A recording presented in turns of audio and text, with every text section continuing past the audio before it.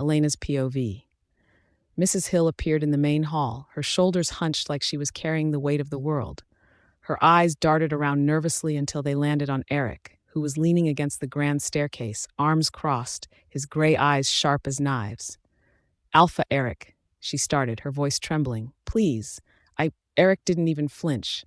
He let her squirm for a moment before speaking, slow and deliberate. "You embarrassed her. You insulted her. You humiliated her, and yet you have the audacity to show your face here?" Mrs. Hill's hands wrung together. I didn't mean to, Alpha. I was just following orders. I've been loyal for years, 20 years. I've served the house faithfully. I know my place. Please, I beg you, don't fire me. I'll do anything.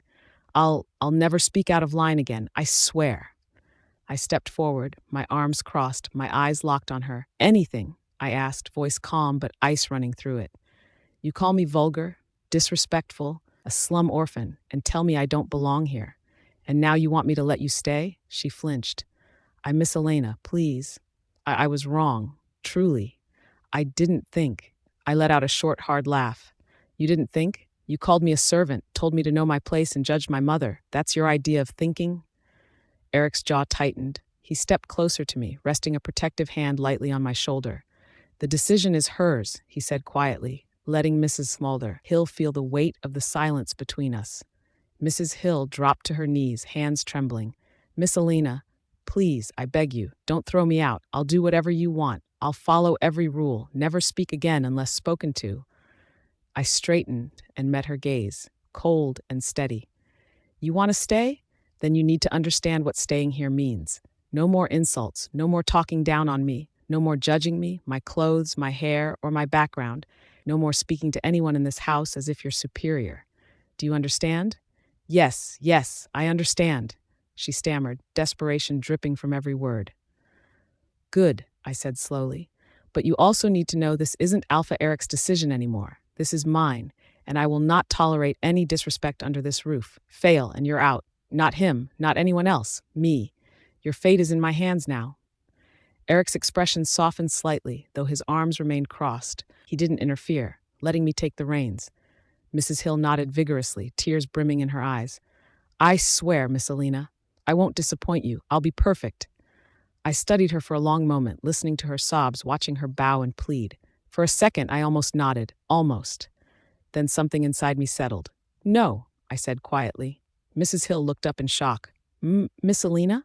I shook my head slowly. "I've changed my mind." Her face was drained of color. Please, I'll do better. I swear. I'll obey every rule. You already showed me who you are," I cut in. My voice didn't shake. "And I believe people for the first time." I turned slightly toward Eric, then back to her. "I don't want you in this house. Not serving me. Not watching me. Not breathing the same air as me." She dropped fully to the floor now. "Alpha Eric, please. I've served this family for years." Eric didn't speak. He didn't even look at her. That told her everything. I crossed my arms. "You don't get to insult me, humiliate me, and then beg your way back into comfort. Pack your things. Leave today." Mrs. Hill let out a broken sound, half sob, half gasp. Eric finally spoke, his voice flat and final. "You heard her. You're dismissed." The relief she'd been holding on to shattered completely. Guards moved in, gently but firmly lifting her to her feet. As they led her away, she kept looking back at me, disbelief written all over her face. I didn't look away.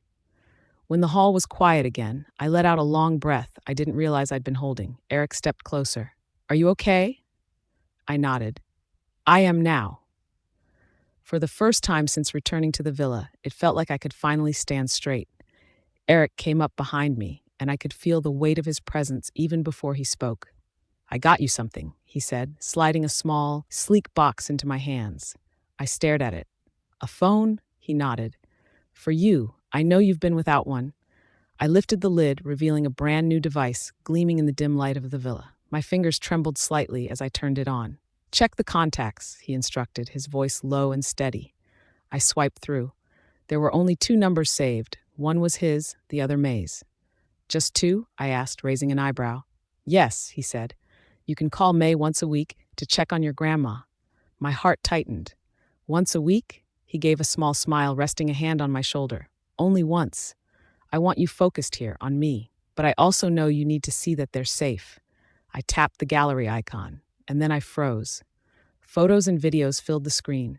Grandma was lying in a pristine hospital room, sunlight streaming through wide windows. Her quilt was neat, her face calm and serene. Beside her, May sat with a bright smile, brushing her hair back and waving at the camera. Every frame radiated care, comfort, and safety. Tears sprang to my eyes. "They look so good," I whispered. "Where are they?" "A safe place," he said, his voice calm but firm. "Somewhere no one can bother them." I scrolled through more images, Grandma laughing softly as May adjusted her pillows, May holding her hand as she examined the IV line, small moments of love and attention frozen in pixels. My chest loosened a little, seeing them well made, everything else feel more manageable. "And I can't call more than once?" I asked, still staring at the images. "Not yet," he said, a teasing glint in his gray eyes. "Rewards are earned, Elena." I pressed my hand to the screen, tracing May's smiling face. "You're ridiculous." "Maybe," he admitted, letting his hand brush mine, holding the phone between us. "But it's working, isn't it?" I let out a soft laugh, shaking my head. The weight in my chest eased just slightly. Knowing Grandma and May were safe, cared for, and happy, it was a relief I hadn't realized I needed. "You're not alone in this," he said, his voice softer now, almost protective. "Not now, not ever." I looked up at him, feeling the fierce, steady strength behind those gray eyes. For the first time since returning to the villa, I felt a little safe, a little anchored. Even the rules, the strict limits, felt bearable in that moment. "Thank you," I whispered, gripping the phone like it was a lifeline. He nodded. "Just make sure you follow the rules. I'll handle everything else." And in that quiet, fragile moment, the chaos of the day faded enough for me to breathe, to feel a small piece of peace and to realize how far he would go to keep me close, protected, and tethered to him. He lifted me effortlessly, my legs wrapping around his waist as if I weighed nothing. I pressed against him, heart pounding, as we moved upstairs. Servants hurried past, their eyes widening in disbelief before they quickly disappeared from view, probably never witnessing him like this. When we reached his bedroom, the door slammed shut behind us with a deep, final thud. He pressed me against it, his chest flush against mine, trapping me completely. My breath hitched at the force of him, the heat radiating off his body, the tension between us thick enough to taste. His hands roamed with deliberate intent, gripping my waist, sliding along my sides, holding me impossibly close. And then his lips found mine, hard, insistent, and claiming. His kiss was demanding, leaving no room to think and no time to resist. My pulse pounded in my ears, mixing fear and something else, something thrilling. He pulled back just enough to let his forehead rest against mine, his breathing rough, his gray eyes dark and stormy. "You're mine," he murmured, low and possessive. "And no one touches you or humiliates you without answering to me." I could feel the force of his words in the way his body pressed me to the door, the way his hands held me so securely. And despite every warning bell in my head, a shiver of something dangerously comforting ran through me. He wasn't gentle, he wasn't safe, and yet I didn't want to pull away. "Elena's POV. What's on your mind?" he asked quietly. His voice pulled me out of my thoughts, but I didn't answer. I wasn't ready to give shape to what I was feeling. I had been awake for a while, staring into the darkness.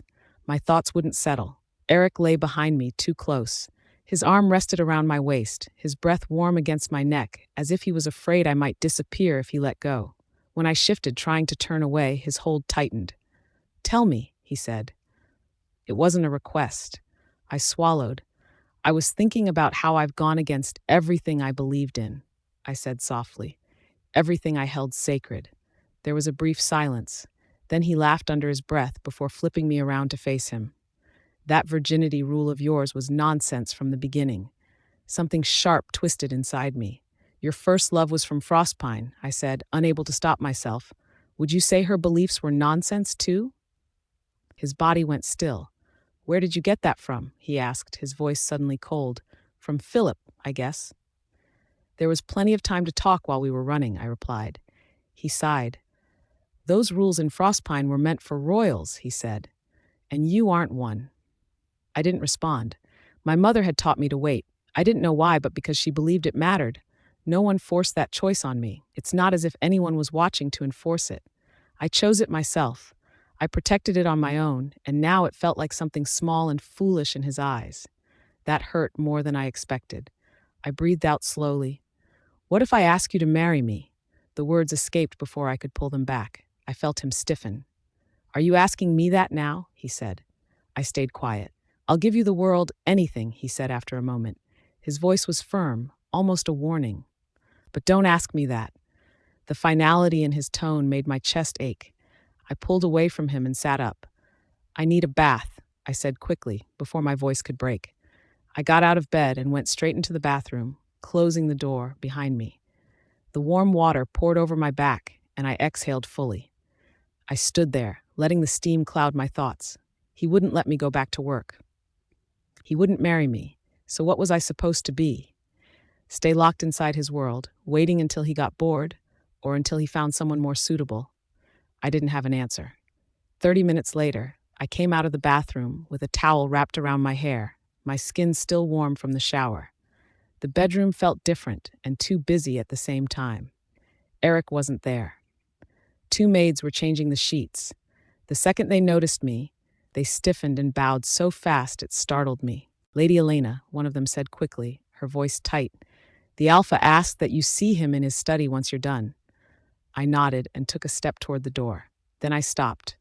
"Don't call me lady," I said without turning back. "I'm not one." Silence followed. I didn't need to look to know they were uncomfortable.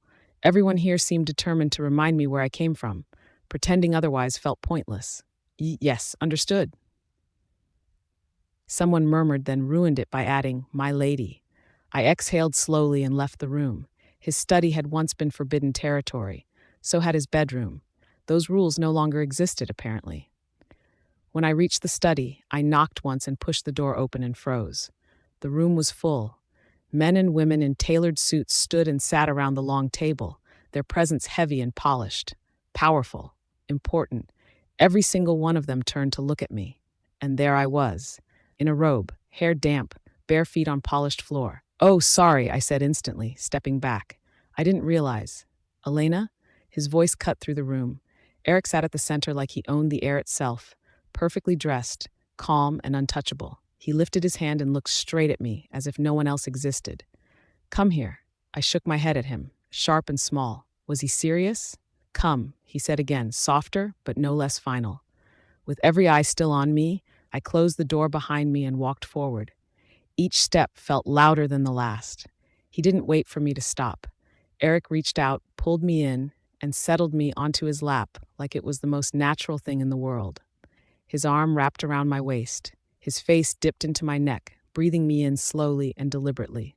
The room filled with quiet gasps. I sat there, frozen, heart racing, fully aware that whatever line existed before, he had just erased it in front of everyone. "Alpha Eric," one of the older men began carefully, clearing his throat. His voice sounded polite, but his eyes slid toward me with clear dislike. "This discussion is extremely important." Eric didn't even look at him.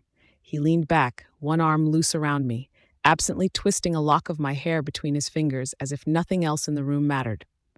"Go on," he said lazily. The man hesitated. "With respect, sir, pack and company matters are confidential. It's not appropriate to discuss them in front of someone who isn't officially part of." Eric's hand stopped. The air shifted. "Someone who isn't what?" he asked softly. The man swallowed. "An outsider." Eric laughed. It was sharp and humorless. "Outsider," he repeated. "That's interesting."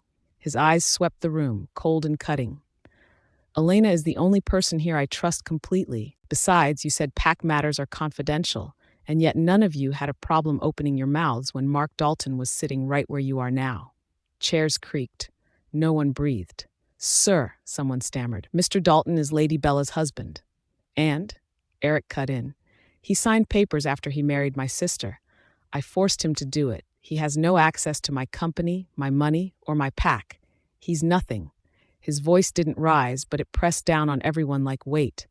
"I turned my back for a moment," he continued calmly, "and you all rushed to treat him like family. That's not loyalty. That's betrayal." My stomach tightened. The room felt smaller, tighter. Then Eric's gaze locked onto one man, Beta Alex. The man jumped to his feet like he'd been struck, his face drained of color, sweat forming instantly along his temples. I recognized his name immediately. My chest tightened. He was the one May had mentioned, Elena, the one who showed up at the hospital, the one who had locked Grandma away. "Have you ever gone against me?" Eric asked quietly. "And no, never," Marcus said quickly. "I would never betray you, Alpha." Eric tilted his head slightly. "Then why did you hurt Elena's family without my knowledge?" My heart slammed against my ribs. Without his knowledge? Doesn't mean Eric didn't give that order. Alex's lips trembled. The silence stretched until it became unbearable. "The command," he whispered at last. "It came from the same authority as yours." Eric's eyes hardened. "Say the name." Alex's knees nearly buckled. "Lady Bella," he choked out. "And your mother." My breath caught. I clamped a hand over my mouth, rage and shock crashing through me at once. "I didn't have a choice." Alex rushed on desperately. "They said you would agree, that you would understand." Eric moved. 1 second he had set me down gently onto the couch. Next, he crossed the room and stood before Alex. His hand closed around his throat. With terrifying ease, Eric lifted him off the floor. A woman screamed, papers scattered, and Alex kicked helplessly, his hands clawing at Eric's wrist as his face darkened. I sat at the edge of the coach, frozen, heart pounding. "Elena," Eric said calmly, his eyes never leaving Alex's face. "Tell me." His grip tightened slightly. "What should I do with him?" My voice came out small. I get to decide?" He finally turned his head toward me. His gray eyes met mine, intense and unwavering. "I told you," he said quietly. "I will do anything you ask me for. Anything." For a moment, I couldn't move or think. My heart was pounding too hard. I never imagined my words could decide another person's fate. This wasn't just anger anymore. It was power, and it scared me. But then I remembered my grandmother, how she was locked out of the hospital room, how she almost died, and the fear in May's voice. My jaw tightened. "He shouldn't stay," I said finally, my voice rough but steady. "Send him away from the pack." The room erupted. Sharp breaths, murmurs, and shocked faces turned toward me like I had just spoken blasphemy. Everyone knew what that meant. Being cast out wasn't just punishment, it was erasure. No pack, no protection, no name. For someone who once stood beside the Alpha, it was the end of everything. "You can't do that," the man shouted, panic breaking through his anger. "I'm the Beta. I've served this pack my whole life." Eric's fingers tightened slightly. "Enough," he said quietly.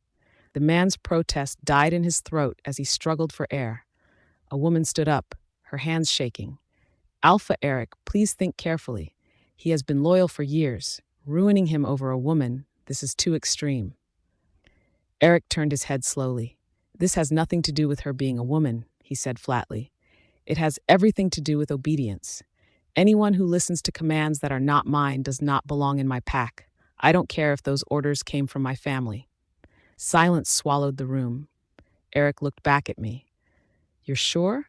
My fingers curled into my palms. Part of me wanted to step back, to soften it, but I didn't. "Yes," I said. "What he did deserves that much." For a second, something unreadable crossed Eric's face. Then he smiled. "You're too gentle," he murmured. Before I could ask what he meant, his grip shifted. The man went limp, collapsing to the floor like a dropped puppet. "Take him away and lock him up," Eric ordered calmly. "We'll decide the rest later." 2 guards dragged the unconscious body away without hesitation. Someone whispered, "What will happen to him now?" Eric didn't look back. "That question is no longer yours to ask." He returned to the coach and pulled me back on his laps, one arm firm around my waist. His voice softened, but the danger in it didn't fade. "As long as you stay loyal," he said to the room, "you're safe." No one spoke. No one even breathed too loudly. "Anything else?" he asked casually. Every head shook at once. "Good," he said. "Leave and go fix the damage you caused while I was gone." They rushed out, chairs scraping, footsteps hurried. As they passed me, their eyes lingered, not with hatred but fear. When the last footsteps faded and the door finally closed, the silence felt heavy. I let out a slow breath and looked at Eric. "They're probably terrified of me now," I said dryly. "Congratulations, you've turned me into the villain of the pack." He laughed under his breath and leaned closer, his voice warm but amused. "Terrified? Maybe. But powerful? Definitely. You handled yourself well." I shook my head. More like I scared myself. Then a thought hit me. "What about the Beta?" I asked quietly. "What happens to him now?" Eric didn't answer right away. He took my hand instead, rubbing his thumb across my knuckles like he wasn't in a rush to explain anything. "You don't need that weight on your mind," he said at last. "Trust me." That answer made my stomach twist. There was a darkness behind his calm, something cold and unrateable. I'd seen that look before, and it never ended well for anyone on the other side of it. Before I could push further, his lips curved slightly. "How do you feel about causing a little more trouble?" I frowned. "Define trouble." "Mark Dalton's birthday is coming up." I blinked. Right. Remembered he just turned 28. Bella's planning something big. Lots of guests, lots of attention. Realization sank in. "You're not serious." "We're attending," he said smoothly. "No," I said instantly. "Absolutely not. I'm not dressing up to smile at that man like nothing ever happened, and your sister will be there." The anger I'd been holding surged back up. "That family ruined my life. If I never see them again, it'll be too soon." Eric tightened his grip on my hand, not to stop me, but to ground me. "I know," he said quietly, "and that's exactly why you need to be there." I looked at him sharply. "For what? So they can mock me behind polite smiles?" "No," he replied, eyes darkening. "So they can see exactly where you stand now." Something in his tone told me this wasn't about a party at all, and whatever he was planning, it wasn't going to be simple. "What exactly are you planning to do at that party?" I asked slowly. He didn't answer right away. Instead, a faint smile touched his lips. "I'd rather you experience it than hear about it." I studied him, uneasy. "That doesn't make me feel better." "It's meant to," he said calmly. "Trust me." I hesitated, chewing on my lower lip. The thought of stepping back into Bella and Mark's world made my chest tighten. But then another thought crept in. Seeing them finally exposed, watching their perfect image crack, would be priceless. That temptation won. "All right," I said finally, "but if this blows up in my face, I'm blaming you." He smiled like he'd already won. His arm slid around my waist, pulling me closer. "You won't regret it. You'll be entertained," I sighed. "Just tell me when it is and where. I assume I'll need to dress properly?" "Yes," he said lightly, formal. He glanced at his watch, then brightened. "We could go get you something right now." I shook my head quickly. "No need. I already have gowns. I barely wore them." That was a mistake. His expression darkened. "You mean like that silver one?" I frowned. "What about it?" "The one that barely covered you," he said flatly. "It had a low neckline, not a crime," I snapped. "There's nothing wrong with my body." He scoffed. "Philip chose it, didn't he?" "That's not even relevant," I shot back. "And for the record, I liked it." There was a brief pause. Then I asked quietly, "How is Philip anyway?" His jaw tightened. "You don't need to worry about him." I searched his face. "His brother scares me." "He won't be a problem," Eric said coldly, "and you'll never see again." That answer sat heavy in my chest. He stood and held out his hand. "Come on, I'll choose something better, something that fits you." I looked at his hand, then up at him. Whatever he was planning for that party, I was already walking straight into it. I believed we were heading to one of those luxury boutiques inside the pack, places with glass walls and silent, judgmental attendants. Instead, Eric's car pulled up in front of an elegant five-star hotel, and we were at the very top floor. The moment we stepped out of the elevator, I froze. Staff members stood in two neat lines, dressed in black, all bowing slightly as we passed. No one spoke. No one even breathed too loudly. "This doesn't look like a shop," I murmured. Eric said nothing. He simply guided me forward. Large double doors opened, revealing a spacious room that looked nothing like I expected. A long runway stretched across the polished floor. Soft lights hung above it, glowing warmly. At the far end of the room sat a single, oversized couch. Just one. Eric led me to it, and we sat down side by side. I glanced around, confused. "Are we watching a fashion show?" "Yes," he replied calmly, "and it's only for you." Before I could ask anything else, music started to play. A tall, stunning model stepped onto the runway wearing a sleek black gown. She walked gracefully, turned, let the fabric swirl, then disappeared backstage. I blinked. Another model followed, then another. They were all beautiful, tall, flawless, confident. Honestly, I barely noticed the dresses at first. I was too busy wondering what I was doing there. Sensing my confusion, a woman standing nearby leaned closer. She was clearly the stylist. "Miss Gray," she said politely, "this is a private selection show. The models are here to display different designs, sizes, and cuts for you. I stared at her. For me? She smiled. Yes, you may choose any dress you like without trying it on. If you prefer, you can look through our catalog and request specific designs. The models will wear them for you to see how they fall and move. I felt my mouth fall open slightly, so this was how rich people shopped. No fitting rooms, no mirrors, just people walking around modeling clothes like living mannequins. The show continued. Dresses flowed past, silk, satin, velvet, deep colors, and soft pastels. After a while, my eyes started to blur. Too many beautiful women, too many perfect dresses. I leaned toward Eric. Can we pause this for a moment? I need a break. Of course, he said immediately. With a single gesture from him, the music stopped and the runway cleared. Take all the time you need, he added, relaxed, like this kind of thing was completely normal. I sank back into the couch, exhaling slowly. This world still felt unreal, but somehow it was slowly becoming mine. During the break, Eric stepped outside to answer a call. I decided to use the restroom. The bathroom was quiet, bright, and smelled faintly of perfume. I had just come out of one of the stalls when I noticed someone standing by the sink, calmly applying lipstick. She was stunning. My eyes dropped first, and I almost laughed in disbelief. Her waist was nearly level with my chest. She was that tall. I slowly lifted my gaze to her face, and my brain shut down. Oh, hell. That was Clara Evans. Clara Evans. International supermodel, luxury brand muse, 5-time winner of World's Sexiest Woman. Her face was everywhere. Magazines, billboards, fashion shows. What on earth was she doing here? Excitement rushed through me before I could stop it. My heart started racing. If I remembered correctly, May adored her. She would lose her mind if I got an autograph. I opened my mouth to speak, but Clara saw me. She turned fully toward me, studying me like I was something stuck to her shoe. You're Elena Gray? She asked coolly, one perfectly shaped brow lifting. I blinked. Yes? She stepped closer. Up close, she was even more intimidating. Her voice dropped, smooth but edged with warning. You need to stay away from Alpha Eric. I stared at her, stunned. He's mine, she added flatly. He's my boyfriend. The words landed like a slap, and just like that, the bathroom no longer felt so glamorous. Elena's POV. I froze as she stepped closer, tall, polished, and radiating confidence like she owned the room. You heard me, she said, her voice sharp. Alpha Eric is mine. Stay the hell away. I blinked at her. Did she seriously just claim he was her boyfriend? I couldn't help it, I laughed. Her eyes narrowed instantly. What's so funny? She snapped, glaring down at me. You, I said between chuckles. What a fat dream. You think you're his girlfriend? Her nostrils flared, and she leaned closer. Don't be smart. I know him better than you ever will. He cares about me. He takes care of my needs and takes me.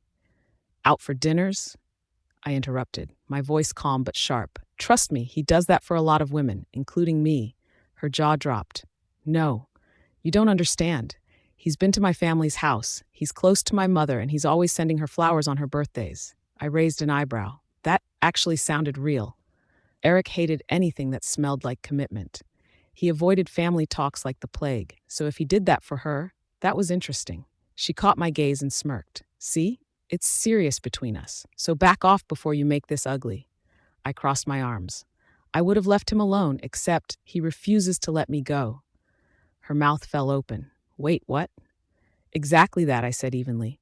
I tried to walk away. I even went as far as running off once with a guy, trying to stay away from him. But he tracked me down and brought me back. Told me he'd give me anything if I stayed with him.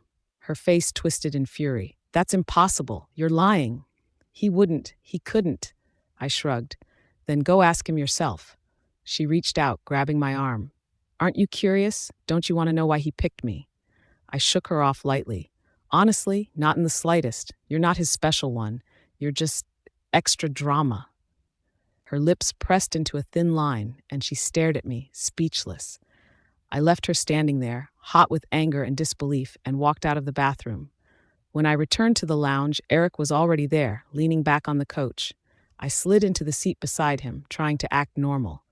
He turned toward me, brow furrowed. What happened in there? Shit, how did he always know? Nothing, I said quickly, keeping my tone light. Just bathroom stuff. His jaw tightened. He didn't like secrets, and he could tell when I was hiding something. Before he could push, the lounge door burst open. "This is a private penthouse," a voice called. "You're not allowed in here." I looked up, and there she was, Clara, striding in like she owned the place. Her heels clicked against the floor, hair flipping over her shoulders.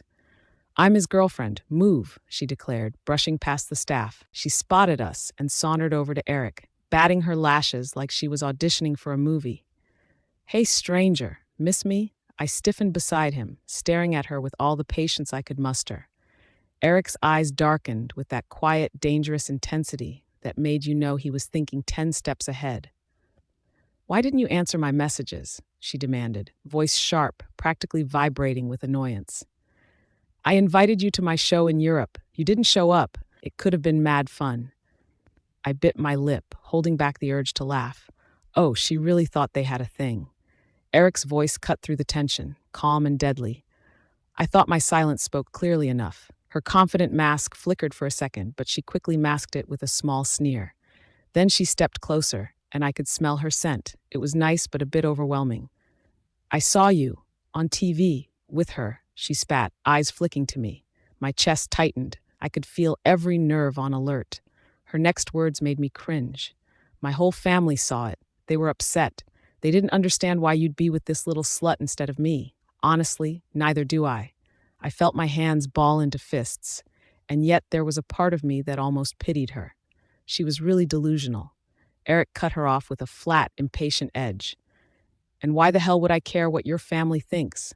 Her jaw dropped, shock flickering across her face, but she quickly masked it with indignation. "Because you're my boyfriend, obviously. We're together, right?" I had to suppress a laugh. Poor girl. She looked so serious, so convinced. It was almost sad.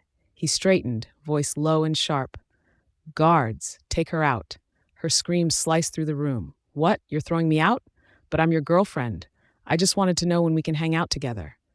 I stifled a smirk, watching her flail like a child who hadn't been told the truth yet. "I've never had a girlfriend," he said, his tone leaving zero room for debate. "Get lost." Her face went pale, then twisted in disbelief. "Are you serious? But what about the dinners with my parents? Flowers every year for my mother." He snapped, irritation flashing. "I didn't know your parents were coming, and the flowers were never from me. Now get out." "Now." Two guards stepped forward and grabbed her arms firmly. My chest tightened in a mix of disbelief and quiet amusement. Even a world-famous supermodel like Clara Evans herself was nothing to him. She had no idea. Then, in a burst of breathless desperation, she shouted, "Sarah said you liked me, that you were obsessed with me. You told her you loved me, and you were serious about us." I froze. Did she just say, Sarah Black, his ex-wife? Eric's entire body stiffened beside me, his gray eyes darkening like storm clouds. "What did you just say?" His voice was low, hard, dangerous. "Sarah Black, your friend. She told me all of it. She told me, why are you acting like I'm insane now?" I blinked, stunned. My brain refused to process it all at once. His ex-wife had sent her here to confront him? Bullshit. Eric's growl rattled through the room, and I felt it in my chest. "No, that's exactly what she said. I saw you on TV with her. I panicked and I called Sarah for advice. She gave me this address, told me to come here and handle it." My jaw dropped. Okay, this had officially gone from crazy to insanity. His ex-wife had literally orchestrated this whole confrontation. And somehow I was stuck in the middle. I sank back into the couch, heart hammering, chest tight. This was Alpha Eric's world. And somehow, despite all the chaos, I was part of it. "Unbelievable," Eric growled, his voice low and dangerous. His gray eyes burned with disgust as he turned to Clara. "Get her out. I don't ever want to see her again." Clara's face crumpled, tears threatening to spill, but I stood up before she could throw a tantrum. "Wait," I said softly. Eric's gaze flicked to me, curious. I offered a small, confident smile. "She's an international supermodel. I want her to try a few dresses for me. It'll help me choose mine faster." Clara froze, her lips twisting into a mix of anger and disbelief. "You can't? Do you know who I am? I'm Clara Evans. I don't walk for some nobody like you." "Enough." Eric's tone cut through the room like a knife. "Go. Change. Don't make me call your agent." Her eyes went wide, like she'd been slapped. After a tense pause, she stomped her foot and stormed backstage, muttering curses under her breath. I eased back into my seat beside Eric, letting him take my hand. But I could tell his mind wasn't entirely on me. His jaw tightened, and his eyes were dark with thought. The curtain rose again. Clara returned, this time in a sleek white gown. Her walk was flawless, but her glare burned straight through me. She stopped on the stage, hands on her hips, jaw tight, her humiliation clear in every move. I rose and walked toward the stage, keeping my voice low so only she could hear. "Satisfied now?" she hissed. "Is this what you wanted, to shame me in front of everyone?" Her chest heaved, her eyes glistening. "What else did Sarah tell you?" I asked, leaning slightly closer. She blinked at me, confused. "What? Just answer me." I pressed softly. "Nothing. She used to call me after she spoke with Eric. She'd say he missed me, that he cared. I always wondered why he didn't call me himself. But yeah, whatever she said must be true." My mind raced. So Clara had no idea Sarah was Eric's ex-wife, and the two women weren't friends at all. Clara had just been used like a pawn in someone else's game. I tilted my head. "Did Sarah ever mention me?" Clara sneered, venom in her words. "Don't flatter yourself. You're not even worth mentioning." I smirked, shaking my head. "Let me give you a piece of advice. Stay as far away from Sarah and Eric's business as you can." "Who the hell are you to give me advice?" Clara snapped, her voice sharp, but I ignored her and turned back to Eric. "I've decided," I said, sliding back into my seat. "I want the white gown she's wearing." He raised an eyebrow, hesitant. "Are you sure? We haven't seen all the dresses yet." "I'm sure," I said firmly, noting how distracted he seemed, lost in thoughts somewhere beyond the room. "All right," he finally said, conceding. "The stylist will help with fitting. Go ahead." I followed the stylist to have the gown adjusted. By the time I returned to the lounge, Clara was gone, vanished like a storm that had passed. Eric's expression was unreadable as we left the building. In the car, I broke the silence. "How did your ex-wife know we'd be here today?" He rubbed his temple. "She has a stylist at the show. Clearly, someone tipped her off." His jaw tightened. Obviously, I knew they still talked. "I should call her," he muttered, pulling out his phone. I waved at him to go ahead. He dialed, and the change in his voice was immediate, soft, careful, and protective, as if he feared startling her. "Hey, it's me. How've you been?" I strained to listen, but their conversation was muffled. "That's good. Yes," he said and listened. "I ran into Clara Evans today. She actually thought she was my girlfriend, and apparently you fed her that idea. Why, Sarah?" I leaned back, stunned. Okay, this was way beyond messy. Elena's POV. By the time I arrived at Mark's birthday party, with Nova by my side, one of the Thompson estates was already full of people. Guests filled the large halls, dressed in expensive clothes, chatting under bright chandeliers that looked older than everyone there. As soon as I walked in, the room went quiet. I felt eyes turn toward me. Conversations stopped. Glasses paused midair. Then I saw Mark's parents notice me. His mother froze, her wine glass shaking in her hand. She stared at me from head to toe like she couldn't believe what she was seeing. Mr. Dalton beside her went stiff, his face turning pale. "No, that's not possible," she murmured. "Elena Gray?" I gave a small nod. "Good evening, Mrs. Dalton. It's been a long time." Her shock quickly turned into anger. She looked me over and over again, my dress, my jewelry, my shoes, and laughed sharply. "That's impossible. The Elena I knew could barely afford food, let alone all this." Mr. Dalton sneered. She had no future, nothing going for her. I looked straight at him. "Funny how life changes," he scoffed. "People like you don't change." "Mark did," I replied calmly, glancing around the huge mansion. "And now he's celebrating his birthday here. Life clearly surprised all of us." Their faces tightened. I could tell I had hit a nerve. They hated being reminded of where they came from. Mrs. Dalton crossed her arms. "So it really is you," she said coldly.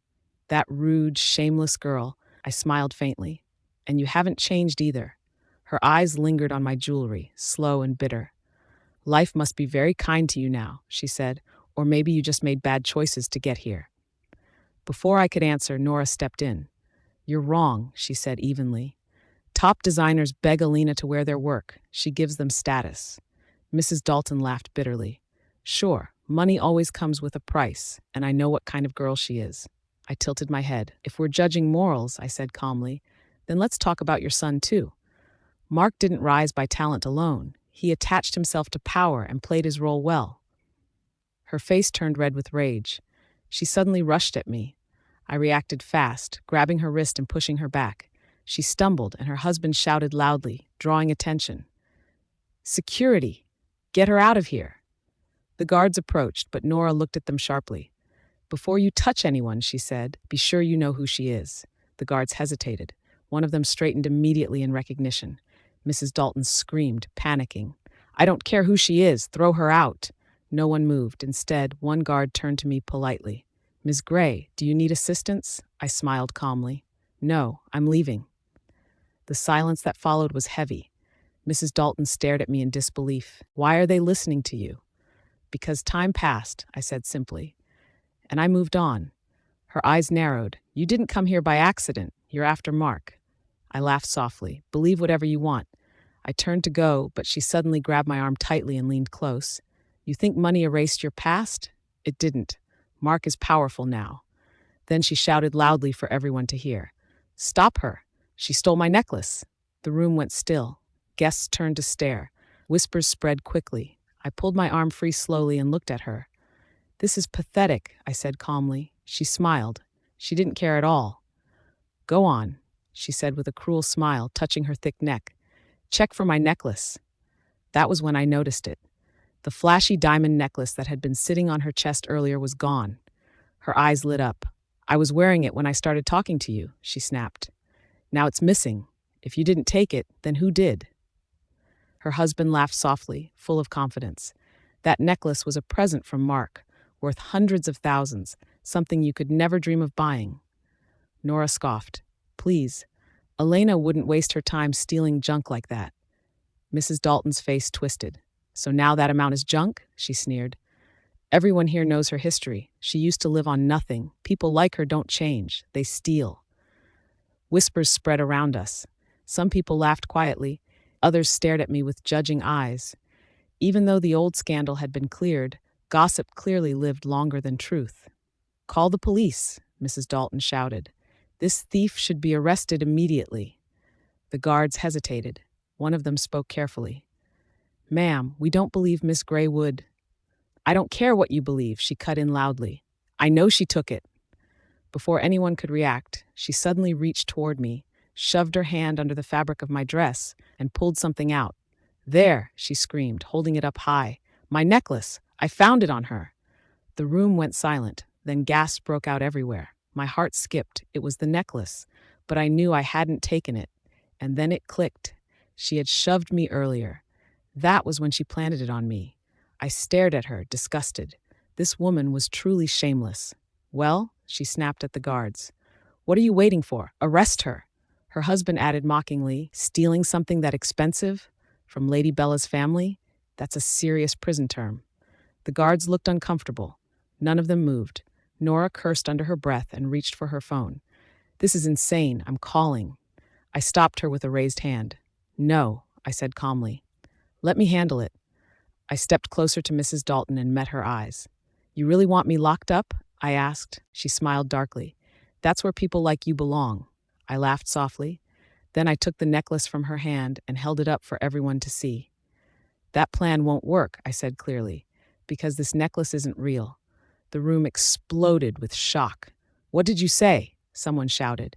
I turned the necklace slightly so it caught the light. "It's fake. Glass, not diamonds." Mrs. Dalton screamed, her face burning red. "That's a lie. It's designer. It's priceless." I smiled calmly. "No, it just looks expensive to people who don't know better." "It's not true." "Mark told me the price himself," she yelled. "Do you really think I'd lie about that?" Mr. Dalton glared at me. "Nice try," he snapped. "You think pretending it's fake will save you?" I couldn't help it. I laughed, sharp and humorless. These people were unbelievable. Sudden movement cut through the tension. Someone pushed past the guests. "Mom? Dad?" Mark's voice rang out as he hurried closer, clearly confused. Bella rushed in behind him, heels clicking fast. The second she saw me, her face hardened. "What is she doing here?" Bella snapped. "Elena Gray, you have a lot of nerve showing up." I smiled slowly, perfect timing. Everyone who mattered was finally present.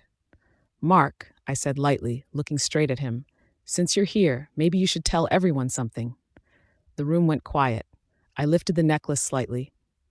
Care to explain why the diamond gift you bought your mother isn't real? Elena's POV.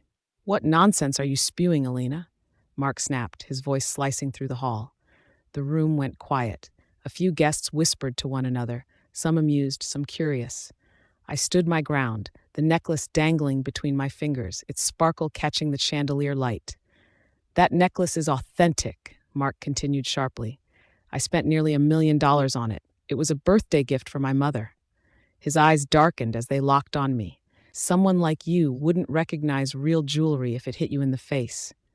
Bella stepped forward, looping her arm around his. Exactly, she said coldly. People in our circle don't wear counterfeits. This is just your pathetic attempt to cause a scene. Her lips curled. You've embarrassed us long enough. I should have you dragged out. I smiled, slow, calm, unbothered. Relax, Bella. No need to summon security. I lifted my chin slightly. I'm a guest here, properly invited. Her brows furrowed. Then stop making ridiculous accusations. If you're so certain, I replied evenly, why not prove it? Let the necklace be examined. For the briefest moment, Mark stiffened. Just a heartbeat, but I saw it. Examined? Bella scoffed loudly. You want us to send it to a lab today? Have you lost your mind? She waved dismissively. There's nothing to test. It's real. End of discussion. I tilted my head, my smile sharpening. Funny, I said softly. People who are confident usually don't panic at the word test. The murmurs grew louder, and this time, Mark didn't say a word. I tilted my head and smiled slowly. Why are you backing away? I asked lightly. Worried the truth might embarrass you? Or that people will laugh when they find out the truth? That did it. Bella's control snapped. She straightened, eyes blazing. Embarrass me? She scoffed loudly. I'm Bella Thompson. I don't get embarrassed. I don't get scared. Good, I said calmly. Then proving it shouldn't be a problem. Her lips curled. You want proof? Fine, let's do it right here. I'll enjoy watching you humiliate yourself, Elena Gray. Exactly what I expected. But Mark stiffened beside her. He leaned in, voice low and rushed. This is getting out of hand. Let's just have security escort her out and end it. Bella yanked her arm free. No, I'm not letting her twist the story again. I'm tired of people acting like she's some helpless girl, and you're the villain. Mark swallowed hard. The color drained from his face, though he tried to hide it with a weak smile. Honestly, I don't care what anyone believes, he said. It's my birthday. I don't want drama. I don't want her turning this into a show. She turned to him sharply. Then let it end now. If she's lying, everyone will see it. And if she's not, her eyes flicked to me with cold satisfaction, she won't walk out of here with her pride intact. Mark said nothing after that. He just stood there, tense and silent, like a man who already knew this wasn't going to end the way he hoped. Mrs. Dalton suddenly found her voice again. She pointed at Mark like a general giving orders. Mark, don't just stand there. This is your house, your name. Are you going to let her disgrace us like this? Mr. Dalton nodded aggressively beside her. Exactly. Show everyone who's in charge here. She's clearly lying. Mark rubbed his face, looking irritated rather than confident. Enough, he muttered. Both of you, stop making noise. I watched him calmly, then spoke with a soft laugh. You look uncomfortable, Mark. I thought this would be the moment you enjoyed the most, watching me drag through the mud. His eyes snapped to me. Don't flatter yourself, he said sharply. Everyone here can see the truth. I just don't care enough to drag this out. It's my birthday, and I'm not wasting it on you. Before I could reply, someone else spoke. There's no need to argue about time, a smooth voice said. The crowd parted as a tall woman in a flowing gown stepped forward. She carried herself with quiet confidence. If the issue is the necklace, I can check it here and now. People whispered. I recognized her face. She was famous. Bella's mood changed instantly. She clung to Mark's arm, smiling wide. Mark, this is Lady Susan, she announced proudly. She's one of the biggest names in jewelry. If anyone knows diamonds, it's her. Mark stayed silent. His face was stiff, and a thin shine of sweat appeared on his forehead. Lady Susan turned toward me politely. Miss Gray, may I see the necklace? I placed it gently in her hand. Go ahead. Mrs. Dalton rushed forward anxiously. Careful, she shouted. That piece is extremely expensive. My son bought it. You mustn't damage it. Mark snapped, embarrassed. Mom, please, stop. Susan's face hardened instantly.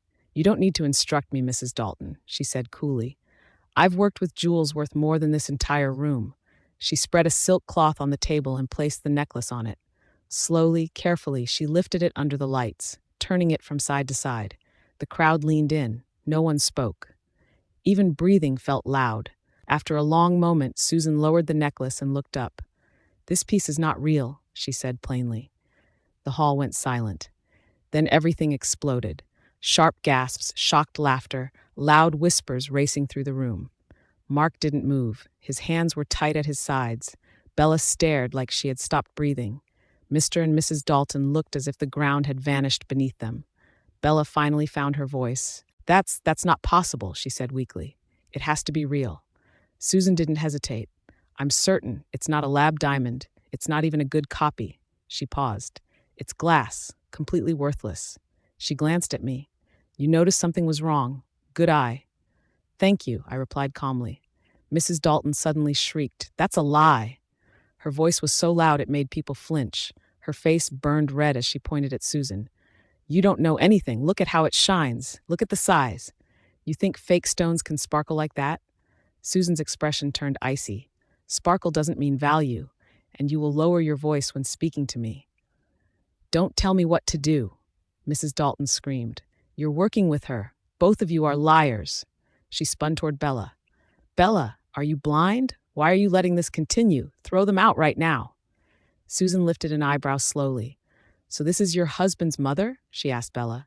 "Interesting." The room broke into open laughter. People whispered freely now. Bella stood stiff, her smile cracked and fake. Mark snapped, "Mom, stop talking." But she ignored him. "Stop talking. They're embarrassing us. You should be defending your family. Use your power. Show them who you are." Bella finally turned to Mark, her voice tight. "Your parents need to leave, now." Mr. Dalton gaped. "Leave? We're your elders. You should respect us." "Dad," Mark shouted, his face flushed. Bella looked like she'd been struck. She was furious, but she couldn't explode. Not here, not now.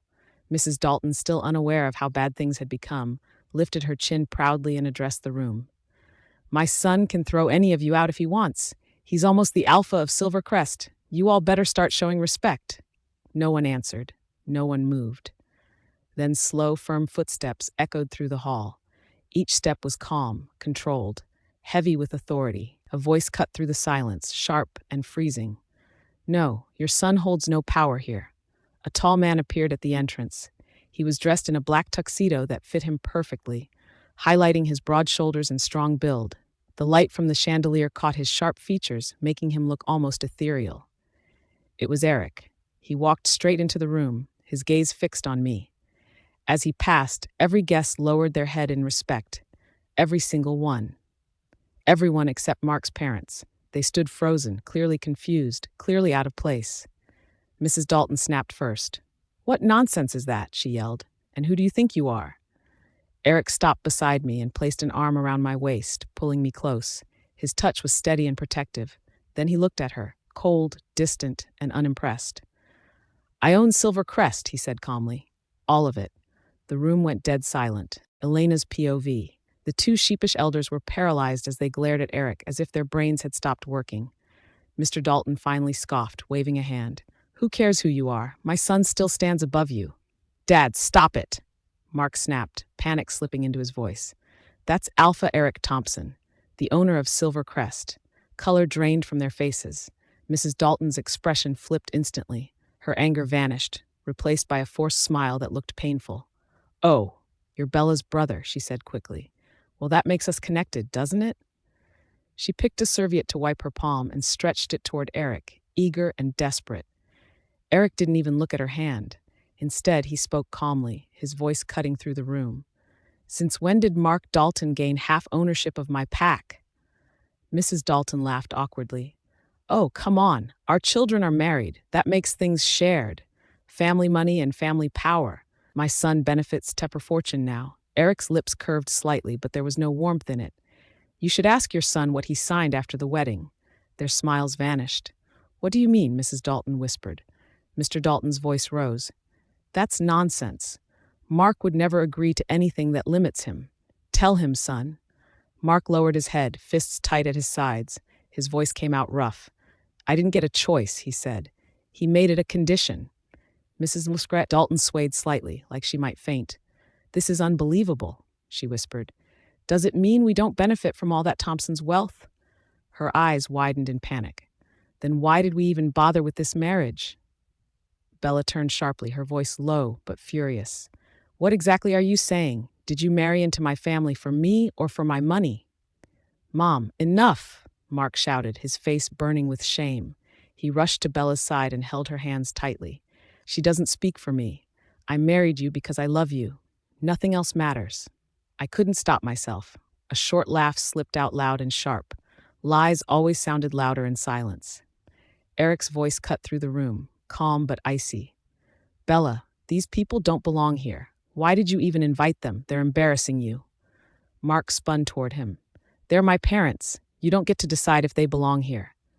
Bella looked between them, torn. Her jaw tightened. This is Mark's birthday celebration. You're welcome here, Eric, but we choose who we invite. Eric gave a short, humorless smile. If you're fine being disrespected, then carry on. He turned to me and offered his arm. I took it willingly. Together, we walked across the room, our steps steady and unbothered. One by one, guests shifted toward us without thinking, like gravity had changed. It was clear who held real power here. The music slowly started and laughter followed, but the tension remained. It clung to the air, thick and buzzing. At the bar, Eric handed me a glass of champagne. Guards stood close, keeping curious guests at a distance. I glanced at him. So, did you bring Mark a birthday gift? A small smile touched his lips. Of course. I raised a brow. And? He only chuckled. Patience, worth the wait. I smiled into my glass. Fine, let the surprise come. You've met his parents? Eric asked quietly, watching the room. I gave a small nod. Unfortunately, they made it very clear they don't like me. To them, I'm not good enough for their perfect son. His mother specifically overfogged it. Eric bent down and pressed a gentle kiss to my forehead. They got one thing wrong, he said calmly. You're the one who deserves better. I smiled, then my eyes drifted across the room. Bella stood near the corner with Mark. Their body language said everything. Tight faces, sharp movements, low angry voices. Give me a minute, I said. Eric nodded. You should speak to her. She deserves honesty. I straightened my gown and walked toward them. 3 guards followed without a word. Conversations stopped as I passed. People stepped aside instinctively, like they were making way for someone important. Bella and Mark didn't notice me at first. They were too busy arguing. I can't believe this happened to me, Bella said, her voice shaking. A fake necklace? Do you know how embarrassing that was? I looked like a fool in front of everyone. Mark ran a hand through his hair. I didn't do it on purpose. The jeweler cheated me. How was I supposed to know? And honestly, it's not the end of the world. You still looked amazing. Bella shook her head. It's not just the necklace. It's your parents, your mother especially. The things she said, the way she behaved. It was uncomfortable. Mark snapped back instantly. Now it's my parents' fault. You wanted to meet them. They came all this way for you. Bella crossed her arms. Did they come for me or to check how much money I have? Mark scoffed. You're overthinking it.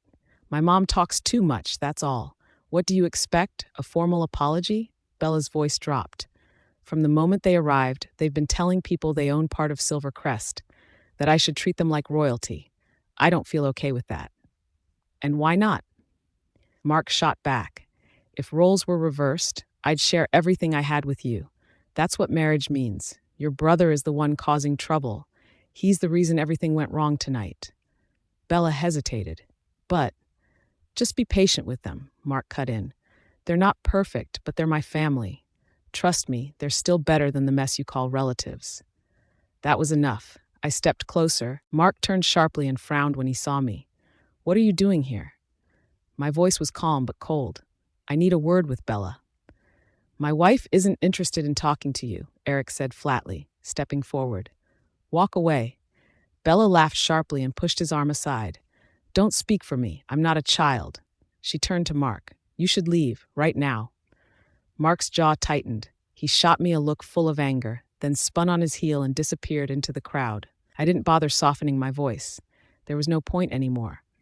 Now you can see why Mark had kept you away from meeting and Mrs. Dalton for so long. Everything he ever told you about himself, about where he came from, had been neatly edited. He sold you a lie dressed as a love story.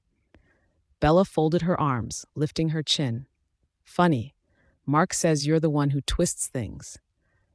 I looked at her steadily. And you still can't tell who's lying. Her expression hardened. Watch how you talk to me. I exhaled slowly. I was tired of warning her, tired of pretending this mattered. I tried to protect you once. You didn't listen. Whatever happens next is your choice. I stepped closer, keeping my voice low so only she could hear. But tell me something. Were you the one who dragged my grandmother out of the hospital and stopped her medicine? The color drained from her face so fast it almost startled me. I don't know what you're talking about, she said, too quickly. I let out a short laugh, empty of humor. You know exactly what I mean. I treated you like a friend, a real one, and you answered that by going after my family. She swallowed, then forced a laugh that didn't reach her eyes. So what now? You're threatening me? You used to be that quiet girl from nowhere. I didn't look away. Not for a second. People change when they stop being stepped on. Don't mistake that for weakness. She straightened, pride flashing across her face like armor. I'm Delilah Thompson. I don't regret anything. One day, Mark and I will rule this pack. Even Eric won't be able to stop me. That was when I smiled, not because I was amused, but because I was done. Believe whatever helps you sleep, I said coolly. Dreams don't cost anything. She slammed her shoulder into me as she marched past, heels striking the floor like gunshots, straight toward the center of the hall. Before anyone could stop her, she grabbed a microphone from a startled attendant. Attention, everyone, she announced brightly. Since this is my husband's birthday, I'll be taking over as host. That sweet, practiced smile slid back onto her face like armor. Thank you all for coming. I know tonight's been eventful, but let's not pretend you didn't all come for me. Laughter rippled through the crowd. Applause followed. So let's reset the mood, she continued. We'll drink, dance, and forget the awkward parts. But first, what everyone really cares about. She snapped her fingers and pointed toward the doors. Gifts. The doors swung open. Several attendants wheeled in an enormous display stacked with boxes. Towering, excessive, almost absurd. Gasps spread through the room. I'd never seen that many presents in one place before. Bella slipped her fingers into Mark's hand. He squeezed back, smiling like they hadn't been tearing each other apart minutes ago. I want you to open them, she said playfully, and let's see if you can tell which one is from me.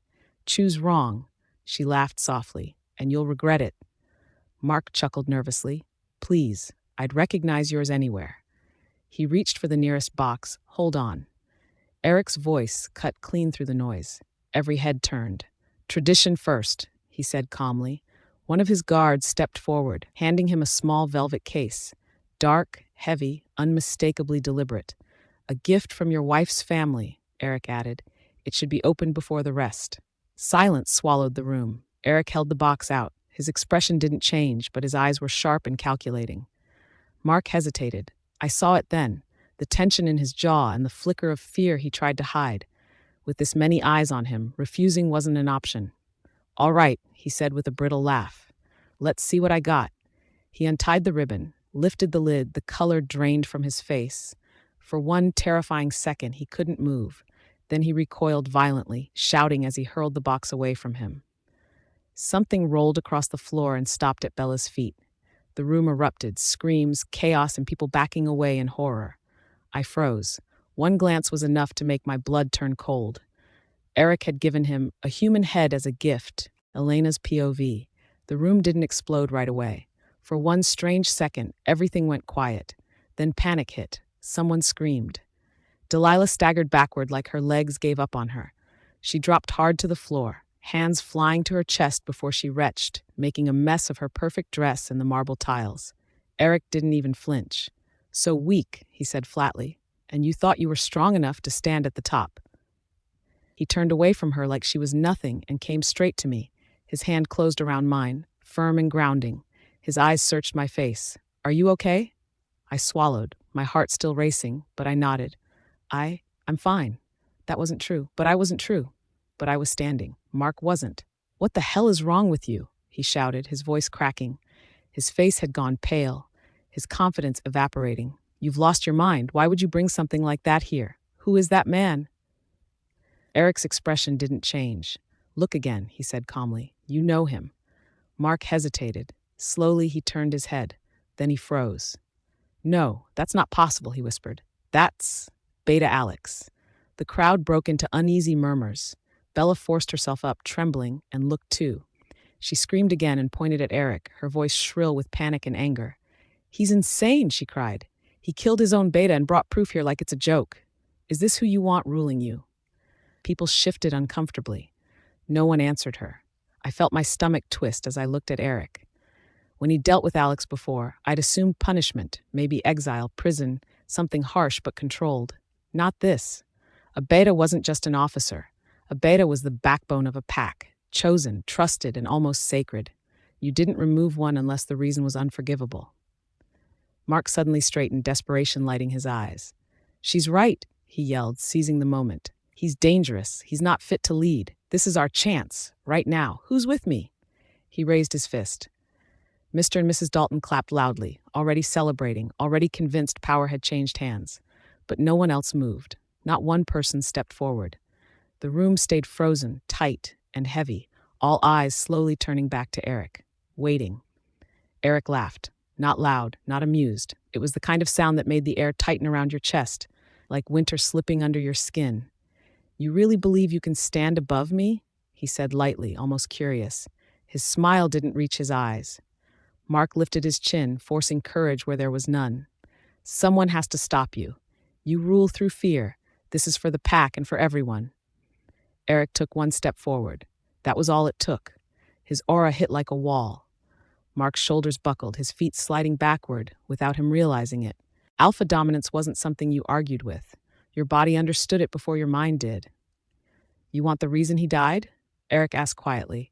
His gaze never left Mark. "Alex crossed a line no Beta is allowed to cross." Mark swallowed. "He answered to someone else," Eric continued. "He took commands that didn't come from me. That alone sealed his fate." By now, Mark had retreated fully behind Bella, gripping her arm like she was armor.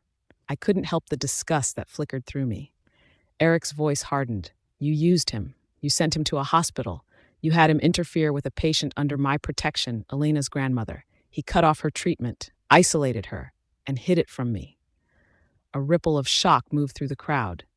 "He knew better," Eric said, "and he did it anyway." Silence followed, thick and suffocating. Bella stepped forward suddenly, pale but defiant, putting herself between Eric and Mark. "So this is about her again," she snapped bitterly. "You destroyed your own Beta over that woman. You expect us to accept that?" She turned desperately to the guests, searching for support. No one gave it. Instead, Lady Susan spoke up, calm and firm. "This isn't about jealousy or favoritism. A Beta who acts without alpha authority is a liability. The punishment, while severe, follows pack law." Mrs. Dalton exploded. "Pack law? My son and Bella are family. They should have authority too."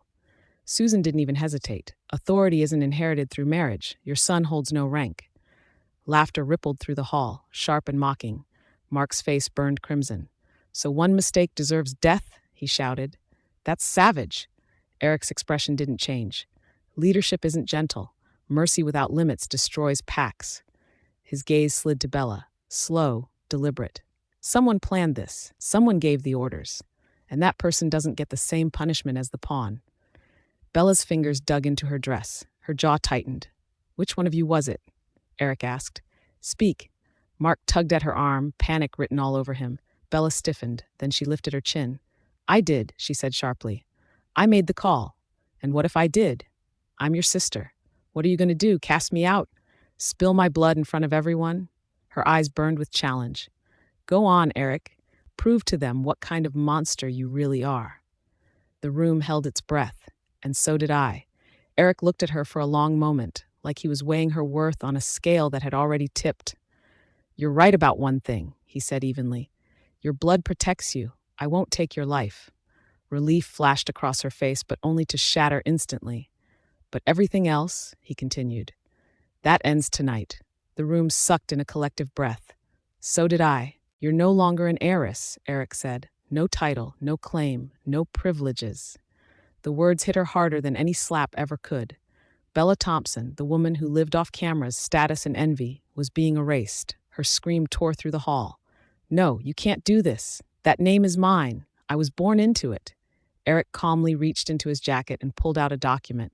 "This order has already been approved. Elders, lawyers, every signature needed." His eyes were cold. "I only need to confirm it." She staggered back like the floor had vanished beneath her feet. "By sunrise," Eric went on, "you'll be out of the estate. You leave empty-handed. Accounts frozen, assets locked. From tomorrow, you live like everyone else." A pause. "I'm curious," he added coolly. "What skills do you actually have, besides spending money?" She looked like she might collapse. "Eric, please," she whispered. "This has to be a joke." He ignored her plea. "Answer the question. Did you give Alex the order?" Her body shook violently. Then she broke. "No," she screamed suddenly. "It wasn't me. It was Mark." Mark shouted her name, furious and desperate, but she didn't stop. "He planned it," she cried. "He wanted revenge. He told me to go after Elena's grandmother. I didn't want to, I swear. And before that, he framed her at work, lied about her losing the client. That was why she was fired." My chest tightened. "She was innocent," Bella sobbed. "She was one of the best workers there. I just went along with it." She collapsed to the floor, clutching herself. "Please, I can't lose everything. Don't take my life away." My hands trembled. After everything I lost, after being dragged through dirt, after watching my family suffer, the truth was finally spoken out loud. Eric lifted his head slowly. "So," he said quietly, eyes locking onto Mark, "it was you." Mark's face was drained of color. He looked seconds from passing out. Bella crawled toward Eric in panic. "He's still my husband. He's not completely evil. Please don't." Eric raised a hand. "Mark Dalton," he announced, his voice carrying absolute authority, "will be stripped of his claws and cast out." Silence. "He is no longer part of this pack." The verdict fell like thunder. Elena's POV. The hall erupted the moment Eric's decision sank in. Bella rushed forward, her heels scraping against the floor as panic took over her face. "This is insane," she cried. "You're destroying him in front of everyone. He's my husband. How can you just erase him from the pack like this? What am I supposed to do after today?" Eric looked at her as if he were already tired of the drama. "If this is the man you still want after everything," he said flatly, "then your judgment is worse than I thought. I never should have allowed this marriage." Mark swayed, then dropped to his knees. The sound of his fall echoed sharply. "A street wolf," he muttered, shaking his head. "That's not life. That's slow death. No name, no identity, no place anywhere." His hands trembled. "I'll be nothing. All my power, my work, wiped out in one sentence." A piercing scream followed. Mrs. Dalton threw herself beside him, clutching his coat like it was the only thing keeping him alive. "No, this is cruelty," she wailed. "My son was born to lead. He was meant to take over TE and the Silvercrest pack. You can't turn him into trash." Mr. Dalton stormed forward, eyes blazing. "Enough," he shouted at Eric. "You're overstepping. My son still has authority here. One command from him and your guards will turn on you." I laughed under my breath, loud enough for everyone to hear. "Then let him try," I said calmly. "Let's see whose name they still answer to." Fueled by rage, Mr. Dalton spun toward the guards. "Stand with my son. Remove Eric from this building immediately." Silence. The guards didn't move an inch. Eric's voice cut through the tension. "Arrest him." The soldiers moved instantly. They seized Mr. Dalton, forced his arms behind his back, and locked him in restraints. Mrs. Dalton screamed like her world was ending. "No, not him too." Then she whirled around and pointed at Bella. "You useless woman. Are you just going to stand there? Do something. That's your husband they're ruining." Bella's voice came out broken. "I can't change this," she whispered. "The order is final. I don't even have the power to stop it." Mrs. Dalton's face twisted in fury. "Lies. You never cared about my son." Her hand flew. The slap rang through the hall. Bella staggered back, clutching her cheek. "You filthy old woman," she screamed. "You dared to touch me?" Mrs. Dalton stepped closer, eyes wild. "Touch you?" she snarled. "If you don't save my son, that slap will be the least of your problems." No one dared to speak as the room drowned in shock and fear. Things were spinning out of control. I noticed a few guests lifting their phones, whispering excitedly as they began to record everything. That was enough. "Guards," I said sharply, my voice cutting through the noise. "Remove all of them." Now, and everyone, put your phones away." The soldiers moved without delay. Metal cuffs snapped shut around the Daltons' wrists as they were dragged toward the exit. Mark looked empty, like his mind had already shut down. He didn't struggle. He didn't speak. He just let them take him.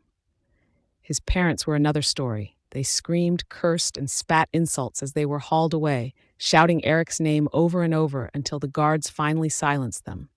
Bella stood frozen, her cheek still burning red from the slap. Slowly, she straightened herself, shame written all over her face. Without looking back, she turned and fled the hall, sobbing. At last, silence settled over the room. The guests stood stiffly, unsure whether to sit, leave, or pretend none of this had happened. This was supposed to be a birthday celebration. Instead, the man they came to honor had been dragged away in chains. Eric stepped forward. "I apologize for what you've witnessed tonight," he said calmly, his voice carrying across the hall. "Family matters should never reach this point." Murmurs of agreement spread through the crowd. "Our pack has gone through instability," he continued, "but that ends today. I have returned as your alpha, and I promise order, strength, and peace will be restored." A sudden howl rose, then another, then many more, deep, powerful, and united. Members of the pack lifted their heads and howled in loyalty. One after another, they bowed low in respect. The sight was overwhelming. I stood beside Eric, my heart racing as the weight of his authority filled the room. "There's still food and drink," Eric added. "Tonight doesn't have to end here. Enjoy yourselves." The music started again. Slowly, people relaxed, returning to their seats, though I knew tomorrow's whispers would be merciless. Bella, Mark, and their downfall would be all anyone talked about. I leaned closer to Eric and whispered, "Where did she go?" "She won't disappear," he replied coolly. "Give her time. Maybe reality will finally sink in." Then his attention shifted to me. He lifted my chin, his fingers firm but gentle, his presence overwhelming. There was something possessive in the way he touched me, like a powerful male claiming territory. "You see now," he said quietly, "I wasn't the one who harmed your grandmother or your friend." "Yes," I answered softly. "Then we can move forward," he said. "Back to how things were. No walls and no distance. I want all of you, your heart and body." I said nothing. "Elena?" he warned. I took a slow breath. "What happened to Bella and Mark doesn't fix us. We can't go back." His expression darkened. "There are things I can't forget," I continued quietly. "Things that changed how I see you. What you did, step, and who you showed me you are." His grip tightened suddenly, anger flashing in his eyes. "Why do you always resist?" he growled. "You could set me free. Everything would be easier." Before I could add another word, he pulled me into a harsh kiss, rough, claiming, and leaving no room to refuse. When he pulled back, his voice was low and dangerous. "Never," he said firmly. "This doesn't end. The contract between us?" His gaze locked onto mine. "It's for life." And in that moment, I knew. Whatever power he held over the pack, he still intended to hold over me too. Incept Mark's POV. The cold of the underground cell sank into my bones. My parents were pressed close together in one corner, whispering and crying like frightened children. We had fought our whole lives to climb into the upper world, to be respected, admired, and feared. And now we were here, locked underground like animals. My father's expensive suit was ripped at the shoulder. My mother looked worse, hair wild, makeup smeared, and one shoe missing. "Oh God, what do we do now?" My mother cried again, her voice raw. "Mark, this can't be happening. I already told everyone you were going to lead Silver Crest one day. What will people say about us now?" I didn't answer. I sat alone, my back against the wall, my head buried in my arms. Everything inside me felt empty. She crawled closer and slapped the ground in frustration. "Say something. You always fix things. Tell us you have a way out. You can't let that woman and her brother destroy us." Something inside me snapped. "Stop," I shouted, lifting my head. "Just stop talking." They froze. "This is your fault," I went on, my voice shaking with rage. "If you hadn't shown up and made a scene, none of this would have happened. You embarrassed me in front of everyone." "My fault?" my mother screamed. "You bought that necklace. You knew it wasn't real, didn't you? You humiliated me, and now you want to blame me?" My father exploded too. "Listen to her. We paid for your education. We supported you so you could rise above us. We should be relaxing in luxury right now, not rotting in a prison. And you dare point fingers at us?" I slowly raised my head. My vision burned red. I said, "Be quiet." I roared, my voice echoing off the stone walls. "I'm sick of both of you. I spent my whole life running from where I came from you, from that filthy past." They stared at me like they didn't recognize their own son. "I gave up everything to become someone," I continued, breathing hard. "And now you've dragged me back into the dirt." The cell fell silent. "From now on," I said coldly, "don't provoke me again, because whether you live or die may depend on what I do next." Then I heard footsteps. Light, fast. I jumped up and rushed to the bars. A familiar figure appeared at the end of the hallway, running toward me. Relief hit me so hard my knees almost buckled. "Bella came," I whispered. "I knew she wouldn't abandon me." Delilah dropped to her knees outside the cell and grabbed my hands through the bars. Her face was soaked with tears. "I'm so sorry," she cried. "I should have protected you. I shouldn't have spoken up. This is all my fault." Before I could answer, my mother shrieked behind me. "You traitor! You sold him out! Look at what he's suffering because of you." "Enough," I snapped, tightening my grip on Bella's hands. "Don't talk to her like that. This isn't her fault." I looked down at Bella. "I love you. I'd rather take all the punishment myself than let them hurt you." My mother cursed angrily, but Bella sobbed harder. "I love you too," she said. "If there's anything I can do, anything at all, to save you, I will." I stared into her eyes. "Anything?" I asked quietly. She nodded without hesitation. "Yes, you've always been smarter than everyone else. Tell me you have a plan." I hesitated, then leaned closer to the bars. "I do," I said softly. The darkness swallowed my smile. "But you may not like what it costs." Mark's POV. Bella pleaded, gripping my hands through the cold bars. "Then say it," I promised. "I told you I'd do whatever it takes to help you." I stared at her for a long moment. My chest felt tight, but my mind was already made up. "There's only one way out of this," I said quietly. She leaned closer. "What is it?" I lowered my voice. "Your brother has to be gone." Bella froze. The color drained from her face. Slowly, she pulled back, trying to free her hands, but I held on. "What are you saying?" she whispered, shaking her head. "Are you serious right now? That's my brother." "You said you'd do anything," I said, my grip tightening. "This is the price." "No," she breathed. "That's not what I meant. This is different." Her eyes filled with panic. "He's my family, Mark. He raised me. He protected me when no one else did. I can't even think about hurting him." My jaw clenched. "Family?" I snapped. "That man destroyed my life without blinking. He didn't just punish me, he erased me." She shook her head desperately. "He didn't. You're still alive." "Alive?" I laughed bitterly. "He stripped everything from me. My name, my future, and my place in the world." I leaned closer. "He wanted me to suffer, to rot. That's worse than dying." Bella's breathing grew uneven. "As long as he exists," I continued, softer now, "you'll never be free. Every choice you make will always belong to him first. He already tore us apart once. You think he won't do it again?" She looked away, trembling. "I know you're kind," I said, pressing on. "Too kind. But ask yourself this. How long have you lived under his control? Your school, teenage days, even marrying me." I paused. "Don't you ever want to decide something on your own?" Bella hugged herself, struggling to breathe. She wanted to fight me. I could see it in her eyes. But she didn't say no, because deep down, she knew the truth. She had spent her whole life living in her brother's shadow, and for the first time, she was wondering what freedom might feel like. I could see the fight raging inside her. Bella's eyes kept shifting, like her thoughts were crashing into each other. That was my opening. I lowered my voice, made it gentle and persuasive. "Think about it," I said quietly. "Doesn't it bother you how he judges me, yet does whatever he wants himself?" I scoffed softly. "He says I'm not worthy of you, but he's walking around with Elena like rules don't apply to him." Bella swallowed hard. "Elena," she murmured, her jaw tightened. "She's disgusting, everyone knows it, and he still chose her." "Exactly," I replied calmly. "That's who your brother really is. He acts righteous, but he's cruel and selfish, especially to his own blood." I leaned closer. "People like that don't stop, they only tighten their grip." I reached through the bars and wiped the tear slipping down her cheek. She didn't pull away. "And here's something you haven't dared to think about," I continued softly. "If Eric disappears, Silvercrest won't be left leaderless." Her eyes widened. "What are you saying?" "You," I said simply. "You'd be next in line." Bella stiffened. Me? That's impossible. It's not, I said gently, almost smiling. You're loved and respected. Everyone listens to you. Without him standing over you, the pack would strive under you.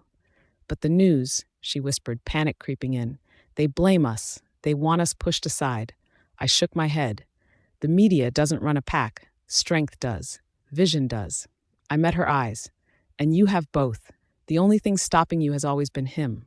Her breathing became uneven. I could feel her shaking under my hands. You've lived your whole life being told what you can and can't do, I said softly. Where to go, who to love, even how to think. I tilted her face up. Don't you want that to end? She didn't answer. I pressed my forehead against hers through the bars. If this choice saves me and finally gives you control over your own life, I whispered, then tell me, what are you really losing? Then I held her gaze, unblinking. There's only one thing standing between us and everything we want. And I waited for her to decide whether she was brave enough to step out of her brother's shadow or stay trapped in it forever. Silence stretched between us, thick, heavy. Even my parents behind me had stopped breathing. Bella finally shook her head. No. The word hit me like a slap. What? I stared at her, stunned. She lifted her face, tears clinging to her lashes. You're not wrong, she said softly. About him, about everything. But he's still my brother. I can't be the one to end him. I just can't. Her voice broke. If there's another way to save you... My mother exploded before she could finish. You foolish girl, she screamed, rushing toward the bars. There is no other way. That brother of yours controls everything. As long as he breathes, my son is finished. Are you blind or just stupid? Bella recoiled, fear flashing across her face. She shook her head helplessly. I'm sorry. I really am. But Mark, even if you lose everything, I'll stay. I'll love you no matter what. My stomach dropped. My mother lost it completely. Get out, she shrieked. Take your useless love and leave. My son was meant for power, not pity. You destroyed his future. Bella stumbled back, sobbing, turning to run. Wait, I shouted. I dug into my shirt with shaking hands and pulled out the folded paper, shoving it through the bars toward her. If you won't do this for me, I said hoarsely, then do it for our child. She froze. Slowly, she turned around. What, child? I swallowed hard. You're pregnant. 2 months. I exhaled sharply. I found out after your last checkup. I asked the doctor not to tell you. I wanted it to be a surprise. Her eyes widened in shock. My parents gasped behind me. Her hand drifted to her stomach. A baby? Yes, I said firmly. Ours. She covered her mouth as tears spilled over. Our baby. Picture it, I pressed on, gripping the bars. The life we were supposed to have. You, me, our child. And now? My voice cracked. I won't even be allowed to be a father. I won't be able to protect them. I'll be nothing. She collapsed to her knees, sobbing. You want our child to grow up ashamed of their father? I asked desperately. You want that? No, she cried. Then this is the only chance we have, I said urgently. Please, do it for our baby. She hid her face in her hands, shoulders shaking. The silence that followed felt endless. Finally, in a voice barely louder than a whisper, she asked, What do you need me to do? Relief rushed through me so fast my knees almost gave out. That's it, I said quickly. You're doing the right thing. She looked up, eyes swollen. But my brother is powerful. No one's ever been able to touch him. Even powerful men make mistakes, I replied calmly. They get careless. I leaned closer, lowering my voice. You just need to get him away from his guards, somewhere quiet, somewhere isolated. Her hands curled into fists. And after that? Then you help get me out of here, I said, and bring me what I need. Her eyes widened. You're going after him yourself? That's dangerous. I won't be alone, I assured her quickly. Trust me, I've thought this through. She hesitated, pain still written all over her face, but her voice was steady when she spoke again. I'm ready, she said quietly. Tell me exactly what to do. And in that moment, I knew she had crossed the line. And there was no turning back. Your sister may be downstairs, I said quietly. She came to see you. Eric's mood shifted the moment he sat up. His jaw tightened, his voice cold. I should have them both sent away, he said. Her and that husband of hers, together. Not long after we took a quick shower, we went downstairs. Delilah was already there. She sat stiffly on the couch, shoulders shaking as she cried into her palms. Butler Jimmy stood nearby, quietly setting a cup of tea in front of her before stepping back. James? Yes, I found a way and had him returned. Delilah heard us and looked up fast. I didn't greet her. I simply watched. I already knew how this would go. Accusations, tears, and a plea for Eric to free Mark. Why are you here? Eric asked, his voice firm. She wiped her face, struggling to speak. I didn't come to argue or to beg. He didn't look convinced. If this is about Mark, don't bother. My decision stands. She shook her head again and slowly reached into her bag. Her hands trembled as she placed a folded paper on the table between us. I need to tell you something important, she said softly. I'm pregnant. Eric frowned and picked it up. His eyes moved across the page. He paused. 2 months, he said. Delilah nodded. Yes. The air felt heavy. I stared at her. Stunned, she swallowed. That makes you an uncle. Eric sank into a chair, still holding the paper. After a moment, he spoke carefully. I'm glad for you, but if you think this changes how I feel about Mark. That's not why I came, she said quickly. She pressed a hand to her stomach. This child made me see things clearly. I want my baby to grow up with stability, with someone they can respect. Her eyes filled again. And Mark isn't that person. Eric looked at her sharply. Meaning? Delilah lifted her gaze. You are, she said, Elena's POV. Bella set her cup down and looked straight at Eric. There's something I want to ask you, she said. Eric didn't answer right away. He watched her closely, as if weighing her words. You sound serious, he said. What is it? I want the two of us to go for a vacation, Bella replied. Go somewhere quiet, our old family house in the mountains. No people, no guards, just us. Eric frowned slightly. That place is far from Silver Crest, he said, and there's nothing out there. That's why it's perfect, she insisted. We grew up there. It's safe. We can think clearly and talk without everyone watching us. My chest tightened as she spoke. Eric never traveled like that. Not without protection. Not without guards. Even when there was no threat, there were always eyes around him. It wasn't fear. It was responsibility. An alpha didn't move carelessly. A lonely house in the mountains wrong. Eric finally turned to me. Elena, he said, would you enjoy something like that? Snow, quiet, time away? Before I could respond, Bella added quickly, I was hoping it would just be us, she said. Family and no one else. We need it. Eric's tone changed at once. Elena is not anybody, he said. I won't go anywhere without her. Bella's jaw tightened, but she masked it with a polite nod. Then that's fine, she said lightly, if she wants to come. I hesitated, then spoke. I don't mind the trip, I said slowly. But are you even free? Your schedule is always full. Eric nodded. I'll confirm with Nora. He stood and left the room. I turned to go after him when Bella spoke again, her voice lower this time. Elena, could you help me? I faced her.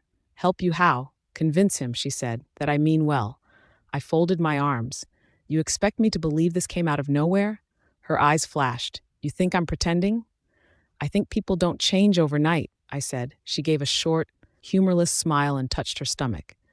When you're responsible for a life, she said quietly, you start seeing things differently. Then she walked away. I stood there longer than I meant to before going upstairs. Eric was already in his study when I arrived, ending a call. It's settled, he said. 2 days off. We'll leave tomorrow. He pulled me toward him, but I was a bit tense. He noticed. What's the problem? He asked. I offered him a shaky smile. Are you sure this is a good idea? He smirked, a teasing glint in his eyes. Worried I'll let them go free? I shook my head. That's not it. Relax, he said, his tone low and confident. Mark is locked up. In 3 days it's over. And without him around, Bella can't stir up more trouble. She's still my little sister. I know, it's just the three of us alone. No guards, no backup. And I'm not exactly strong, I admitted. He chuckled, shaking his head. You really worry too much about me. I gave him a serious look. It's not a joke. Your safety matters to me. He laughed again, louder this time, and then pulled me close, kissing me slow and steady, like he wanted to melt away all my fears. When he finally pulled back, his voice was low and rough with warmth. I like that you care, he murmured. But come on, a ski cabin? Nothing's going to happen there. I've got your back always. I hesitated, frowning. I can't stop thinking about her pregnancy. It feels too perfect. One day Mark is thrown into prison, and the next she shows up claiming she's pregnant. He tilted his head, a playful grin forming. Stop overthinking. Come on, let me show you the place. There's no point sitting around before dinner. The next day, we finally reached the mountains. Snow stretched across the hills like a white blanket, the pine trees heavy with ice, and then the cabin came into view, a wooden lodge far bigger than I imagined, tucked into a clearing. Warm light spilled from the windows, smoke curling from the chimney. It looked like something out of a storybook. I blinked. Wow, it's huge. Eric smiled faintly. Told you it wasn't some tiny hunting hut.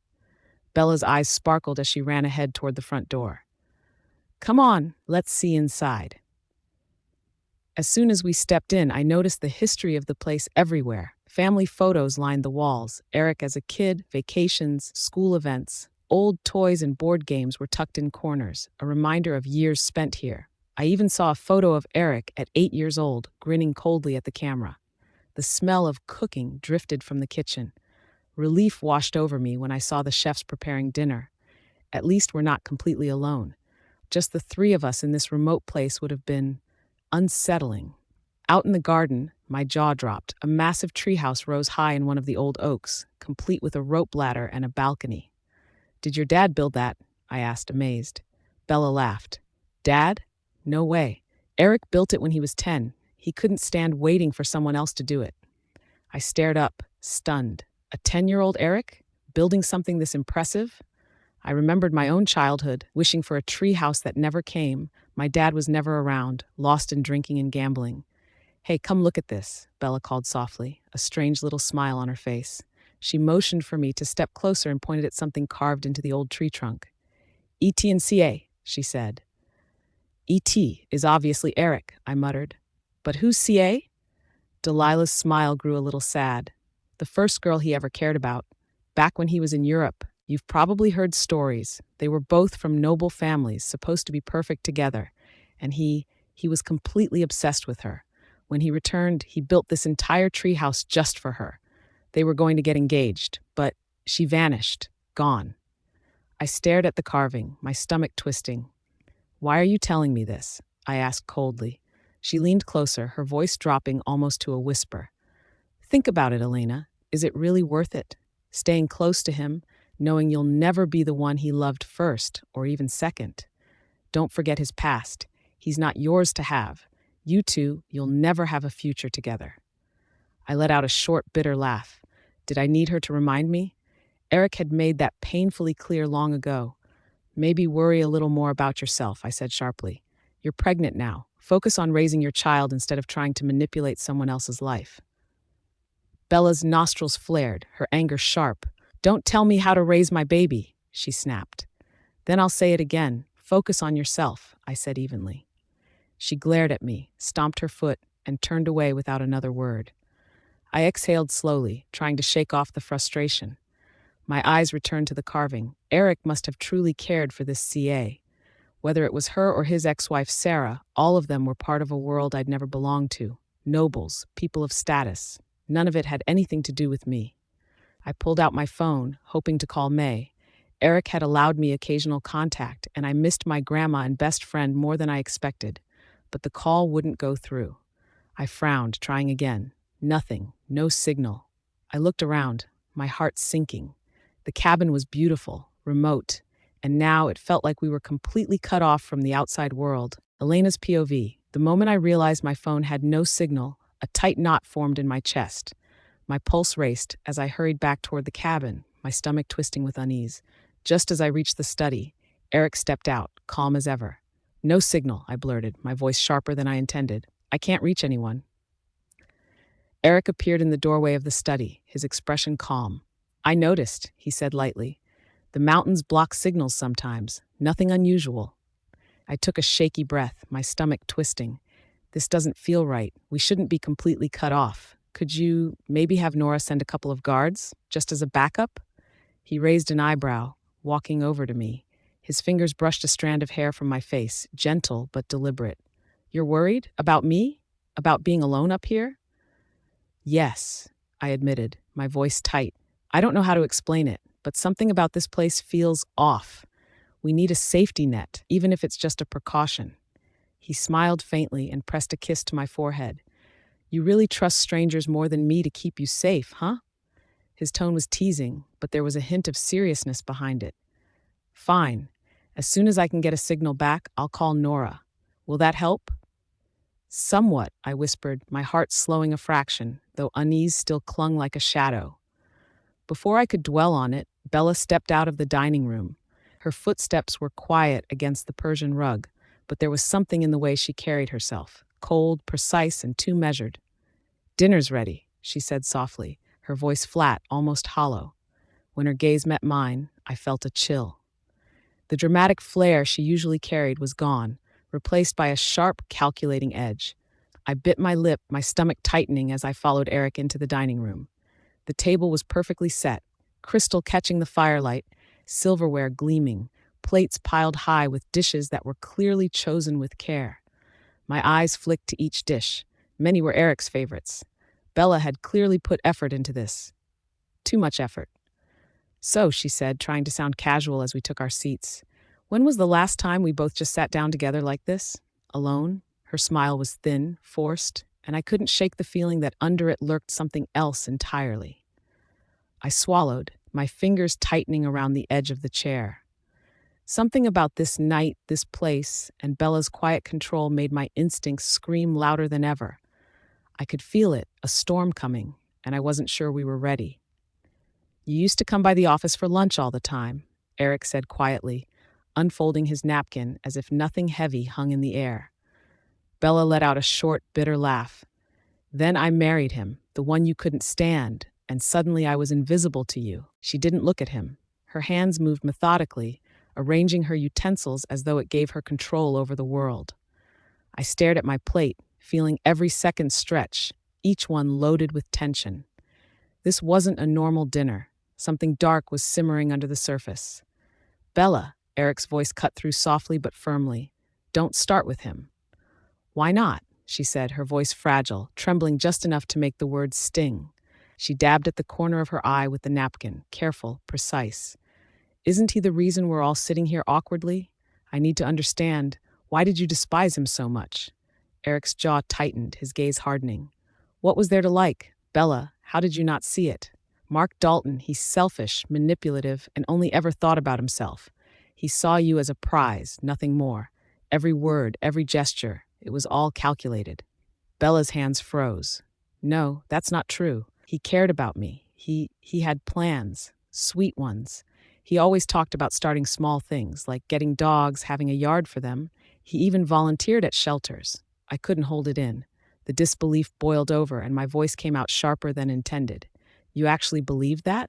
Bella, think. How long were you two married? Did any of those plans ever happen? No, because it was all a show. Every act, every so-called good deed, it was just him pretending. She flinched, her composure crumbling. But he wouldn't lie. I leaned forward, voice low but cutting. Wouldn't lie? Really? He told you his family was noble, remember? You saw them at that party and believed it? They're frauds, just like him. If he could lie about his roots, do you honestly think he'd hesitate to lie about volunteer work or how much he loved animals? Her hands trembled as she gripped her silverware, knuckles white, her whole body taut with fear and frustration. Stop, please. I can't. I let out a slow breath, forcing myself to stay calm, but my anger still burned inside. And all that respectful to women nonsense? You saw the truth yourself. The way he treated me, his lies, his games, they were never about love. He didn't care who he hurt as long as he got what he wanted.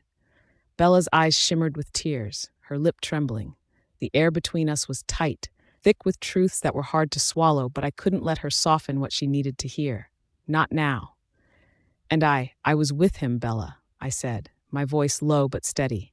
I knew him. That's who he really is, beneath all the charm and smiles. Once he's done using you, once he's had what he wants, he'll toss you aside just like he did with me.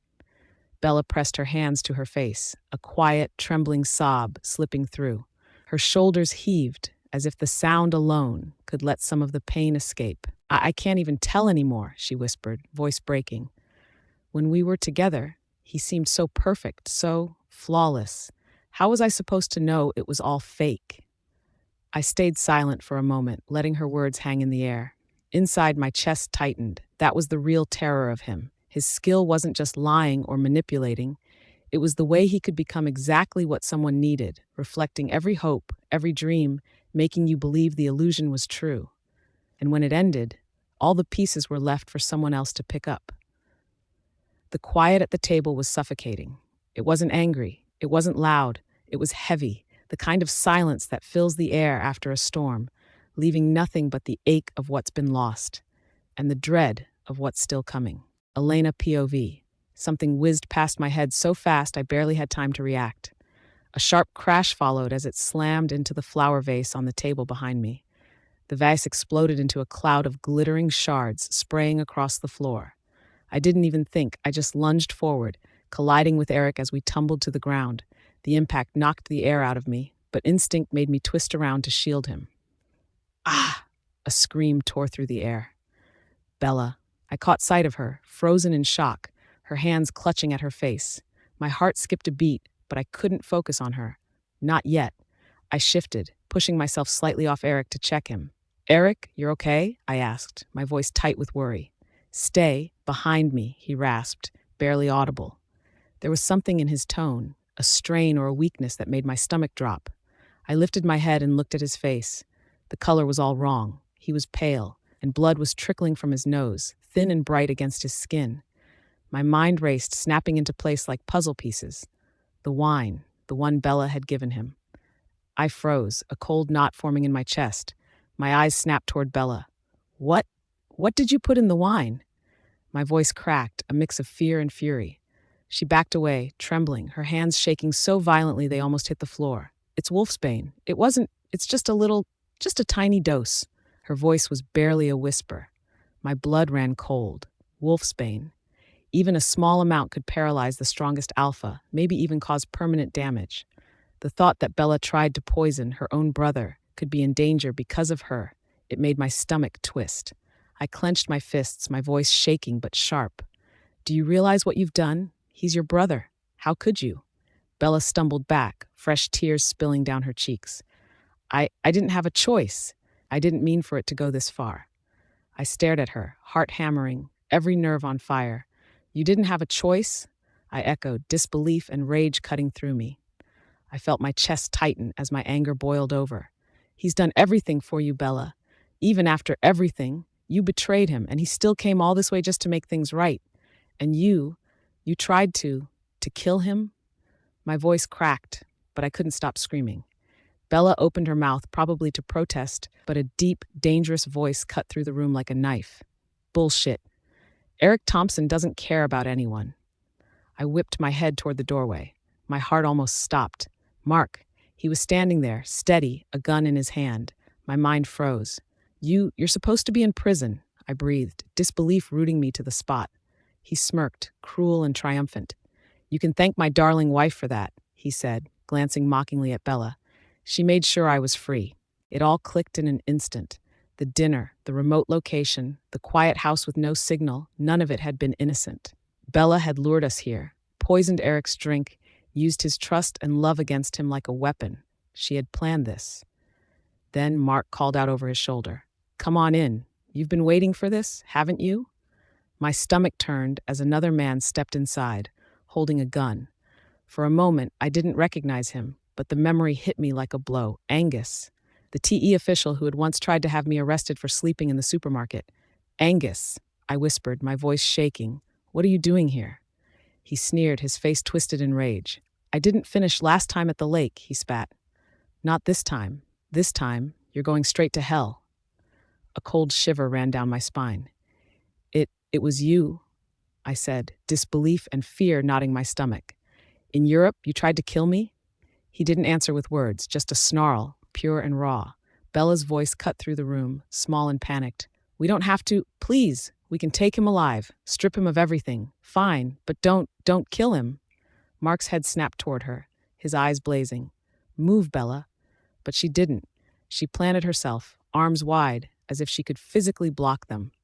"We don't need to kill him. We can lock him up forever, take TE the pack. Isn't that enough? Please, you don't have to take his life." Mark's face twisted in anger. He stepped forward, and with a sharp, echoing crack, his hand came down hard across her face. Bella screamed, a raw, shocked sound that cut through the room. My stomach dropped, my hands shaking. Mark's voice exploded through the room, raw and venomous. "I'm done with you, completely." His words cut through the air like knives. "You pathetic, useless, spoiled little—" He paused, sneering at Bella. "Bitch, I married you for your money, for your name. And now, nothing. Not a single thing. You're worthless to me." Bella froze, trembling, her hands clutching her stomach as if it could shield her. "No, no, this can't be real. You said you loved me, and the baby, we were supposed to be a family, you promised." Mark laughed, a cold, hollow sound that made my blood run ice cold. "Promised? Those were words to get what I wanted. You got me out of prison, Bella, that was all it ever was. Now shut up and don't breathe unless I tell you to." I could see the truth in his eyes, a darkness I hadn't fully believed existed before. The man standing in front of us was nothing but selfish rage, a predator cloaked in charm. His hands grabbed Bella, yanking her violently to the side. She screamed, a sound of pure terror that rattled the walls. Mark turned sharply, motioning to Angus. "What are you waiting for? Kill him already." Angus's gun wavered, his fingers trembling. He kept darting glances at Eric, lying weak and vulnerable behind me. Even with the weapon in his hands, I could see the fear etched into his face, fear that he couldn't hide no matter how hard he tried. I can't," Angus stammered, voice cracking. "Why me? Why can't you? You wanted this," Mark snapped, his eyes wild with fury. "I'm giving you the chance. Do it. Take the shot." I hate him," Angus whispered almost to himself, but then shook his head, unable to act. Mark's face twisted with pure disgust. "Coward. Fine. Then I'll do it myself." His hand moved swiftly, drawing the gun and aiming it directly at Eric's head. My heart hammered, and I felt every second stretch like an eternity. There was no time to think, no time to hesitate. The room was frozen. The only sounds were our ragged breathing, the whine of fear, and Mark's low, dangerous growl, Elena's POV. Everything happened too fast. Eric was barely standing. His breathing was rough and uneven, like each breath hurt. I could feel how weak he was when he leaned on me, his weight heavier than before, his body burning with fever from the poison in his blood. Wolfsbane was tearing him apart from the inside. Then the air changed. I felt it first, a sharp pressure, thick and heavy, like the room itself was being crushed. Eric stiffened suddenly. His fingers dug into my arm, not in pain, but in warning.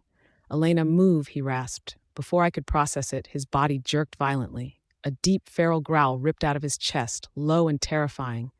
It didn't sound human anymore. "No, Eric," I shouted. His alpha power exploded outward, wild and uncontrolled. Even when weakened, it was overwhelming. The ground shook beneath our feet. Cracks shot across the ceiling like lightning.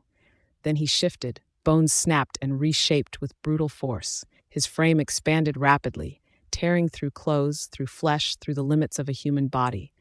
A massive black wolf burst into existence where Eric had stood, huge, furious, and barely holding itself together. The rooftop couldn't take it. With a deafening crack, the ceiling gave way. Bricks, metal, and concrete crashed down like hellfire. I screamed as debris rained from above, sure I was about to be crushed until a powerful black tail wrapped around me and yanked me hard across the floor. I hit the ground, rolling into a corner just as the roof collapsed where I had been standing seconds before. Smoke and dust swallowed everything. I couldn't see, I couldn't breathe. All around me was chaos, stones crashing, people shouting in panic, wolves snarling in rage and pain. The sound was deafening and endless. Then, slowly, it stopped. The dust began to settle. My ears rang as my vision cleared, and that was when I saw it. Blood was everywhere, spreading across the floor in dark, glossy pools.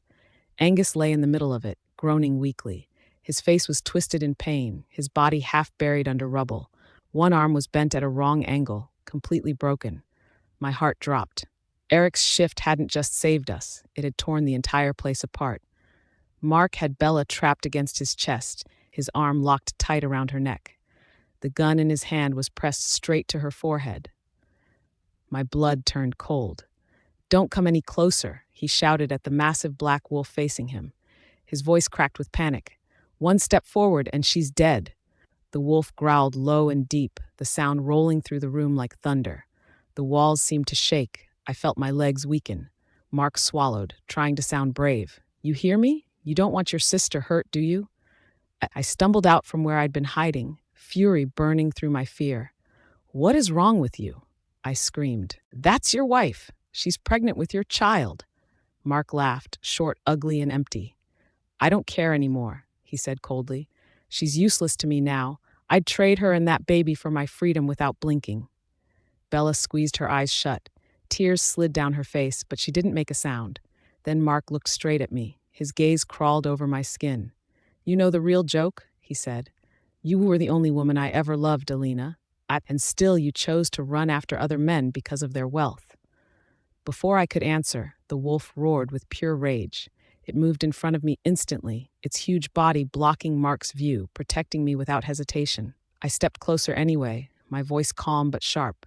"You don't know what love is," I said, "and whatever you think it is, I want nothing to do with it." Mark's face twisted with hate. "Stay back," he yelled. "Don't follow us. If you do, she dies." The wolf paced, muscles tight, fighting every instinct to attack, but it held back. "Move." Mark snapped, kicking Angus hard. Angus groaned, but forced himself up. Step by step, they dragged Bella toward the door, disappearing into the dark outside. When they were gone, the wolf shifted back. Eric was suddenly there, pulling me into his arms. "Are you hurt?" he asked roughly. "I'm okay," I said quickly, searching his face. "But you? What about the wolfsbane?" His skin was pale, but his eyes were steady. "It's still in my body," he said, "but it won't stop me." His grip tightened slightly, anger flashing through him. "He said he loved you in my very presence," Eric muttered. "That mistake just cost him dearly." I shivered, not because of the cold, but because of the promise in his voice. "They took Bella," I said urgently. "Should we call your men to block the roads?" Eric shook his head. "That will waste time. I can still track them." He turned and headed for the garage instead of shifting again. Moments later, he rolled out a small off-road motorcycle. "Let's go now," he said simply. "They won't get far." I climbed onto the bike behind him and wrapped my arms around his waist. The engine roared, and we shot straight into the snowy forest. Night had fully fallen. The mountains were swallowed by darkness. Cold wind cut against my face, and strange animal cries echoed from far away. The road was barely a road at all, just sharp bends, steep drops, and loose rocks. The bike bounced hard as we climbed and dipped. I held on with everything I had. Strangely, I wasn't panicking. Not with him there. As long as I stayed close to Eric, I felt like I could survive anything. We stopped suddenly at the edge of a high ridge. Eric cut the engine and moved fast. He pulled a long rifle from his back and dropped to one knee, steady and focused. I followed his line of sight. Down the slope, 3 figures were struggling through the snow. Mark, Angus, Bella. My breath caught. "Can you hit them?" I whispered. Eric stayed quiet, his eye pressed to the scope. Moonlight carved sharp lines across his face. After a moment, his jaw tightened. "No," he said flatly. "She's before them. One wrong move and she's dead." He lowered the rifle and stood. "Stay here," he said. "I'll go finish this." "No," I shot back instantly. "You're still poisoned. You can barely hold steady." He turned, eyes flashing. "I can handle it." I crossed my arms. "Then knock me out or tie me up, because I'm not waiting here while you walk into hell alone." For a second, he looked furious. Then he grabbed me, pulled me close, and kissed me. Hard, rough, full of fear and urgency. "Don't do anything stupid," he said. He shoved a handgun into my hands. "If anything moves wrong, shoot." I nodded, fingers numb around the cold metal. We left the bike and moved downhill. Eric barely made a sound, slipping between trees like he belonged to the wild. I struggled to keep up, lungs burning, boots sliding in the snow. At the bottom of the slope, I saw it. A narrow suspension bridge stretched across a deep gorge. Below it, a wild river crashed against rocks, loud and violent.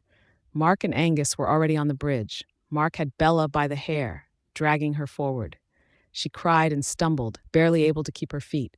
"Drop her," Angus yelled, panic all over his face. "He's coming. We won't make it." "We need her," Mark snapped. "This mountain is his territory. Without her, we're dead." Bella sobbed, clawing at Mark's arm. "Please, stop. I'm with your child." Mark spun and struck her. "Shut up. You're nothing now. You don't get to speak." My hands shook with rage. Before I could move, Eric launched forward. Mid-run, his body shifted. Bones snapped, fur burst through skin. In a heartbeat, the massive black wolf exploded into the open, leaping through the air with a thunderous roar. Angus screamed, "It's him! Run!" The bridge swayed violently as panic took over, and I knew this was the end of their escape. Mark swore and yanked Bella in front of him again, trying to use her as cover. I didn't hesitate. I lifted the gun with both hands and fired. The shot tore into his shoulder. He screamed, stumbling back as blood stained his jacket. Bella slipped from his grip and fell hard onto the bridge. She didn't wait. She scrambled up and ran. "Bella!" I shouted. Eric and I moved at the same time, rushing toward her. She was almost across when Mark roared, wild-eyed, "Cut it! Cut the damn bridge!" Angus froze. "What? She's still on it!" "Do it!"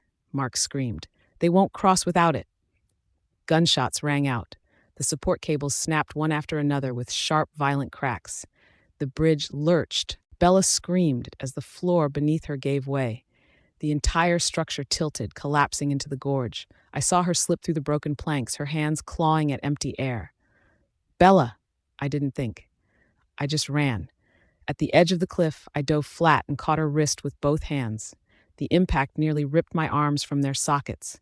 Pain shot through my shoulders as her weight dragged me forward. "Elena!" she sobbed. "I'm slipping." "I've got you!" I cried, digging my boots into the dirt. My fingers burned. My grip was shaking. The bridge was gone now, nothing but broken ropes swinging wildly. One snapped close enough to whip my face. I reached with one hand, caught a loose cable, and wrapped it around my arm, anchoring myself to the rock. Bella was dangling below me, screaming, her fingers slick with blood and fear. I pulled, inch by inch. Then, bang, the sound exploded behind me. A sharp, searing pain tore through my side. My body jolted. Warmth spread fast, soaking my clothes. My strength faltered. I gasped, the world tilting. "Bella, hold on." Another shot echoed across the gorge. "She's hit," Angus shouted. "Let's go." Mark's voice cracked with panic. "Hurry, he's coming. He's still." A deep, terrifying snarl ripped through the night. The ground shook. Eric. I felt him before I saw him, his presence like a storm crashing into the world. He launched past me in a blur, jumping through the broken gorge in a way that shouldn't have been possible. His landing was brutal and final. The screams on the other side didn't last long. My arms finally gave out. Eric was suddenly there again, gripping Bella and hauling her to safety before turning to me. Strong arms caught me just as my knees buckled. I barely felt it, but I knew it was him. That scent, that heat. Eric. He pulled me against his chest, holding me like he was terrified I might disappear if he loosened his grip. His breathing was uneven, rough against my hair. Then he spoke, and the words stopped my heart more than the pain ever could. "No, my love." The words sounded unfamiliar on his tongue, like he hadn't meant to say them out loud, like they had escaped him. His arms tightened. "Don't you dare leave me," he whispered brokenly. "Not now, not ever. You promised. This bond, this contract, it's forever." His voice shook. He was scared, truly scared. I had never felt that emotion in him before.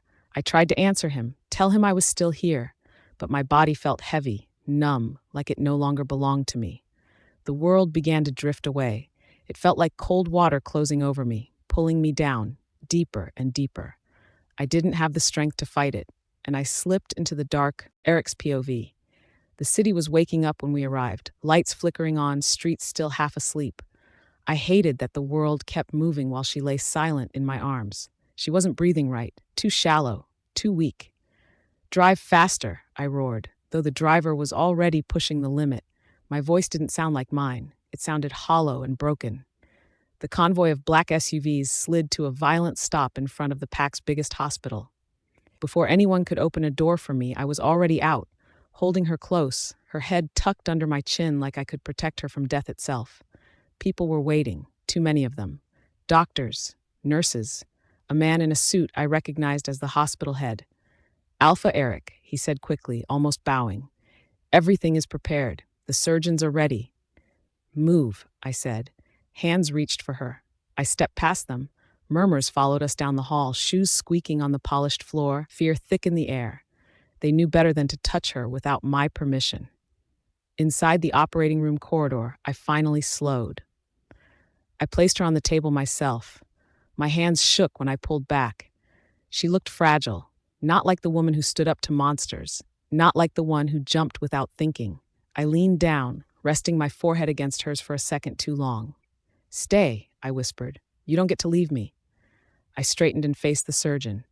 She lives, I said simply. That's the only outcome I accept. The surgeon nodded, pale. We'll do everything we can. That won't be enough, I replied coldly. Do more. The doors shut between us. The red light came on. I stood there for a moment, staring at it, before my legs finally gave out. I dropped into a chair, my hands clasped together like a prayer I didn't believe in anymore. Minutes passed, or hours. I couldn't tell. Footsteps approached. Bella. She looked nothing like the woman I'd last seen. Her face swollen from crying, her body wrapped in borrowed clothes. She stopped a few steps away from me. Eric, her voice trembled. Is she? I didn't look at her. I warned you, I said quietly. Bella broke. I know, she sobbed. I was blind. I thought he loved me. I thought I could fix him. I almost got us killed. She dropped to the floor, crying into her hands. I didn't even realize Bella was crying until I heard the muffled sobs. I turned my eyes on her, cold and sharp. She shouldn't have saved you, I said, each word cutting like steel. You should have been the one on that table, bleeding, not her. Her body froze. Then she sank, shaking, onto the floor, hiding her face in her hands. Footsteps thundered down the hallway. My parents came running, panic written on their faces. Bella, baby, are you hurt? Mother cried, scooping her up. Bella clung to her, sobbing, but I didn't flinch. And what did you just say to your sister? The former alpha barked at me, veins standing out on his neck. You wish she was on that table instead?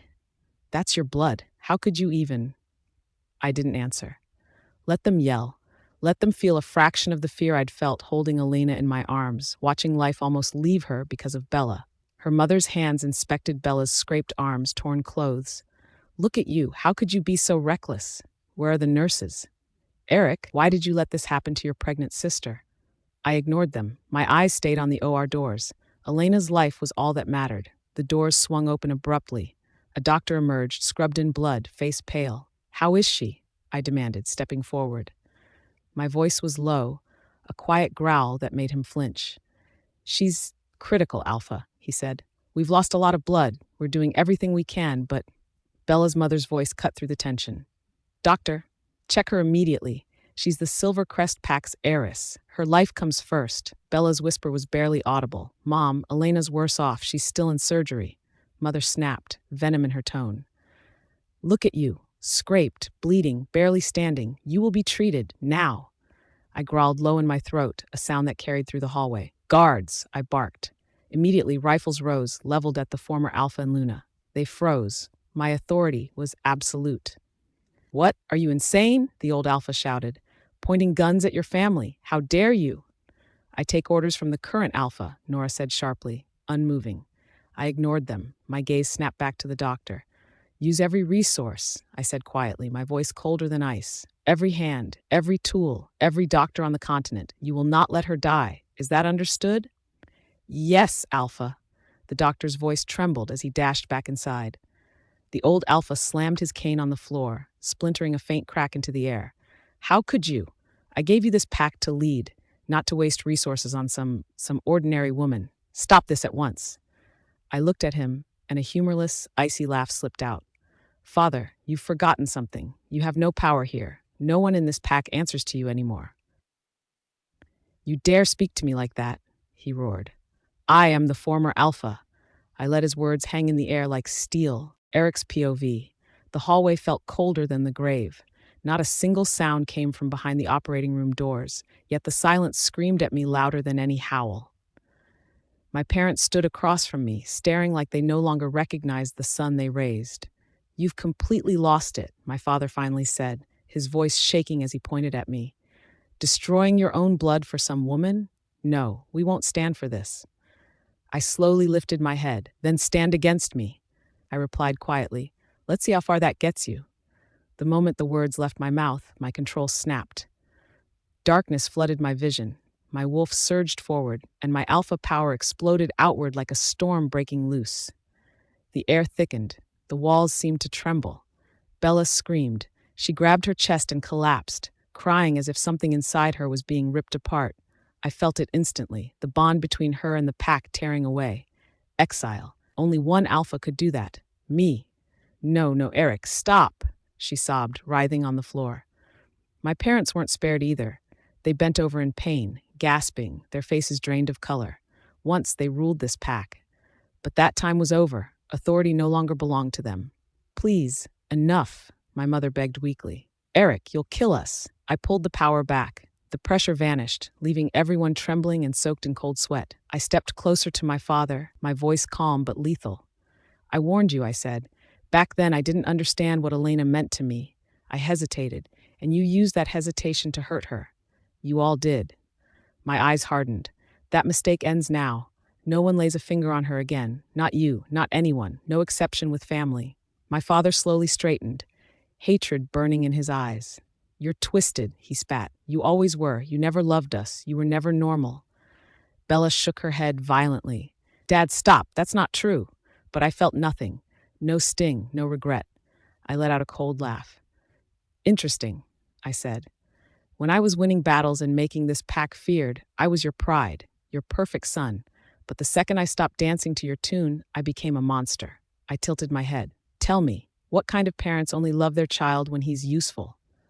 My mother snapped back, her voice sharp with fear. We raised you. We gave you everything. How were we supposed to know you'd turn into something so heartless? This darkness is your fault, not ours. I met her gaze without blinking. You're right about one thing. I am dark, but you never tried to help me. You only enjoyed the power I brought you, the respect, the throne. My voice lowered. Elena was the only one who ever saw me as more than a weapon. So yes, I chose her. Every time. My parents opened their mouths again, but Bella suddenly pushed herself up, blazing. Enough, she shouted. They froze. No matter what else has happened, she said tightly, Elena saved my life today. She's bleeding out while you're here arguing. I won't let you waste another second. She grabbed them both, ignoring their protests, and dragged them down the corridor. The hallway finally emptied. I stood there alone, staring at the operating room doors. My chest burned. My wolf paced restlessly inside me, hungry for destruction, anything to silence the fear clawing at my bones. Don't die, I thought grimly. Only decide when our contract ends. Alpha? The voice cut through my thoughts like ice. I blinked and realized Nora was standing there, horror etched into her features. Alpha, are you all right? It was only then I noticed my hands. My fists had been clenched so tightly that my nails had sliced into my palms. Blood pooled and dripped onto the spotless floor. Pain, sharp and burning, flared through my fingers. You're hurt, she whispered, her voice trembling. I should get a nurse. No, I snapped, brushing off the sting. I didn't care about the blood. I didn't care about the pain. My eyes locked on her. Have you contacted her family? Nora hesitated, her gaze dropping to the floor. I tried. Her grandmother is closest, but her blood type isn't compatible. We tracked her father in Frostpine Pack, and she swallowed hard. He's not compatible either. I felt the fury rising like wildfire in my chest.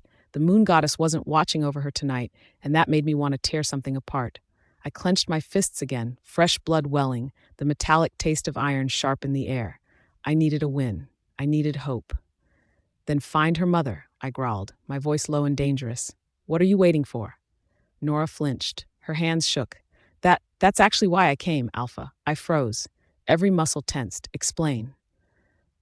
We can't find her mother, she admitted, her voice barely above a whisper. The words hit me like a punch. My heart thudded painfully in my chest. My jaw tightened.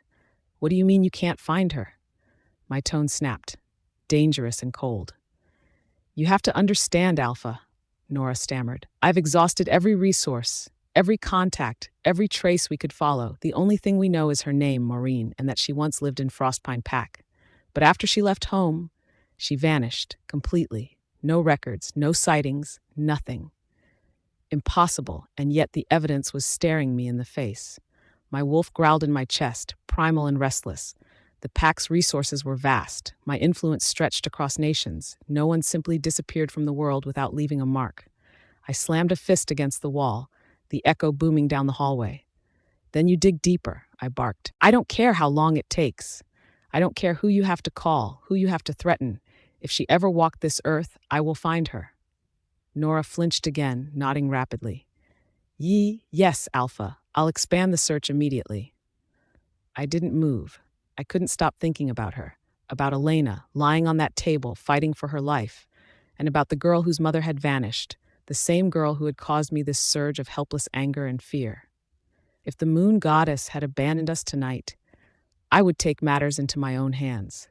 I would bend the world if I had to. Eric's POV. This wasn't the time to fall apart. If I let my mind wander even for a second, fear would swallow me whole. Elena was still behind those doors, still fighting. Saving her was the only thing that mattered. I turned and strode back to the operating room entrance. The lead surgeon met me halfway, his face tight with concern. "Without a matching blood donor, her situation is extremely dangerous," he said carefully. "But there is a temporary solution, one that might keep Miss Gray alive long enough." My heart slammed against my ribs. "Say it," I demanded, "whatever it is." He hesitated, then spoke. "An alpha's blood carries strong regenerative power for members of his own pack. If Miss Gray were officially under your pack, a transfusion from you could stabilize her condition." I sucked in a sharp breath. Of course. The alpha bond is ancient and sacred, powerful. In moments of crisis, it could make the difference between life and death. The fact that I hadn't thought of it sooner made my chest ache with self-loathing. "There's a complication," the doctor added, lowering his voice. "Miss Gray isn't originally from Silverstone Pack, correct?" "Yes," I said firmly. "She's from Frostpine." The doctor shook his head. "Then the bond won't activate. This type of transfusion only works if she's an officially claimed member of your pack. Normally, that would require permission from Frostpine's Alpha. We don't need it," I cut in coldly. He paused. "Alpha? There's an old ritual," I said, my jaw tightening. "One that allows an alpha to place someone under his direct protection without approval. It's absolute. I should have done it long ago. The day I chose her, I should have made it official." The doctor studied my face for a moment, then nodded. "Very well. If you're ready, we'll begin immediately. Time is critical." "Do it," I said. "Now." Drawing blood, a voice gasped behind us. I didn't need to turn around to know who it was. Bella rushed toward us, pale and shaken. "Why are you giving blood? What's happening?" I ignored her completely. The doctor answered instead. "The alpha's blood may be the only way to stabilize Miss Gray." Bella swallowed hard. "How much blood are you taking?" "Approximately 7,000 milliliters." Her eyes widened in horror. "That's insane.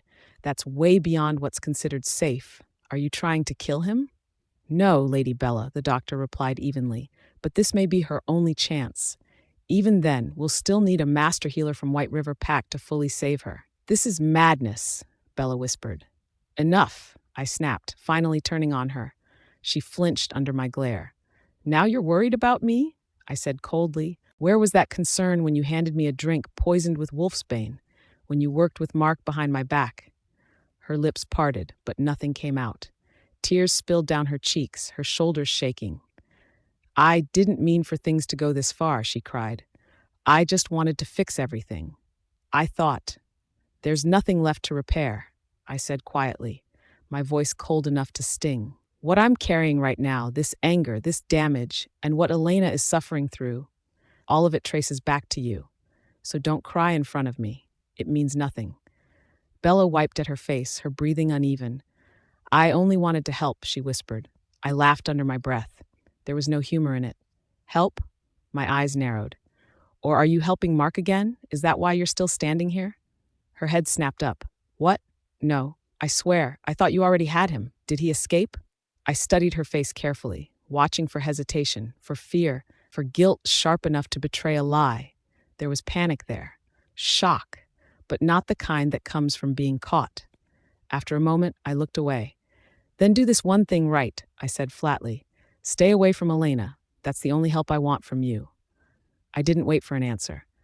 I turned and followed the doctor toward the operating room, my steps steady, my back straight. I never looked over my shoulder. Behind me, Bella collapsed into one of the chairs lining the hallway. I didn't see it, but I knew. I could feel it the same way you feel a door close forever. She covered her face, breaking apart in silence. And she was right about one thing. Whatever bond we once had as siblings, she had destroyed it herself. Elena's POV. I opened my eyes and blinked slowly, feeling dizzy. The room felt unreal, like I was trapped in some dream that I couldn't wake from. "What's going on?" I asked, my voice barely above a whisper. My throat was dry, my limbs weak. Eric was sitting close, his hand brushing against mine, grounding me.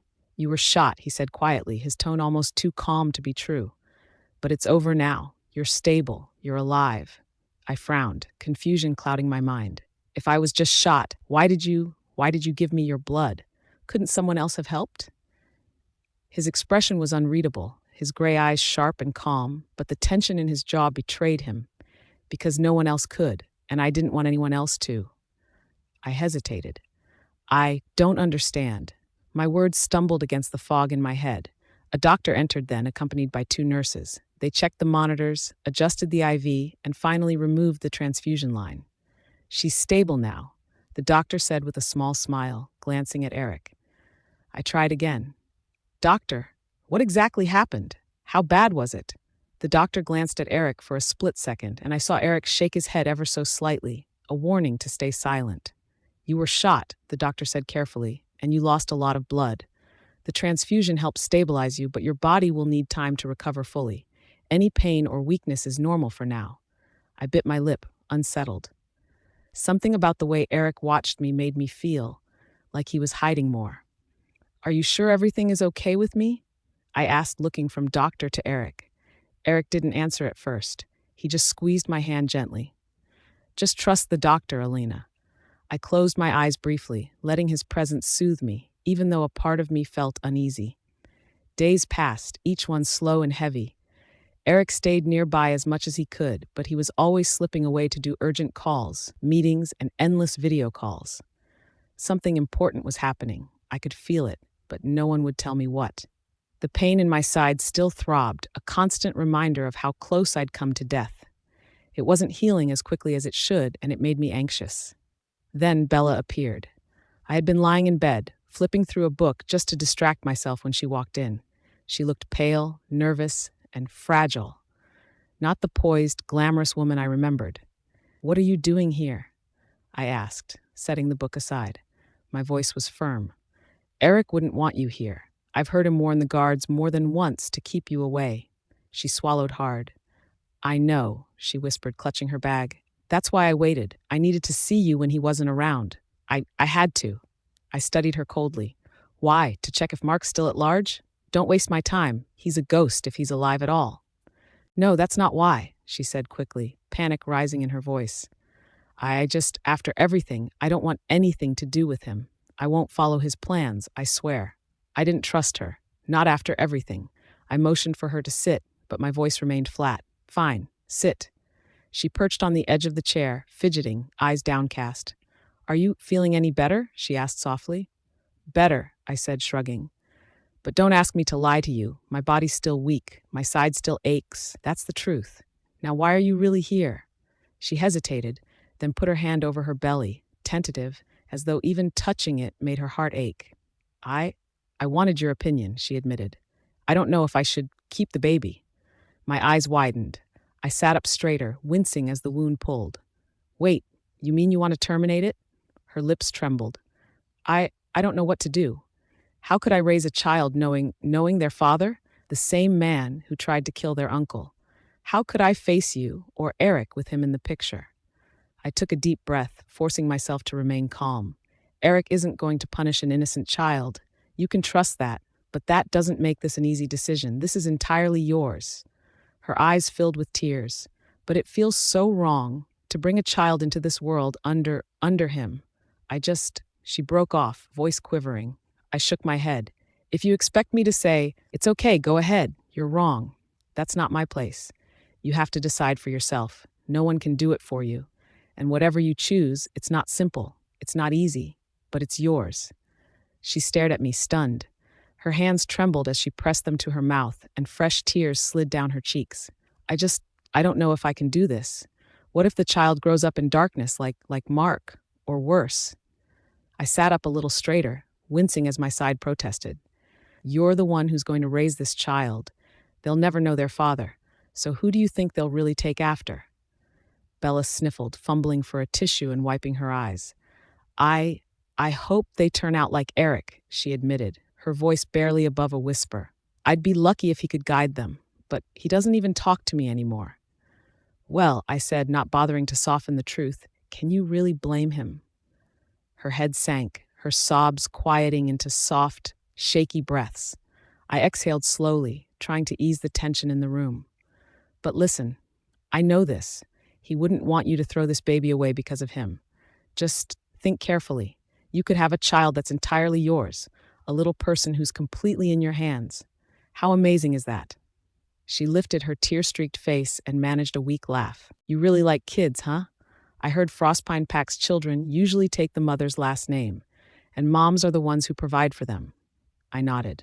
Yeah, it's one of the few packs where the women are in charge, strong, independent, and able to guide their children themselves.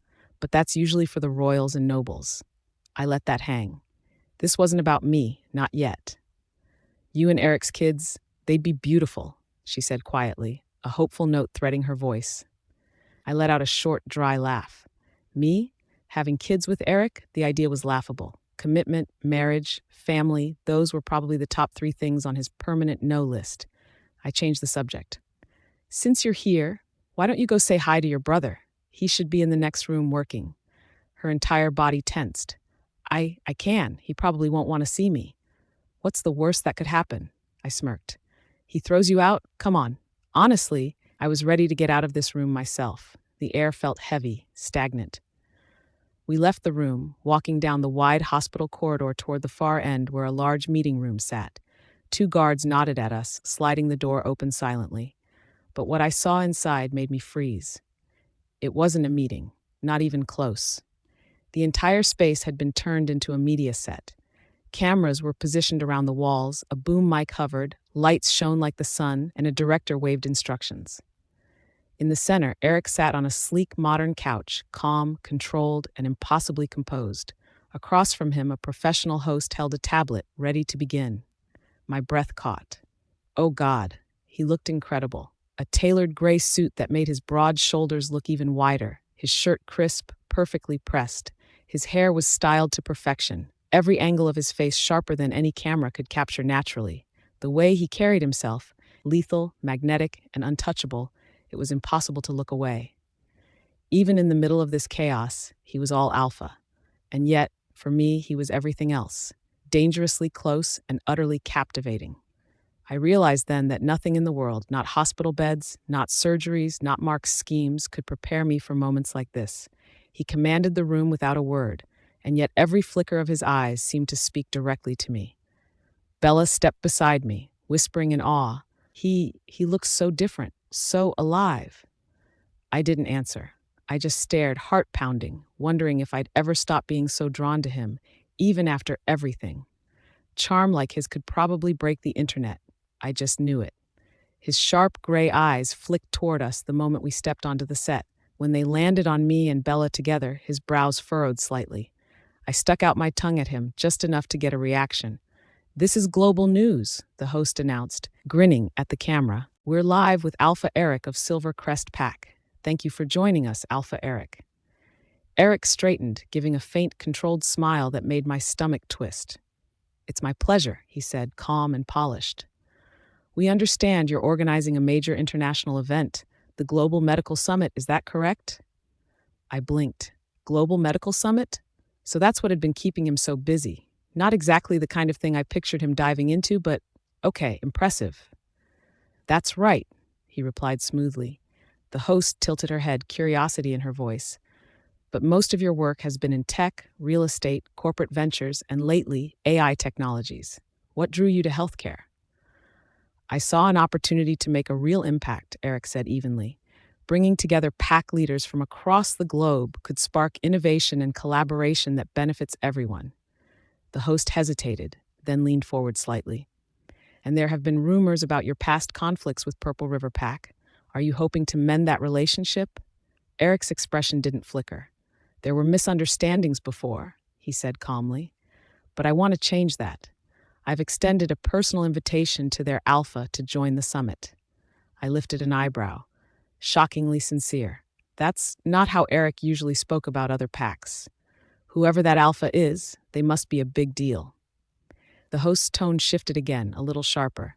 We also noticed your absence from TE and the pack house.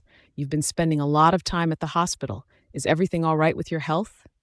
Of course, he said smoothly. Then his eyes slid toward me, and my heart skipped. "Elena, would you like to join us?" he asked, holding out his hand. "What?" I froze. Every single person in the room, the host, the cameraman, even the director, turned to look at me, their expressions echoing my own shock. This is live television. Millions of people could be watching. And he wants me to sit next to him? I didn't move. Not until Bella gave me a gentle, encouraging nudge. My legs felt like jelly as I stepped forward, awkwardly crossing the studio floor. The bright lights hit me like a blast, and for a moment, I swore my brain had shut off completely. I probably looked like a deer in headlights. The host composed herself and continued. "So, is this young lady the reason for your extended hospital visits? Is she unwell?" Eric's hand found mine, warm and firm. "She's getting better," he said, his voice low, measured, yet unmistakably possessive. "But when someone you care, your girlfriend, is in the hospital, you stay with her. Naturally." My ears went hot. Wait, what did he just call me? I blinked at him, frozen, as the cameras whirred and the lights glared, feeling completely exposed, Elena's POV. Was this real? I felt frozen in place, like my body had forgotten how to function. For several seconds, I couldn't even breathe. What he had just said on live television kept echoing in my head. He hadn't hinted, he hadn't danced around it, he had claimed me as his girlfriend. That single word carried weight. It meant intention. It meant exclusivity. It meant a line had been crossed, and there was no stepping back from it. And the most terrifying part? He'd said it so calmly, so decisively, as if it had already been settled between us, whether I was ready or not. The studio fell into a strange, heavy silence. No one spoke. No one even breathed properly. I could see it from the corner of my eye. Wide eyes, frozen smiles, mouths hanging open like someone had just dropped a bomb in the room. The host was the first to recover, blinking rapidly as if rebooting. "Well, this is unexpected," she said with an awkward laugh. "Alpha Eric, I believe this is the first time you've ever spoken openly about a relationship." "Yes," he replied without hesitation. His fingers tightened around mine, grounding me. The host leaned forward, clearly intrigued. "Then Miss Gray must mean a great deal to you." "She does," Eric said calmly. Then, after a brief pause, his voice softened just enough to make my heart flip. "Lately, I've realized I don't see a future that doesn't include her." My face went hot. The lights, the cameras, the people. None of it mattered anymore. All I could hear was the pounding of my own heart and his words echoing in my head. This felt unreal, like I'd stepped into someone else's life by mistake. The host turned toward me, smiling brightly. "Well, Miss Gray, the world just watched Alpha Eric declare his feelings. How do you respond?" Oh no. Every thought in my head vanished. Gone. Reduced to dust. I swallowed, feeling my cheeks burn. "I'm really bad at public speeches." A few soft laughs rippled through the studio. I took a breath and forced myself to continue. "What I can say is, it hasn't been simple. Nothing about us ever has been. From the beginning until now, it's been intense, complicated." Eric squeezed my hand again. I looked up at him, and for a second, everything else disappeared. His eyes were fixed on me, steady and warm, like I was the only person in the room. "She's right," he said quietly. "It wasn't easy, but we didn't walk away. We're still standing here." The host nodded thoughtfully. "There have been many rumors surrounding Miss Gray," she said. "Pressure, judgment, scrutiny. But seeing you both here like this, I think many people will feel it was worth it." "So do I," Eric replied. After that, the conversation drifted back to the medical summit. Numbers, logistics, and global cooperation. I nodded when I needed to, smiled when expected, but my mind was somewhere else entirely. Did that really just happen? Finally, the cameras shut down. "And we're clear," someone called. I let out a breath I didn't realize I'd been holding. My shoulders slumped. My shirt was damp with sweat. Eric glanced at me, amused. "That bad?" I turned toward him, lowering my voice. "Do you have any idea what you just did?" I hissed. "You announced me to the entire world." Before he could answer, the host hurried over, glowing with excitement. "Thank you both so much. That was incredible." Eric stood politely. "Glad to hear it." "We just checked the live numbers," the host continued, barely containing himself. "You shattered our records, views, engagement, everything. People are already calling it historic." My stomach flipped. Great. So the whole world just watched me panic on camera. We'd love to have you back, the host added eagerly. Maybe next time, when things progress further? He winked. The audience is already obsessed. Anything involving the two of you is instant news. I forced a smile, my head spinning. Obsessed? Thank you for the invitation, Eric said calmly, already stepping back. His smile was polite but cold. But that's not something we're considering right now.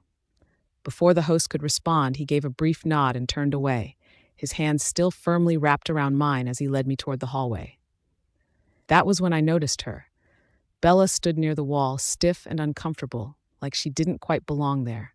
The moment Eric saw her, his entire mood shifted. His shoulders stiffened, his voice dropped. "What are you doing here?" he asked sharply. "I told you not to set foot in this hospital." Bella flinched. She clasped her hands together, eyes glossy. I know you did," she said quickly. I wanted to see Elena, and you. I wanted to apologize. I really am sorry." Eric didn't soften, not even a little. "You've said that before," he replied flatly. "I'm not interested. Don't come looking for me again." Bella's lips trembled, her gaze slid toward me, silently begging. I hesitated, just for a second. Then I turned to Eric. "You can't stop her from coming here." He looked at me like I just betrayed him. "She's pregnant," I added quietly. "What if she needs treatment too? This is a hospital. You can't take that away from her." His jaw tightened. For a moment, I thought he'd argue. Instead, he let out a slow breath, clearly holding back his irritation. "Fine," he muttered, "but we're leaving." He tugged my hand and started walking again. I glanced back and saw Bella whisper a small thank you. I gave her a tiny smile in return. I barely had time to react before we were out of sight. "Hey," I yelped as Eric suddenly lifted me off the ground. "What are you doing? Put me down," I protested, my face burning as he carried me down the hallway. People stared, guards, staff, cameramen, then quickly looked away like they hadn't seen anything at all. Eric didn't slow down until we reached my room. He set me gently on the bed and leaned over me, his eyes dark and intense. "I told you to rest," he said quietly, "yet you keep finding ways to escape." I groaned. "I've been stuck in here forever. I feel fine. Why am I even still here?" A strange look crossed his face, but gone as fast as it appeared. "Maybe because you don't listen," he said smoothly. "At this rate, I'll have to think of a way to keep you in line." I narrowed my eyes. "Don't distract me. That interview, what was that about?" A slow smile tugged at his lips. He sat beside me and took my hand. "I was honest," he said. "Was that a problem?" "You called me your girlfriend," I said softly. My heart was racing. "You didn't even warn me." He reached up and brushed his thumb against my cheek. "When you were in surgery," he said quietly, "I thought I was going to lose you." My breath caught. "I faced wars, power struggles, death," he continued. "But sitting there, not knowing if you'd wake up, I've never felt that helpless." My eyes burned. "I realized something then," he said. "If you were gone without knowing how I felt, I would never forgive myself." I shook my head, tears slipping free. "I'm here. I'm not going anywhere." He squeezed my hand. "Exactly, and I don't plan to waste another chance." He leaned down and brushed a gentle kiss over my tears. "But a girlfriend?" I whispered, voice shaking. "That's not a small word. It means commitment. Are you sure?" "I am," he answered immediately. "I don't promise marriage. I don't know if I ever will, but I know I want you with me, always." I cried harder. He wiped my cheeks patiently, then looked at me seriously. "And I owe you an apology for the pain I caused you and your family. I know I can't erase it, but I want to do better. So stop pushing me away." I sniffed. "And if I refuse?" His gaze darkened, possessive and intense. "Then I'll keep proving myself," he said, "because you already belong with me." I laughed weakly through my tears. Scared? Yes. Confused? Absolutely. But walking away from him felt impossible. He leaned closer. "So?" he asked softly. "What do you say?" I wiped my face and smiled faintly. "Can I make one request as your girlfriend?" His breath stilled. "Sure. I want out of this room," I said firmly. "Out of the hospital. And I want to see my grandmother and May. You can't keep using them as leverage against me. That's not how you treat someone you're with." His jaw tightened, a low sound rumbling in his chest. Not anger, not exactly. Frustration. Need. Then he leaned in and kissed me, hard and breathless, like he was sealing a promise with his mouth. When he pulled back, his forehead rested against mine. "Fine," he murmured, voice rough, I'll give you whatever you want. Just don't leave me." He didn't lie. The next day, the nurses told me my grandmother and May were cleared to visit. If my final tests went well, I'd be discharged soon after. Relief washed through me so fast it almost hurt. For the first time since everything went wrong, I felt like I could breathe again, like the worst was finally behind me. There was only one thing that didn't make sense. My injury still refused to close properly. The doctors whispered, frowned, ran tests, and came up empty. But with good news piling up, I chose not to dwell on it. That morning, I woke up early, changed into real clothes, and even dabbed on a little makeup. I wanted to look like myself again. Strong and normal. When the door opened, I smiled wide and stood up. But the woman standing there wasn't my grandmother. It wasn't May. She held a bouquet of flowers, perfectly arranged, like something out of a magazine. She was tall, elegant, and breathtaking in a way that felt effortless. Everything about her, from the smooth fall of her dark hair to the quiet confidence in her posture, screamed composure and power. She didn't try to impress. She didn't need to. She smiled at me, calm and brilliant. "Elena?" she asked gently. "I hope I'm not interrupting." My heart sank before she even finished speaking. "I'm Sarah," she added, "Eric's former wife." Elena's POV. Finding out she was Eric's ex-wife felt like being hit by cold water. She was standing right there, calm, flawless, confident, and suddenly every thought in my head scattered. If this woman had once been his wife, then what did that make me? A phase? A distraction? My mind stalled so badly that I forgot how to speak for a moment. When I finally did, my voice came out shaky. "Sorry, but how do you even know who I am?" She laughed lightly, like the answer was obvious. "After yesterday, who doesn't?" Her eyes sparkled with amusement. "The interview was everywhere. You and Eric practically broke the internet." Before I could respond, she glanced around the room. "May I?" she asked, already stepping inside. She closed the door behind her and walked over to the bedside table, placing the flowers down neatly. "I thought these might brighten the place." I nodded awkwardly. "Thanks." "They're orchids. I hope you don't mind," she added casually. "I've always loved them." "Of course you do," I thought. Out loud, I only managed a small sound of acknowledgement. She tilted her head, studying me, not cruelly, not kindly either, just curious. "Eric used to bring these home all the time," she said. The house was never without them back then. The room suddenly felt too small. I shifted on my feet, forcing myself to breathe. "So why are you here?" Her shoulders lifted in a graceful shrug. "I came to see Eric, and since I heard you were still admitted, I thought it would be polite to stop by." Polite, that word echoed in my head. Did she know? About me? About what he'd said on air? Was this normal, an ex-wife showing up like this, completely unbothered? She glanced toward the door. "Is he around?" I opened my mouth, then closed it again. I had no idea what the right answer was, or if I even wanted to give her one. Thankfully, fate intervened. The door swung open. "There you are!" May exclaimed, wheeling Grandma inside. Relief flooded me so fast I almost laughed. "May, Grandma!" I hurried over, hugging May tightly before kissing Grandma's forehead. Seeing them felt like coming back to life. May pulled back, eyes shining. Then she noticed the other woman. "Oh, hi, and you are?" I hesitated, then said the first thing that came to mind. "She's a friend of Eric's." Sarah smiled smoothly, like she didn't mind the label at all. "Looks like you have company now," she said lightly. "I won't intrude." She picked up her phone, giving me one last unreadable look. "I'll call Eric myself." And with that, she walked out with confidence and all, leaving behind a silence that felt far heavier than when she arrived. May waited until the door clicked shut before she exploded. Oh my God.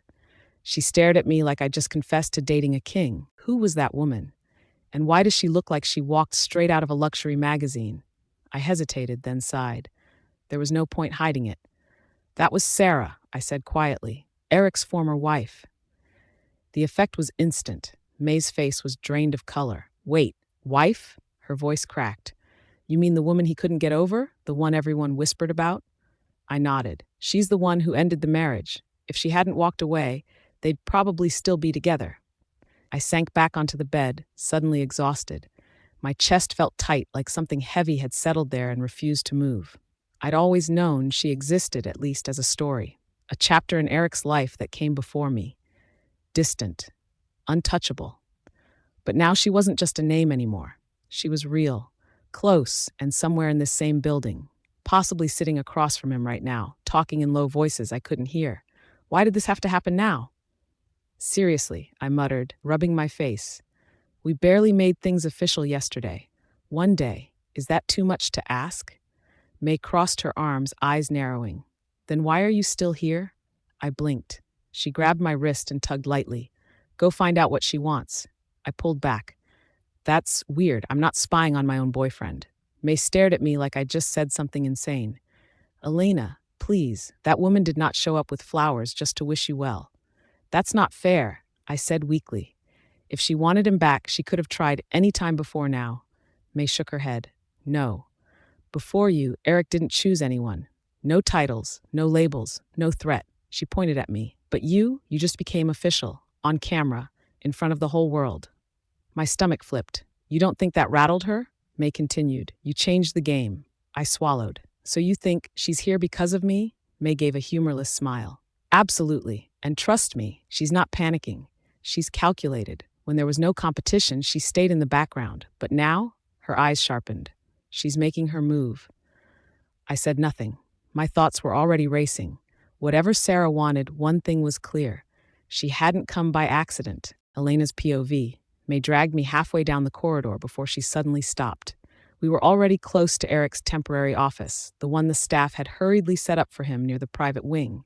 The guard stood a little farther away this time, distracted, and the door wasn't fully shut. May lifted a finger, eyes sharp. Wait. I frowned at her, but before I could ask what she was doing, a familiar voice drifted out. Eric, the summit isn't about politics or alliances. He was saying. His tone was low, controlled, but heavy with something I couldn't place. I'm pulling every medical authority in the world into one room because I need answers. Real ones. I felt my chest tighten. Sarah's voice followed, calm and intimate. You're doing all this because of her. Yes. No hesitation. Elena's condition isn't normal. The wound should have closed days ago. I'm not waiting until it's too late. May slowly turned to look at me, eyes wide. Eric continued, if someone out there knows what's wrong, if there's a healer, a specialist, a method we haven't tried yet, I'll find them. That summit is my net. I'm casting it wide enough to catch anything that can save her. My knees weakened. So this is all for her, Sarah said softly. For her, Eric repeated. There was a brief pause, then Sarah spoke again, her voice gentler. Then let me help you. You don't have to do this alone. I can't just sit back and watch you destroy yourself over this. Eric, you don't owe me anything, he replied. She let out a quiet breath. I know, but I still choose to be here. You have me. Always. Something cold slid down my spine, my vision blurred at the edges. The hallway tilted slightly, like the floor had decided it no longer wanted to stay still beneath my feet. May noticed instantly. Elena, she whispered urgently. I'm fine, I lied, even as the room spun harder. I took one step forward, then another, and then my legs simply gave up. The world tipped violently to the side, a sharp ringing filling my ears as darkness rushed in. Elena! May's shout echoed just as my body hit the floor and the door to Eric's office flew open. Elena! Eric reached me in 2 long strides, his hands firm on my arms as he steadied me. The world slowly stopped spinning. May had already pushed herself up from the floor beside me, rubbing her elbow with a groan. Are you okay? Eric asked sharply, his eyes searching my face like he was afraid I'd disappear if he blinked. I'm fine, I said, though my voice betrayed me. My chest still felt tight. I looked past him straight at Sarah. I heard you talking, both of you. What aren't you telling me? Sarah tilted her head slightly, studying me. So you were listening outside the door. May bristled instantly. Oh, please, if you people weren't acting shady, we wouldn't need to listen through walls, she snapped, then rounded on Eric. Enough already. What's wrong with her? Is she sick? Eric lifted my chin gently, forcing my eyes back to his. His voice softened, careful. Nothing you need to panic about. You just need rest. The doctors know what they're doing. That did it. I pushed his hand away, heat rushing through me. Stop lying to me, I said, my voice shaking. I can feel my body failing, Eric. I'm tired all the time. I'm bleeding when I shouldn't be. And now your ex-wife is here talking about medical summits. You really think I wouldn't put 2 and 2 together? His jaw tightened. Sarah stepped in smoothly, her tone calm but pointed. Eric, shielding her won't help anymore. She deserves to know what's happening to her own body. I clenched my fists. I hated how reasonable she sounded, like she belonged in his world, like she had a say. The silence stretched. Finally, Eric exhaled, running a hand through his hair. All right, he said quietly. You want the truth? Then listen carefully. My heart dropped. When you were shot, you lost far too much blood, he continued. Your body went into shock during surgery. It wasn't just the injury, it overwhelmed your system. Since then, your immunity hasn't recovered the way it should have. May sucked in a sharp breath. That's why the wound won't close properly, Eric went on, his voice tight. And why you feel weak. The doctors are worried it could lead to complications if we don't intervene properly. My ears rang. I pressed a hand over my mouth as the weight of his words settled in. So I wasn't imagining it. My body really was breaking down. I knew it, I whispered. I knew something was wrong. How is that even possible? My voice shook as the question slipped out. I've never been sick like this before. I barely even caught colds growing up. A scary thought hit me and I grabbed onto it. What if the bullet was tampered with, poisoned or something? Eric shook his head slowly. That was the first thing we checked. The bullet was clean, no toxins, no tricks. My chest tightened. He was saying it too calmly, like he'd already accepted something I was still trying to process. If this didn't get fixed, I didn't want to finish that thought. He must have seen the fear on my face. Eric reached for my hand, his grip steady, grounding. Listen to me. You're not dying today. I donated blood already. It helps stabilize you. It buys us time. For how long? I whispered. Long enough, he replied. And I'm not stopping there.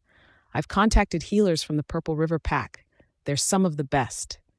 My head snapped up. The Purple River Pack? I almost laughed, but nothing about this was funny. They hate us. Why would they help me? Before Eric could answer, Sarah spoke up. Because of me.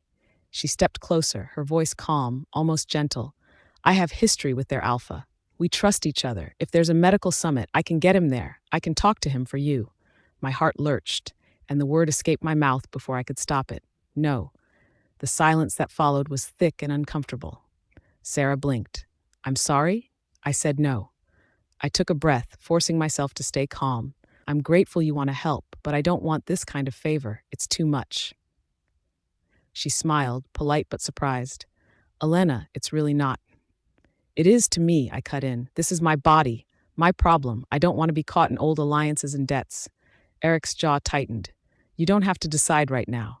I do, I said firmly, meeting his eyes. And you don't get to decide for me either. A flicker of anger crossed his face before he could hide it. Then Sarah laughed softly, like she'd just solved a puzzle. Oh, I see, she tilted her head. You think this is about something else? May stepped forward instantly. No, this is about boundaries, which you clearly don't understand. Sarah raised a brow. Relax. I'm just saying your friend feels uncomfortable. That happens when feelings are involved. What feelings? May shot back. You're divorced, but you sit together, plan together, and whisper about her health behind her back. That's not normal. I glanced at May, warmth spreading in my chest despite everything. Yeah, thank the moon goddess for her, Elena's POV. With May's words echoing in my mind, I turned toward my hospital room, my head spinning from the revelation that my life was hanging by a thread. May followed right behind, her steps quick and purposeful. I didn't care to hear what Eric and Sarah were saying anymore. It wasn't my business. Not now. But before I could close the door, it swung open with a sharp push, and Eric stormed in. His eyes locked on me, burning with a mix of anger and concern. What is this? He growled. Are you doubting me now? You don't trust me? This isn't about trust, Eric, I snapped, my voice shaking with frustration. It's about my life, my body. I deserve to know what's happening to me. I deserve to have a say instead of being kept in the dark, and... I paused, glaring at him. Teaming up with your ex-wife. I was only doing what I thought was best to protect you, he said, his voice low, carrying both frustration and something deeper. Care, maybe even fear. You shouldn't have barged in while Sarah and I were talking. It wasn't just about me. It was about keeping you safe. You could have gotten hurt, Elena. I stood my ground, meeting his eyes without flinching. For the first time in a long while, I realized I wasn't as intimidated by him as I used to be. Is that it? You don't want me saying anything about your ex? I asked, my voice sharp. He didn't flinch, didn't even raise an eyebrow. He just stared at me, like he was looking right through me. No, he said quietly, almost too softly to hear. It's not about her, it's about you and me. I can't bear the thought of you leaving me one day. My anger vanished like smoke, leaving only guilt in its place. Had I really been so harsh? The silence was heavy until May's voice broke through, awkward and small. I'll leave you two alone, she murmured, giving me a look that said more than words, and slipped out. I exhaled, my shoulders sagging. That was ridiculous. I can't believe we were arguing over something so stupid. He stepped closer, his hands brushing my arms gently, grounding me. I didn't want this fight either, he admitted, voice soft, almost tender. But I need to know what's really troubling you. I can't help if you don't tell me. I closed my eyes for a moment, then opened them and met his gaze. It's her. Everything about your ex, the way she carries herself, how graceful she is, how everyone keeps talking about the way you two were. It's overwhelming. And then there's the whole royalty thing. I'm nothing compared to her. He shook his head slowly, flat and certain. I didn't marry Isla for her title, never did. Then why? I asked, my voice barely above a whisper. I knew the question was risky, but I needed the truth. She was the only one who could calm me, both me and my wolf, when things got messy, he said, voice low, almost vulnerable. I felt safe with her, but with you, Elena, I'm calmer than I've ever been. You make me feel something I've never felt before. A small, shy smile tugged at my lips. His heart, his trust, it was mine now. What more could I ask for? I hesitated, then asked, if she hadn't asked for the divorce, would you still be together? He shook his head slowly, cutting me off before I could overthink it. I don't know, but back then, things were chaotic. She felt trapped, and honestly, I was a mess too. I could tell I was holding her back, so I let her go. With her, I felt like we were drowning together. But with you, you're the one keeping me afloat. I could never let you slip away like that. I looked up into his eyes, searching for any hint of doubt. There was none, only love and longing. I didn't need to ask if he still cared for Sarah. That chapter was closed. I leaned against his chest, feeling the steady beat of his heart, and he wrapped his arms around me, gently brushing my hair back. So, our first fight as a couple is officially over? He murmured. It's over, I said softly, though a hint of steel remained in my tone. But I'm not changing my mind. I don't want Sarah involved. His face darkened instantly. Elena, please, I whispered, holding his gaze. Everything's complicated enough already. Perhaps if she starts helping, you'll see her all the time. She'll be around constantly. I just want a little peace. We'll find another way, maybe at the medical summit. Maybe we won't need her at all. He exhaled, the tension in his shoulders easing slightly. After a long pause, he nodded. Fine, we'll try the summit first. If that fails, then we'll consider other options. I pressed close to him, hugging him tight, silently hoping for a miracle, anything that would keep Sarah at a distance. He pulled back just enough to look at me seriously. We still need a blood match for you. Do you have any idea where your mom might be? Anyone she could have stayed in contact with? I shook my head, the weight of it sinking in. No, and I don't think she'd want to be found. May and Grandma lingered until late that night, reluctant to leave. Their presence had been comforting, but eventually they had to go. I was finally discharged that evening. Eric didn't come home. I assumed he was swamped with work. The next morning, I woke up thinking about my health. Strange. Aside from the slow healing and lingering weakness, I felt almost normal. Maybe I just needed to get moving. I changed into my workout clothes and headed to the gym in the mansion. I started with a light warm-up, then picked up the weights.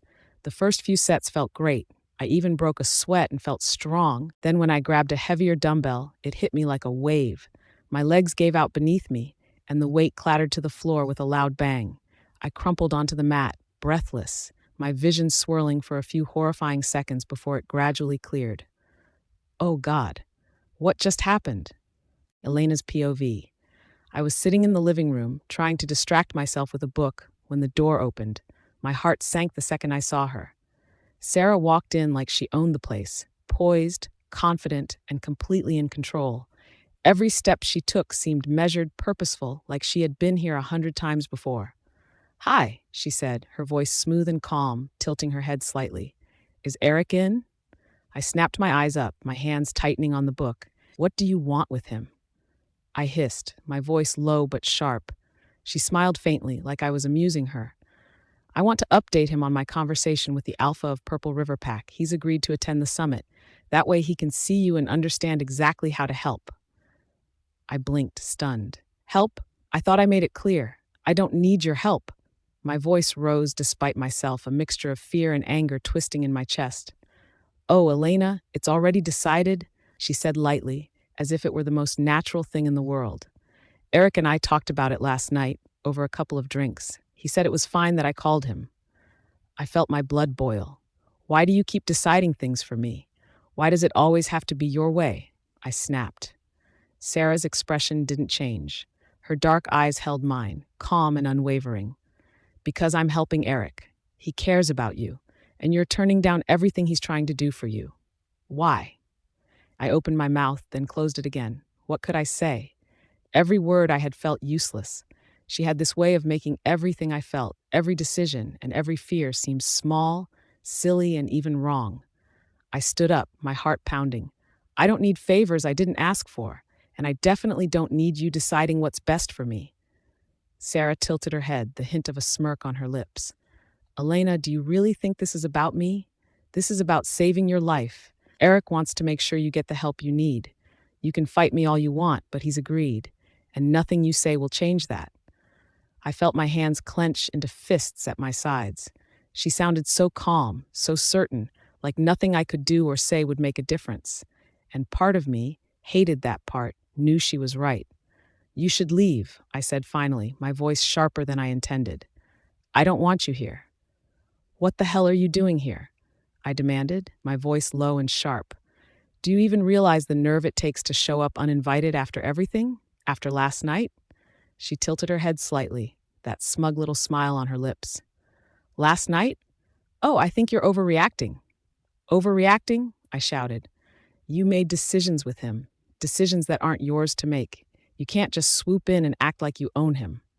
Her eyes flicked up at me, calm and measured. "I didn't come here to fight with you. I came to help. Eric's happiness matters, that's all." I laughed, sharp and bitter. "Help? Is that what you call it? You think forcing yourself into his life, ignoring me, help? Don't kid yourself. This isn't about him, it's about you. You want him back. Admit it." She leaned against the wall, arms crossed, her voice soft but icy. "You really should stop assuming everything is about you. I've moved on. I have my life. I didn't come here for me. I came here for him." "Bullshit," I shot back. "No one keeps showing up for someone else like this unless they're trying to take something. And he's not yours anymore. He's living his life, and you're late to the party." Her eyebrow quivered, the smallest smirk playing on her lips.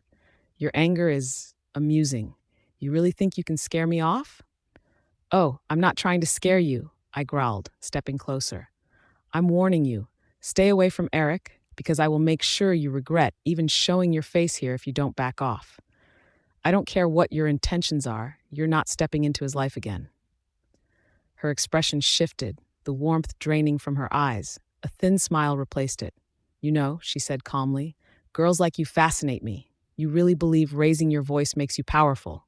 She tilted her head. "It's almost adorable." My blood snapped. "Get out," I shouted. "Right now. Leave my house."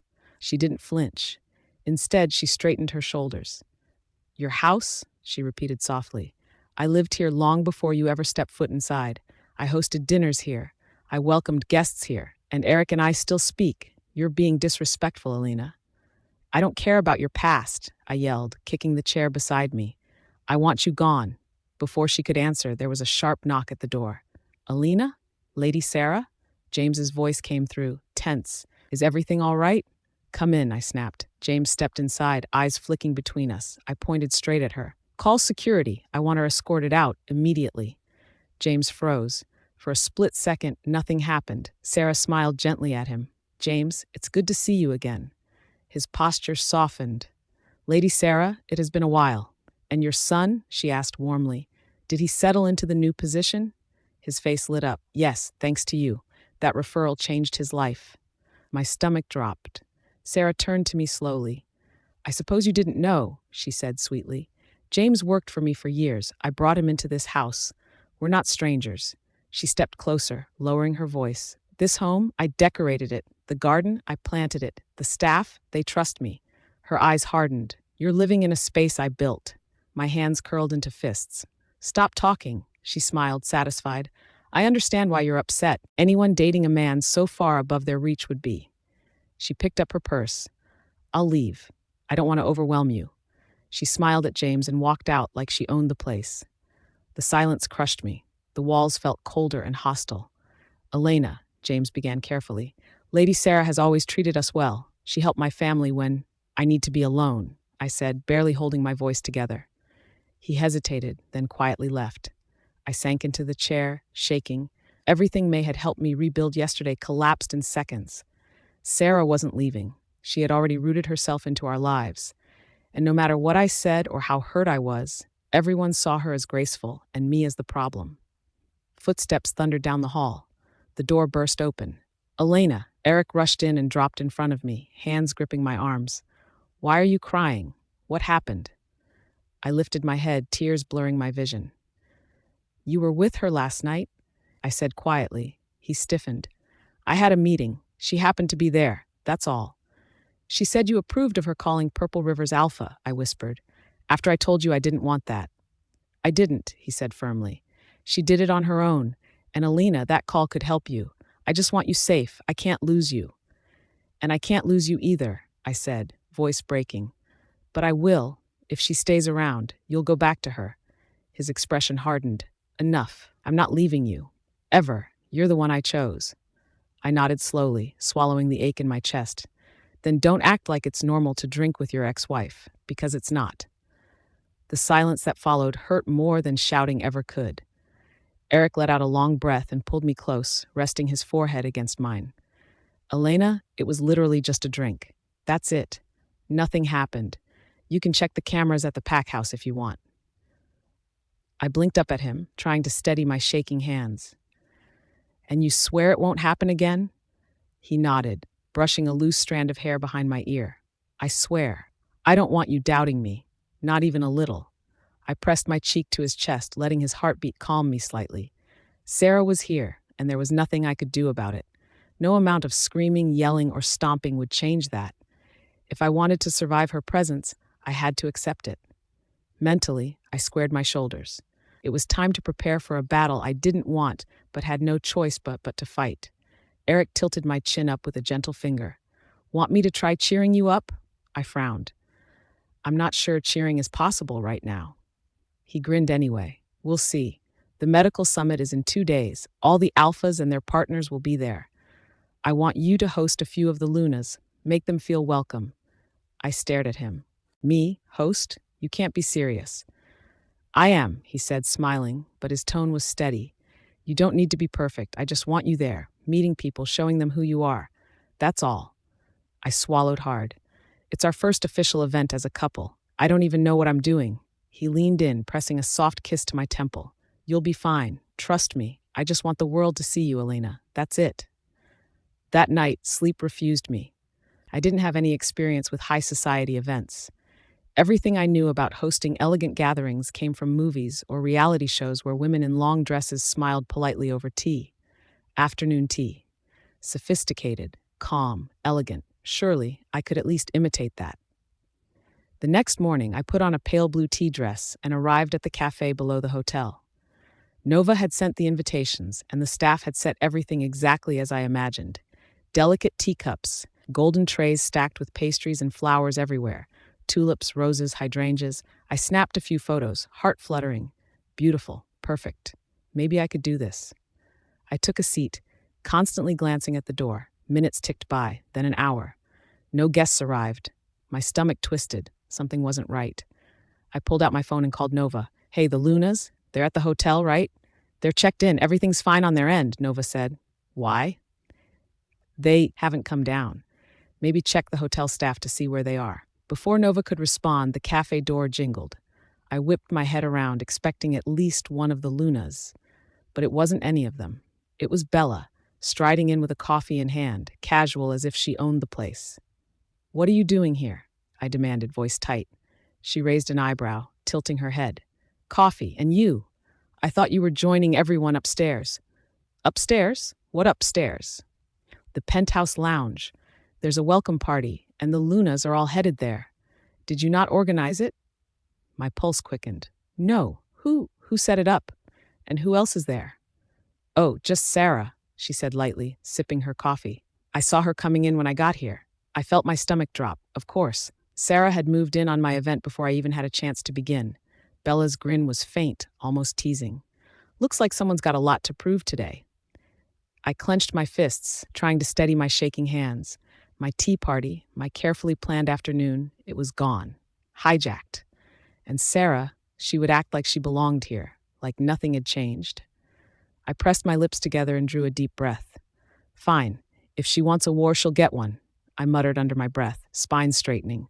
My home, my event, my life, I wasn't letting her take it without a fight. Elena's POV.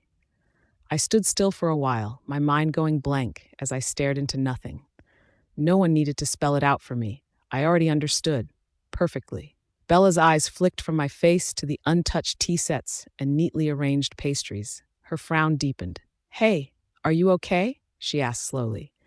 "And what's all this?" She gestured around the room. "Were you planning some kind of private party down here?" "I'll tell you exactly what's wrong," I snapped, turning on Bella. "Someone went behind my back, dragged Sarah into my affairs, and now she's back in Eric's world like she never left. She's planted herself there, and I can't push her out anymore." Bella's eyes widened. "Wait, are you saying you think Sarah still wants my brother?" "Elena, no. That can't be it. You're reading too much into this." I let out a harsh laugh. "Then how do you explain her behavior? Yesterday she was walking around the house like she still ran it. Today she swoops in, steals my guests, and plays hostess at an event I planned. Does that sound innocent to you?" Bella hesitated, clearly shaken, but she shook her head. "That doesn't sound like Sarah. She wouldn't do something so sneaky." "That's what everyone keeps saying," I shot back. My chest felt tight with anger. Why am I the only one who sees what she's doing? "Because that's honestly not who she is," Bella said softly. "She's not fake or cruel. She helps people, gives back, treats workers with respect. People adore her. No one has anything bad to say about her." I laughed again, bitter this time. "Bella, after what you went through with Mark, I thought you'd know better than to judge people by their public image. You of all people should understand how easy it is to wear a mask." Her mouth fell open. "Are you comparing Sarah to him? That's not fair. What proof do you even have that she's pretending?" "Because nobody is perfect," I said firmly. "When someone looks flawless, it's because they're trying very hard to look that way." I turned and headed for the door. "Where are you going?" Bella asked quickly. "Upstairs," I replied without slowing down. "I'm not letting her take this from me. Eric asked me to host, not her." "I'm coming with you," Bella said, hurrying after me. We rode the elevator up to the penthouse. When the doors opened, my heart sank. The lounge had been completely transformed. Soft music floated through the air, servers moved gracefully with glasses of wine, and everything looked polished and expensive. I hated to admit it, but it was elegant, much more refined than my tea setup downstairs. The sound of our heels echoed as we stepped inside. Conversations paused, heads turned. A waiter quickly stepped in front of us, blocking the way. "Sorry, ladies," he said stiffly. "This gathering is private. Entry is by invitation only." Before I could even open my mouth, Bella lost it. "Are you blind or just stupid?" she barked at the waiter. "Look properly. This is Alpha Eric's girlfriend, and I'm his sister. Do you really want to stand there asking us for invitations?" The color drained from the man's face. He opened his mouth, then shut it again, clearly panicking. That was when Sarah appeared. She moved toward us like she owned the floor, calm, elegant, and untouchable. She was dressed in soft pink, tiny white flowers scattered across the fabric, her hair falling perfectly over her shoulders. She looked unreal, like she didn't belong in the same messy world as the rest of us. "It's fine," she said gently to the waiter. "You can step aside." Then she turned to us with a warm smile. "Elena, we were wondering when you'd come. And Bella, what a nice surprise." My teeth clenched. The way she said it, anyone would think this was her event, and I was the late guest. I wasn't aware I was expected, I replied coolly. Actually, I didn't even know this gathering existed. Her brows arched, her face settling into practiced surprise. That's odd. I distinctly remember sending your invitation. I never received anything. She paused, then smiled lightly, as though the answer had just occurred to her. Ah, I asked Butler James to pass it along. He's been terribly busy lately. The poor man probably slipped his mind. The way she said poor man sounded almost generous. James is one of the most dedicated staff with Eric, she added smoothly. Anyone can forget something once in a while. A good hostess knows when to show grace. My lips pressed together. She had shifted the blame neatly, shielding herself, excusing James, and still managing to imply that I was making an issue out of nothing. I wasn't sure whether to laugh at the cleverness of it or admire how effortlessly she turned the situation in her favor. Across the room, one of the Lunas called out, "Sarah, is there a problem?" Sarah turned toward them, smiling calmly. "Not at all. I was just persuading Elena and Bella to join us. Hopefully they have the time." That was it. I stepped around her and walked straight toward the group of women. My pulse was racing, but I kept my head high. "Good evening," I said, forcing my lips into a polite smile. "I'm Elena Gray. Alpha Eric asked me to personally welcome all of you." I paused, then added, "I arranged something downstairs, a reception meant especially for you. I'd be honored if you joined me there." Silence, thick, heavy, and suffocating. The women exchanged looks, slow and measuring glances. I could feel sweat gathering at my back. These weren't girls my age. These were powerful women, used to respect, money, and being in control. And none of them spoke. For a moment, I wondered if I'd already lost. They continued to drink in silence, crystal glasses resting against perfectly manicured hands. Light from the chandeliers caught on diamonds and gold as they studied me like I was something mildly amusing. At last, one of them tilted her glass and spoke, her tone smooth but sharp enough to cut. "And why exactly would we leave?" she asked lightly. "This gathering is already quite adequate." Elena's POV. Bella didn't hesitate. She stepped forward with a bright, confident smile, her voice cutting through the room. "Because there's something waiting downstairs that none of you will want to miss," she said smoothly. "Trust me, it's far better than standing around here." That was all it took. Sarah had disappeared. Bella and I moved aside as the Lunas suddenly stirred. Dresses swished, heels clicked, and one by one, they hurried toward the exit. I watched them go, stunned. Bella leaned close to me, her lips curling into a knowing smile. "That's how it works," she murmured. "You don't argue with women like them. You tempt them." I frowned. I thought women with money and power wouldn't care about little perks. She snorted softly. "Please, the more they have, the more they want. And don't forget, these aren't major pack Lunas. Compared to you, they're nobodies. You're Eric's partner. They should be the ones trying to impress you." I didn't know what to say. The idea still felt unreal. "Come on," Bella said, linking her arm with mine. "Time to remind them who's hosting." I followed her back downstairs, still half in shock. When we reached the cafe, the scene almost made me laugh. The Lunas were already seated, backs straight, hands folded neatly, waiting like students who didn't want to disappoint their teacher. Bella sat calmly and smiled. "Good, everyone made it." The women exchanged eager looks. "I'll see what I can do about a special concert invite later," Bella added casually. "Maybe even front row seats." Their eyes lit up instantly. She leaned back and glanced around the table. "So tell me," she said lightly, "what do you prefer, this little tea gathering or the wine event upstairs?" The question hung in the air. No one wanted to answer too quickly. Finally, one Luna cleared her throat and said carefully, "They're different experiences. Each has its own charm." Bella's patience snapped. "You can't sit on the fence," she said sharply. "It's one side or the other, no middle ground." Then she looked at me. "Tell them, Elena." I inhaled slowly. This was it. No more shrinking back. If Sarah wanted a fight, she'd gotten one. "Lady Bella is right," I said, lifting my chin. I let my eyes sweep across the table, meeting each Luna's gaze in turn. "Let me make this very clear. I don't know what Sarah told you, but I am the only person hosting you. Tomorrow, at the medical summit, I will be the one standing beside Alpha Eric, not her." The mood shifted instantly. Smiles stiffened, spines straightened. Bella gave me a small nod of approval.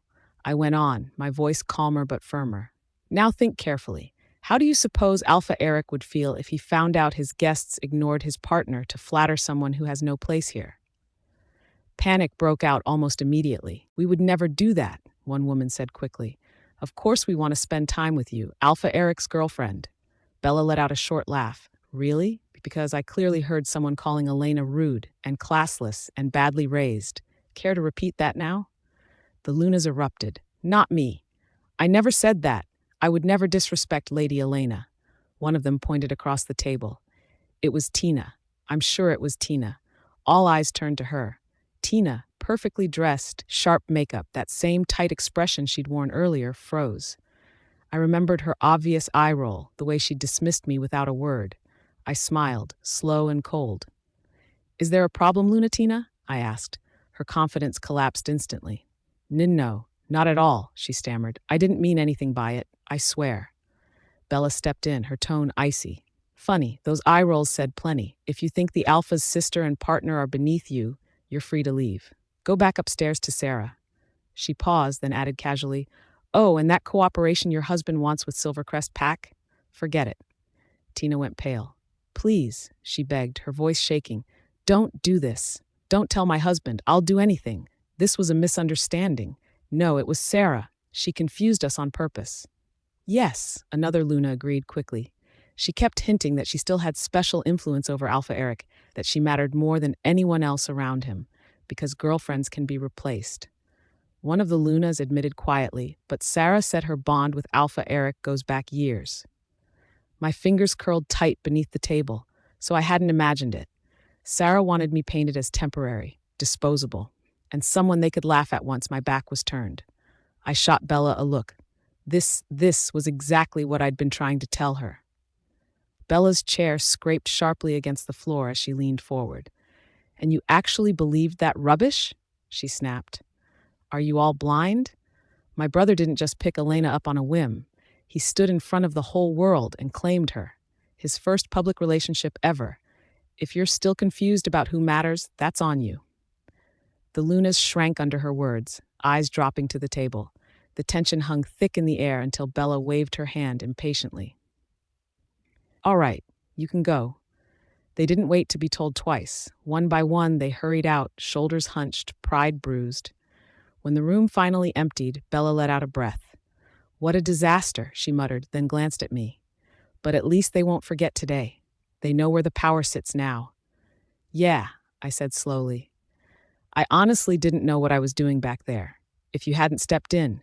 You'll get there, she interrupted. Confidence scares people more than titles ever will. She paused, studying my face. You know, you're really nothing like Sarah. I blinked. Is that supposed to comfort me or insult me? She huffed a small laugh. Neither, just an observation. Sarah was flawless on the surface. Perfect manners, perfect smile, and perfect background. Born into an old pack, raised like royalty. It's not shocking Eric fell for her back then. She shrugged. But you and her? Total opposites.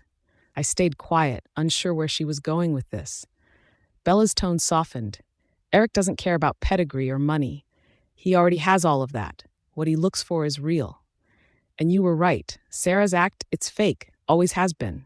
Thank the moon goddess he saw through it before it was too late. Thanks, I said quietly, managing a small smile. Then, after a moment, and thank you for standing up for me today. I couldn't have handled that alone. She looked away, guilt flickering across her face. I owed you that, and more. I wasn't exactly great to you before. There was a short silence before she glanced back at me, a little hesitant. So, would you let me help you get ready for tomorrow? Pick your outfit for the summit? Like old times? I hesitated. I hadn't forgotten the past. We'd never be exactly the same again. But Mark was gone, and Bella, she was trying. Yeah, I said finally. Why not? Her face brightened instantly, and deep down, I knew this much was true. Sarah had drawn the battle lines, and if this was war, I wasn't fighting it alone anymore. Elena's POV. Later that night, the restaurant lights dimmed as Bella and I lingered over the last of our meal, neither of us in any real hurry to leave. Outside, the pack buzzed with life, but at our table, everything felt unspoken and heavy. Bella traced the rim of her glass. I'll leave soon, she said suddenly. I glanced up. Where are you heading to? The apartment, she replied. The one Mark and I lived, back when everything still made sense. She gave a small, humorless smile. I'm there alone. I nodded, choosing my words carefully. That can't be easy. It isn't, she admitted. After a beat, she added, I thought about coming back with you tonight to Eric's place. Her eyes flickered away. But I don't want to make things worse, not if he still hasn't forgiven me. He will, I said calmly, just not overnight. She studied me for a long moment, then exhaled. You're really determined to fix this? Yes, I said, but we'll do it carefully, Forsted. I wanted to mend the rift between them, but I knew I couldn't rush it. I needed her on my side to handle Sarah, and that meant taking things step by step. I just hoped this uneasy alliance would hold long enough to get the job done. When I returned to the mansion, Eric was home already. I found him in the study, seated behind his desk, one hand pressed to his forehead as if the day had carved itself into his skull. You look worn out, I said softly as I crossed the room. Everything okay? He didn't answer right away. Instead, he opened his arms without even looking up. I stepped into them, settling against him, and he pulled me close, resting his chin briefly against my shoulder. Seeing you helps, he murmured. More than you know. He drew in a slow breath, his usual way of grounding himself. Then quieter. Tell me about your day. You met the Lunas, right? It was rough at first, I admitted, but it ended better than I expected. I hesitated, then decided there was no point holding back, though your beloved Sarah made sure it didn't go smoothly. His brows knit together. Beloved? No, he said flatly. What did she do? She somehow found out about the tea I organized and hosted her own event. Same building, same time. I watched his jaw tighten. She went around reminding everyone of her special bond with you, like she still runs this place. The Lunas barely acknowledged me. They were practically orbiting her. He leaned back with a sigh. It could have been accidental. I stared at him. Accidental? She turned them against me before I even opened my mouth. They wouldn't look at me until Bella stepped in. Even Bella? Bella? He straightened instantly. She was with you?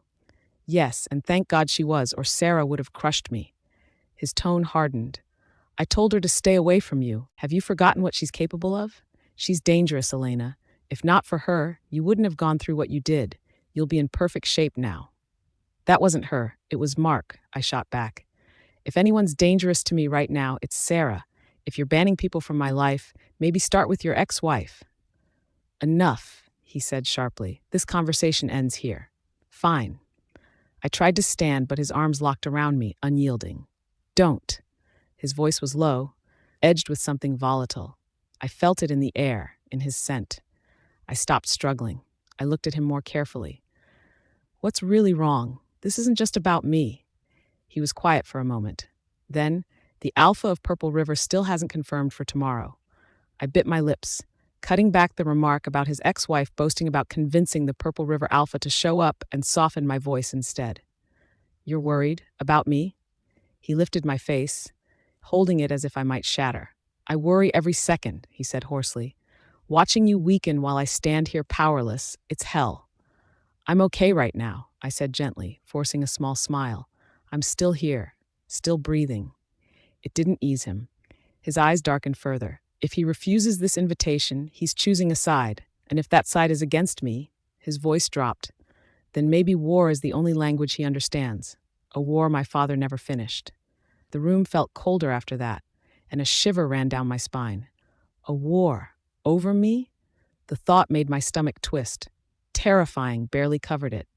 You can't be serious, I said, trying to sound firmer than I felt, straightening my shoulders. He let out a low, dark laugh that didn't reach his eyes. The tension around him thickened, sharp and heavy. His wolf stirred beneath the surface, restless and raw, like it was snarling for a fight it couldn't wait to sink its teeth into. Elena's POV. The pack was buzzing before the sun had even fully risen. Streets in the center had been cordoned off, security checkpoints set up at every corner, and black SUVs with darkened windows zipped past. The year's medical summit wasn't just any event. It was the event, the one everyone would talk about for years. Giant screens on skyscrapers broadcasted the summit's promo video, while crowds pressed against barriers, craning for a glimpse of the alphas arriving from packs across the world. To the outside world, Eric's move into the medical industry looked like a masterstroke of strategy. Analysts dissected his every word, every handshake, debating the motives behind his investments and partnerships. But the truth? Only a select few knew it. Every decision, every detail was for me. Eric wanted to cure me, and the summit was the perfect stage. I had woken up alone in the mansion, Eric already gone, swallowed by meetings and greetings and the endless procession of alphas. Nora was there, tasked with ensuring I didn't get lost in the chaos. Bella, of course, had delivered the dress she picked out, a delicate rose-pink number, cut from the finest fabric, soft yet commanding enough to hold its own at a room full of powerful women. I changed into it and twirled once in front of the mirror. "Do you think it works?" I asked Nora, trying to sound confident. She hesitated. "I think it's beautiful. But what?" I prompted. "You look a little tired," she admitted, biting her lip. I let out a heavy sigh. No kidding. The truth was I hadn't even been able to get through the morning without collapsing. Half an hour after dragging myself out of bed, my body had refused to cooperate, leaving me weak and shaky. If Eric knew, he'd panic, but he didn't need the extra worry today. I waved over the makeup team. "Do your magic. I need to look alive." For 2 hours they worked. Layers of foundation, subtle contouring, gentle touches that turned my exhaustion into composure, my paleness into vitality. When they finally stepped back, I caught my reflection and nodded. "Good enough," I murmured. "Let's do this." Tonight's gala, the official opening of the medical summit, awaited, and I had to be ready, not just to stand beside Eric, but to face the world that had no idea how much this event was really about me. The drive over had been a nightmare.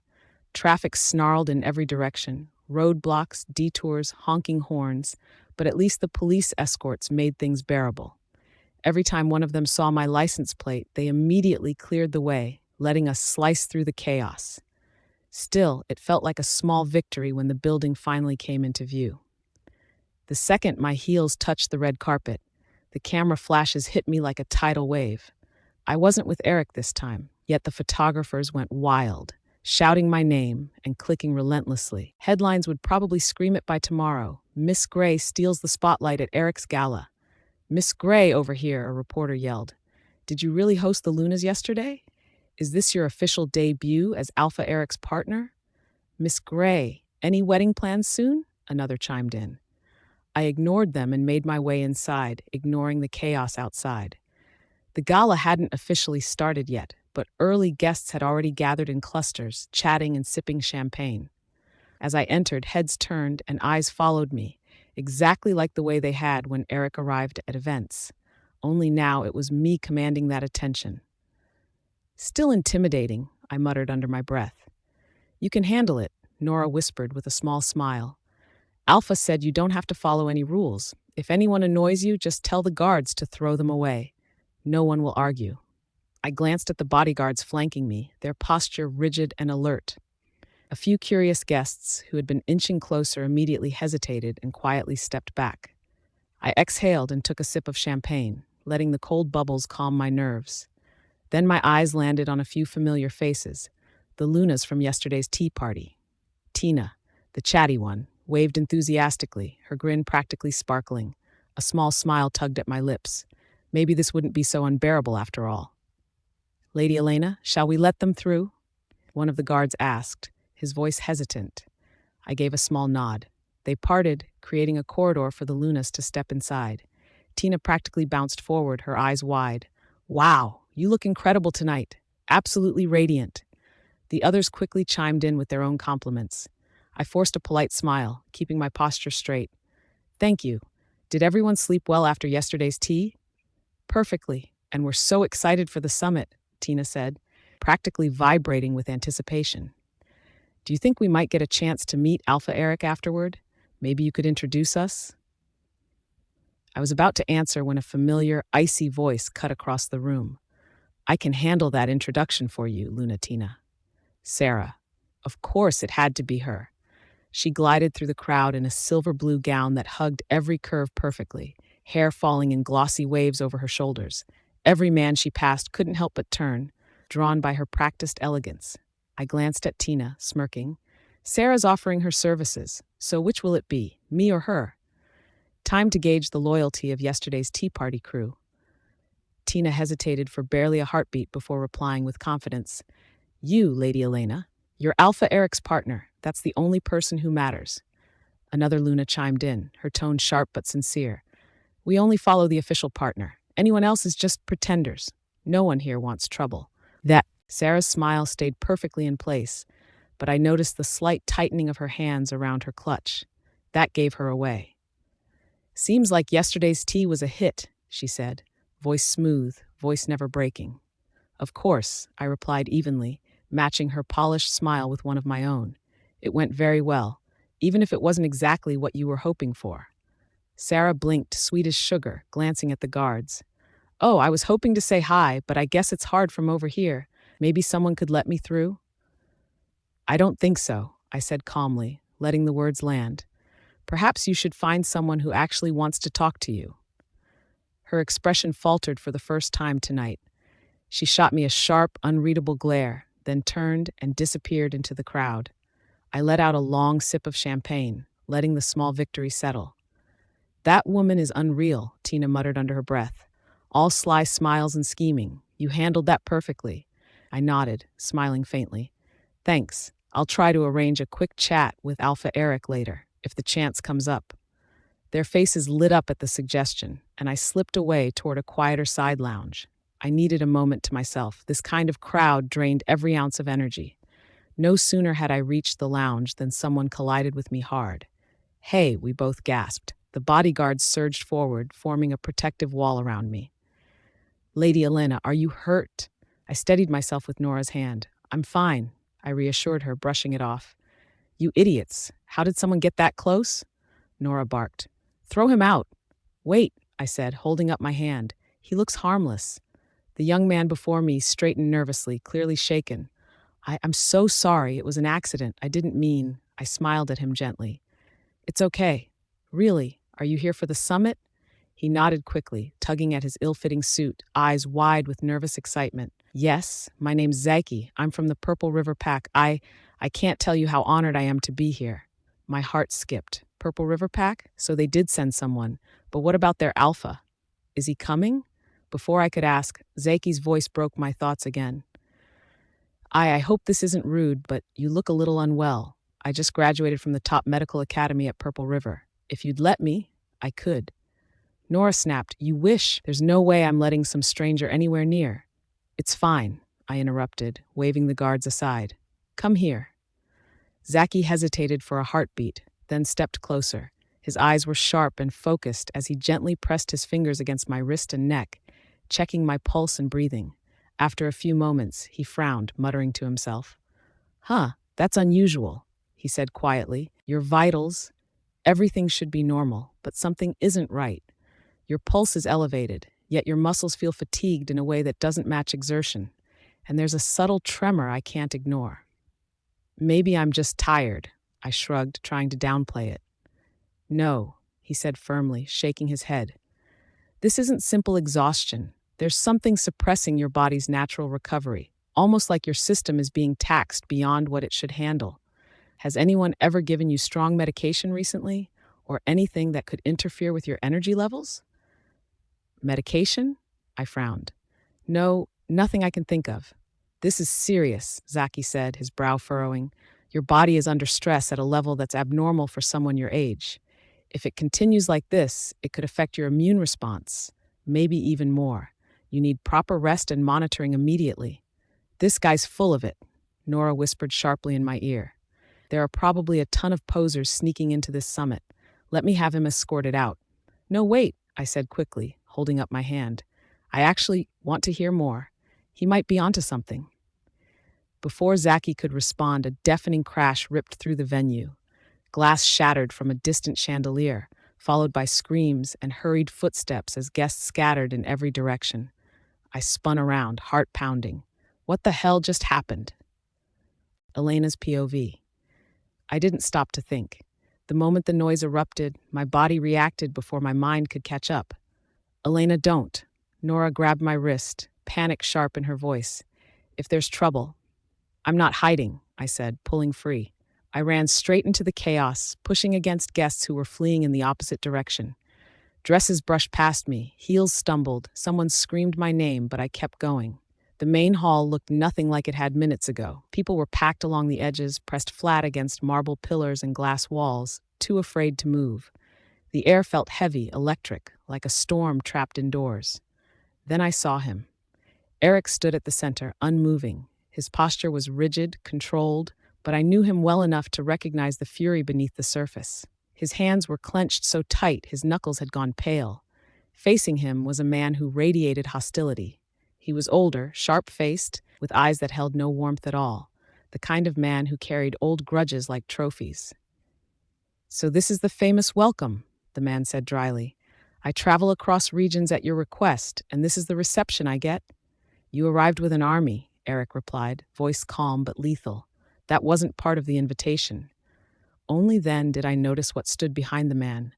Armed guards, too many of them, spread out strategically, weapons visible, stances alert. A ripple of fear swept the room. The man smirked. "You call it an army. I call it precaution." His gaze hardened. "Your family has a history of solving problems with force. I prefer to stay alive." Murmurs broke out instantly. "That war. Wasn't your father responsible? I heard entire packs were wiped out." Eric didn't raise his voice. He didn't need to. "I won't repeat myself," he said. "Lower the weapons." The man laughed softly. "You expect me to trust you?" He shook his head. "You look far too much like him. Same presence, same threat." The tension snapped tight again, so tight it hurt to breathe. Then the sound of footsteps cut cleanly through the silence. Slow and confident. Sarah stepped forward. "Magnus," she said gently, as if she were calming an old friend instead of walking into the center of a powder keg. His entire demeanor shifted. "Well, I'll be damned," he said, breaking into a grin as he opened his arms. "If it isn't the only person here worth seeing." She accepted the embrace easily, smiling like this was all perfectly normal. "You made it safely. That's what matters." She turned slightly, glancing between the two men. "You've met Eric already, I assume?" "Oh, yes," Magnus said, eyeing Eric with open disdain. "Though I didn't expect such suspicion. Makes a man wonder what he's afraid of." Eric's stare darkened, and in that moment, standing there with my heart pounding, I understood one thing with terrifying clarity. This wasn't just a clash of egos. Someone had planned this, and Sarah was standing exactly where she wanted to be. "So let me get this straight," Eric said coldly. "You walk into a medical summit surrounded by armed men, and I'm the unstable one?" Magnus gave a slow, mocking clap. "If my presence offends you that much, I can take my leave. No one forced me to come. That's enough." Sarah stepped between them, her voice calm but firm. She rested a steadying hand on Magnus's arm and shot him a warning look. This wasn't meant to turn into a standoff. "Magnus, have your men wait outside." He frowned. "And leave me exposed? I don't think so." She lowered her voice, something intimate in her tone. "I'm here. Nothing will happen while I am. You know that." Magnus studied her for a moment, then nodded slightly. "I trust you," he said, eyes flicking back to Eric. "Just not him." Sarah turned toward Eric next, her expression softening. "Can you promise me something?" she asked quietly. "That no harm will come to Magnus or his people tonight. Please." Eric's jaw tightened. The room seemed to hold its breath. After a long pause, he said evenly, "No violence will happen here. Not tonight." Her face brightened. "Good." She turned back to Magnus. "You heard him." Magnus chuckled under his breath. "Impressive. Only you could calm two men who'd rather tear each other apart." His gaze slid toward Eric. "You should appreciate her efforts. She worked very hard to make this meeting happen." Sarah ducked her head slightly, almost bashful. "I just wanted peace." Eric didn't respond. Instead, he gestured toward the bar. "The ceremony will begin soon. Help yourselves." Magnus finally motioned for his men to retreat. The tension eased, conversations slowly restarting as if the room itself had exhaled. That was when I stepped forward just in time to hear Sarah murmur to Eric, "This went well. We should build on it. Maybe dinner later? Just you and Magnus." I cut in sharply. "You've got to be kidding." Both of them turned to me. "He walked in here armed like he was expecting a massacre," I continued, voice tight with anger. "And you're calling that progress? People were terrified." Sarah blinked, clearly unprepared for the interruption. Eric's eyes darkened, but this time he didn't stop me. Sarah's smile didn't vanish, but something cooler slipped into her eyes. Change doesn't happen overnight, she said calmly. Negotiations are delicate things. I wouldn't expect you to grasp all the layers involved, Miss Gray, but it would help if you didn't interfere. The insult landed clean and sharp. I turned to Eric, heat rising fast. That man came here looking for dominance. Peace. You saw his entourage. Don't let him posture like this is his territory. Send him back. We'll figure out another solution. Eric stayed silent, his expression unreadable. Sarah didn't wait for him. Another solution? She echoed lightly. That's easy to suggest when you haven't lifted a finger. Eric has exhausted every channel for you, and I had to bend more than a few rules to get Magnus here. Her gaze hardened. Ending it now because you're uncomfortable is childish. My cheeks burned. I curled my hands into fists. This isn't about comfort, I shot back. He's dangerous. Anyone can see that.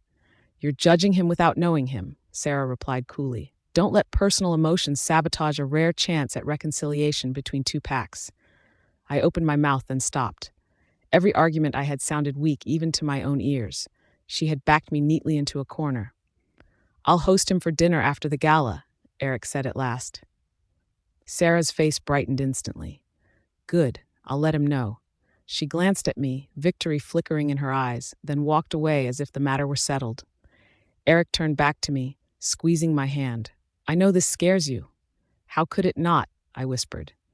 He didn't come in peace. No one brings weapons like that without a plan. I'll see it too, he said quietly. But if there's even a chance he holds an answer, any chance at all, I have to take it. My throat tightened. Eric. Just dinner, he said gently, cutting me off. We'll decide everything after. I nodded, swallowing my frustration whole. The gala continued without a hitch. Eric's speech captivated the room, clear, confident, and brilliant. Applause thundered. Investors buzzed, and headlines were written in real time. To everyone else, the night marked history. To me, it felt like the calm before something far worse. Eric didn't linger after the applause faded. While the rest of the guests clustered together, with wine glasses and forced laughter, he leaned toward Magnus and said quietly, "We're having dinner upstairs." It wasn't a suggestion. If I had been given a vote, I would have chosen literally anything else. A migraine, a fire alarm, even a public humiliation than dinner with the man. But my opinion didn't matter, and I followed them anyway. The private dining hall was already occupied. Magnus sat comfortably at the long table, relaxed like he owned the place. Sarah was beside him, their heads bent close together, whispering in a way that made my skin crawl. When Magnus noticed us, he looked up slowly, his mouth curling into an amused grin. "Well," he drawled, "Alpha Eric finally shows. I was beginning to think you'd lost your nerve." Eric ignored the jab. He pulled out a chair for me with deliberate care and waited until I sat before taking his place. "Magnus," he said coolly, "this is Elena Gray, my girlfriend." Magnus's gaze slid to me.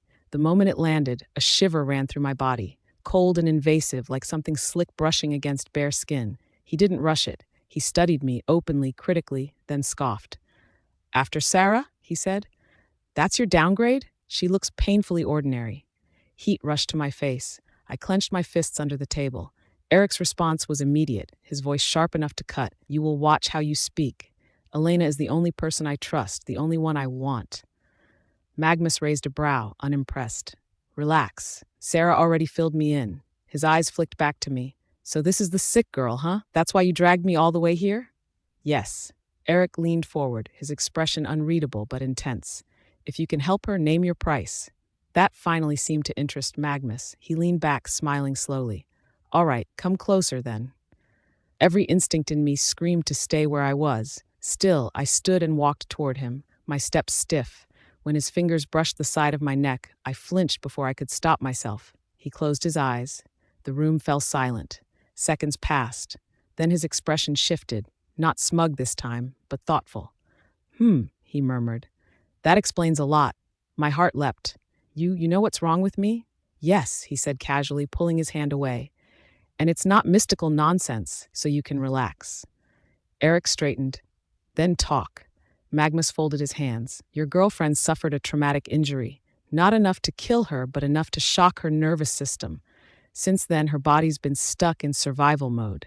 I frowned. "But I was told something was sealed, that something was done to me as a child." Elena's POV. You have to be joking, I said, my voice shaking despite my effort to stay calm. Magnus barely spared me a glance. He looked bored, almost amused. I don't joke about vows or weddings, sweetheart. Now sit down.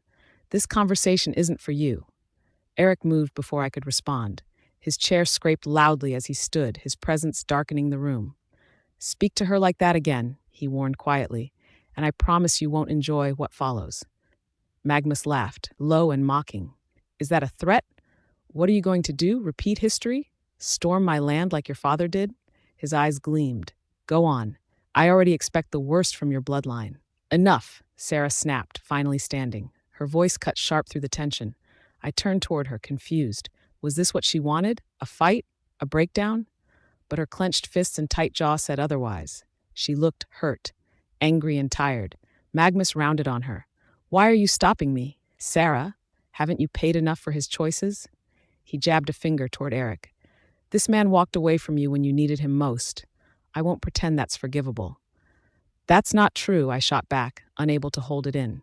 She was the one who filed for the divorce.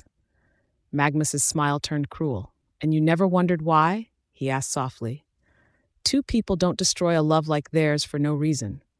Stop it, Sarah said, her voice strained. I don't want this dragged up again. I pushed back my chair and stood. Why not? If there's some heroic story here, why hide it? The truth is simple. She didn't want to stay. She left when things got hard. The sound of shattering glass cut through my words. Magnus had slammed his wine glass onto the floor. Red liquid spread like blood across the tiles. Don't you dare, he snarled. Sarah Hayes gave up everything for that man. If she walked away, it was because she had no choice. His eyes burned as they fixed on me. And she would never have stepped aside for someone like you, unless she believed it was the only way.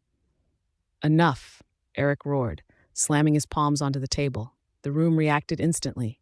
A violent pressure exploded outward, rattling the walls. The chandelier above us swayed wildly before several crystals shattered, raining down in sharp, glittering fragments. Glasses burst. Plates cracked. Stop! Sarah screamed. Her voice broke through the chaos like glass cutting skin. She stood trembling, tears streaming freely now. It's done. It's over. I don't want excuses or explanations anymore. She wiped at her face angrily. Let him think I was selfish. Let everyone think that. I don't care. My chest tightened. What was she saying? Eric's voice came out rough, strained. You asked for the divorce, he said. That part isn't a lie. I know, she whispered, but when I handed you the papers, I waited. She laughed weakly through tears. I thought you'd ask me why, just once, but you didn't. You signed them and walked away like I didn't matter. Eric froze. You had a reason? His head snapped up. You had a reason you never told me? I grabbed his arm, panic flooding me. Eric, stop. This is exactly what they want. They're pushing you. You don't understand anything, Magnus bellowed. What they had wasn't convenience or attraction, it was sacrifice, the kind of love that burns you alive. He pointed at Eric. You lost the only woman who ever loved you without condition.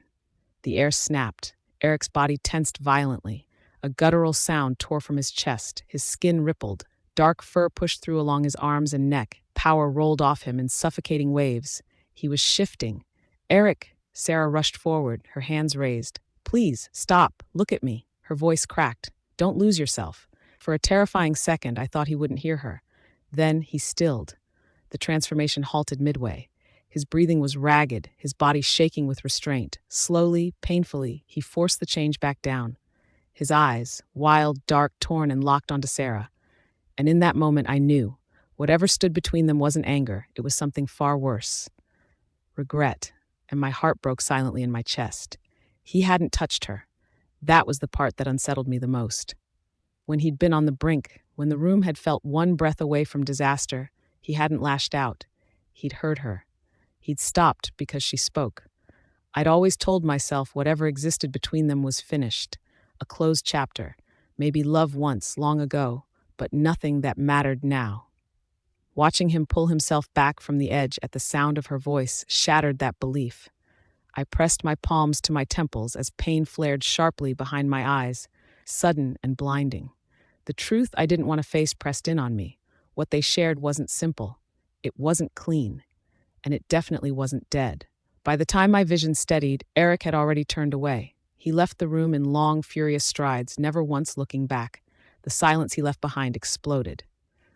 "God damn it," Magnus shouted, staggering as his body finished settling back into human form. His clothes were ripped, his skin smeared with blood. "Did you all see that? That animal nearly tore me apart. I should have come prepared. I should have brought my men." "You pushed him," I said, my voice unsteady but firm. "You wanted a reaction." His head snapped toward me. "I told the truth. That's not provocation. That's honesty. He's unstable." He waved an accusing hand toward the door Eric had vanished through. "This ends now. I'm calling my forces. If he wants chaos, I'll give it to him." "No, wait." I stood too quickly, the room tilting around me. "He wasn't himself. Just let him cool down. Let him explain." Magnus laughed harshly. "Explain what? That he snaps and loses control? That he almost killed me?" His eyes narrowed. "So tell me, where is he now?" My mouth opened. Nothing came out. I didn't know. "I know where he is," Sarah said quietly. Every head turned. She rose from her chair with measured grace, smoothing her dress, reclaiming that composed, untouchable calm as if the last 10 minutes hadn't happened. "There's a place he always goes when he needs to disappear, when the noise gets too loud." She met Magnus's gaze steadily. "I'll get him." "You'd better," he muttered, "because someone's going to answer for this." Sarah didn't respond. She simply walked out. Magnus followed, but as he passed me, he slowed. His lips curved into a thin, cutting smile. "After seeing that," he said softly, "are you still so sure you're the one he listens to?" Then he was gone. And I was left standing there, chest tight, the question echoing in my head. The chaos followed me like a shadow as I stumbled into the lower floor. The sound of glass crunching under my shoes echoed through the empty corridors. Dust hung thick in the air, and shards from the collapsed chandelier sparkled like cruel little stars on the floor. I couldn't think. I couldn't move. I just walked, letting my legs carry me wherever they would. By some small mercy, most of the gala guests had already fled. Only the staff, a few latecomers, and my frantic team remained, cleaning up and trying to restore some sense of order. "Elena," Bella's voice cut through the haze. She was running toward me, her heels clattering over the wreckage. "Where's my brother? What the hell happened?" I shook my head weakly. I don't know. There was a fight. Eric and Magnus, and then everything just went wrong." Nora's voice was sharp, urgent. "Purple River Pack soldiers are outside, armed. They're claiming someone attacked their alpha. The only one who can calm this is Eric. Do you know where he went?" I swallowed hard, hugging my knees to my chest as dizziness hit me in waves. "No, I don't. I have no idea." Even though they looked at me with expectation, I felt hollow. The one person who understood Eric, the one who could probably predict his every move, wasn't me at all. Bella softened her tone when she saw how drained I was. "He'll be back. You look like you're about to collapse. Sit, rest." I dropped to the floor without another word, surrounded by shards of glass and overturned chairs. My body refused to obey me. I wanted to get up, to find him, to do something, anything, but I couldn't. I felt useless in a way I never had before. A sudden voice snapped me out of the spiral. "You're bleeding." I looked up to see Zaki crouched before me, eyes wide, hands moving like he couldn't believe what he was seeing. "What?" I croaked. "Your shoulder. You're losing too much blood. How did you not notice?" He pointed urgently. I glanced down. My sleeve was soaked red. My wound had torn open again. "Oh, it's nothing," I muttered. "Nothing." His voice rose. "You're pale, weak, and you're losing way too much. Let me help you, please." Before I could respond, he was already at work. His hands were gentle but efficient, peeling back my sleeve, pulling out bandages, antiseptic, cotton pads, all as if by magic. I stared at him. "Seriously? You had all that ready?" He puffed out his chest, pride flashing in his eyes. "Of course, a healer is always prepared, and you're looking at one of the most promising medical talents of the decade." I let out a tired, bitter chuckle. "All right then, who's the current best?" Zaki's jaw tightened. "Alpha Magnus." The name twisted something cold in my chest. That man might be my only hope, but I didn't want him near me. Zaki cleaned and wrapped the wounds swiftly, his touch sure and precise. "This will hold for now, but you have to take care of yourself. Whatever's going on, it's draining you. At this rate, you'll collapse completely." I wanted to tell him I already knew that. I wanted to tell him I was fine. Have you thought more about my offer? He asked, eyes full of hope. You could come with me to Purple River Pack. I can treat you properly. Your case is extremely rare and incredibly valuable for research. Your offer? I echoed, giving him a skeptical look. Because your alpha dismissed it as nonsense. Zaki's shoulders sagged, but his eyes stayed stubbornly bright. He doesn't listen to anyone unless it benefits him. That doesn't mean I'm wrong. He hesitated, choosing his words carefully. Your condition isn't behaving like a normal injury. It's not infection, not poisoning, and not stress alone. Something is interfering with your body's ability to recover, almost like a lock placed on your nervous system. A lock, I repeated quietly. Yes, he said quickly, warming to the explanation. I've seen records, rare ones, where trauma triggered a dormant response. Sometimes it's chemical, sometimes psychological, and sometimes, he lowered his voice, sometimes it's caused deliberately, experimental procedures or suppression treatments, things meant to control, not heal. The room felt colder. I didn't want to hear this. I didn't want another mystery layered onto my pain, but a small, traitorous part of me did because it meant I wasn't simply weak. I need to find Eric, I said suddenly, forcing myself upright. The world tilted violently. I grabbed the edge of a shattered table until my vision steadied. Hey, don't, Zaki said, alarmed, reaching for me. You're barely holding yourself together. I don't care. I pulled away. Sitting here, listening to theories while she was with him, I couldn't do it. I have to see him. He tried to argue, but I was already moving. The hall looked worse from this angle. Overturned furniture, cracked marble and blood stains, half cleaned by staff rushing back and forth. I spotted a group of doctors heading upstairs toward the private wing of the pack house and followed them, weaving through bodies and raised voices. Upstairs was chaos of a different kind. Medics, elders, security, everyone speaking at once. But Eric wasn't there. Panic clawed up my throat. I pushed through until I reached a door guarded by two men in black. He's in there, isn't he? I rushed forward. Let me in. I'm his girlfriend. They didn't move. Please, my voice broke despite myself. I just need to see him. I need to know he's okay. The door opened before they could answer. Sarah stepped out. Thank you, she said calmly to the guards, then turned to me. Her gaze sharpened instantly. Why are you making a scene? How is he? I asked, my chest tight. Let me see him. She looked me over slowly, like she was assessing damage. Then she smiled. And what exactly do you think you'll do in there? She asked coolly. I can help him, I said, hating how desperate I sounded. He needs me. He needs me. She cut in, her voice firm. I'm the one who got him to calm down.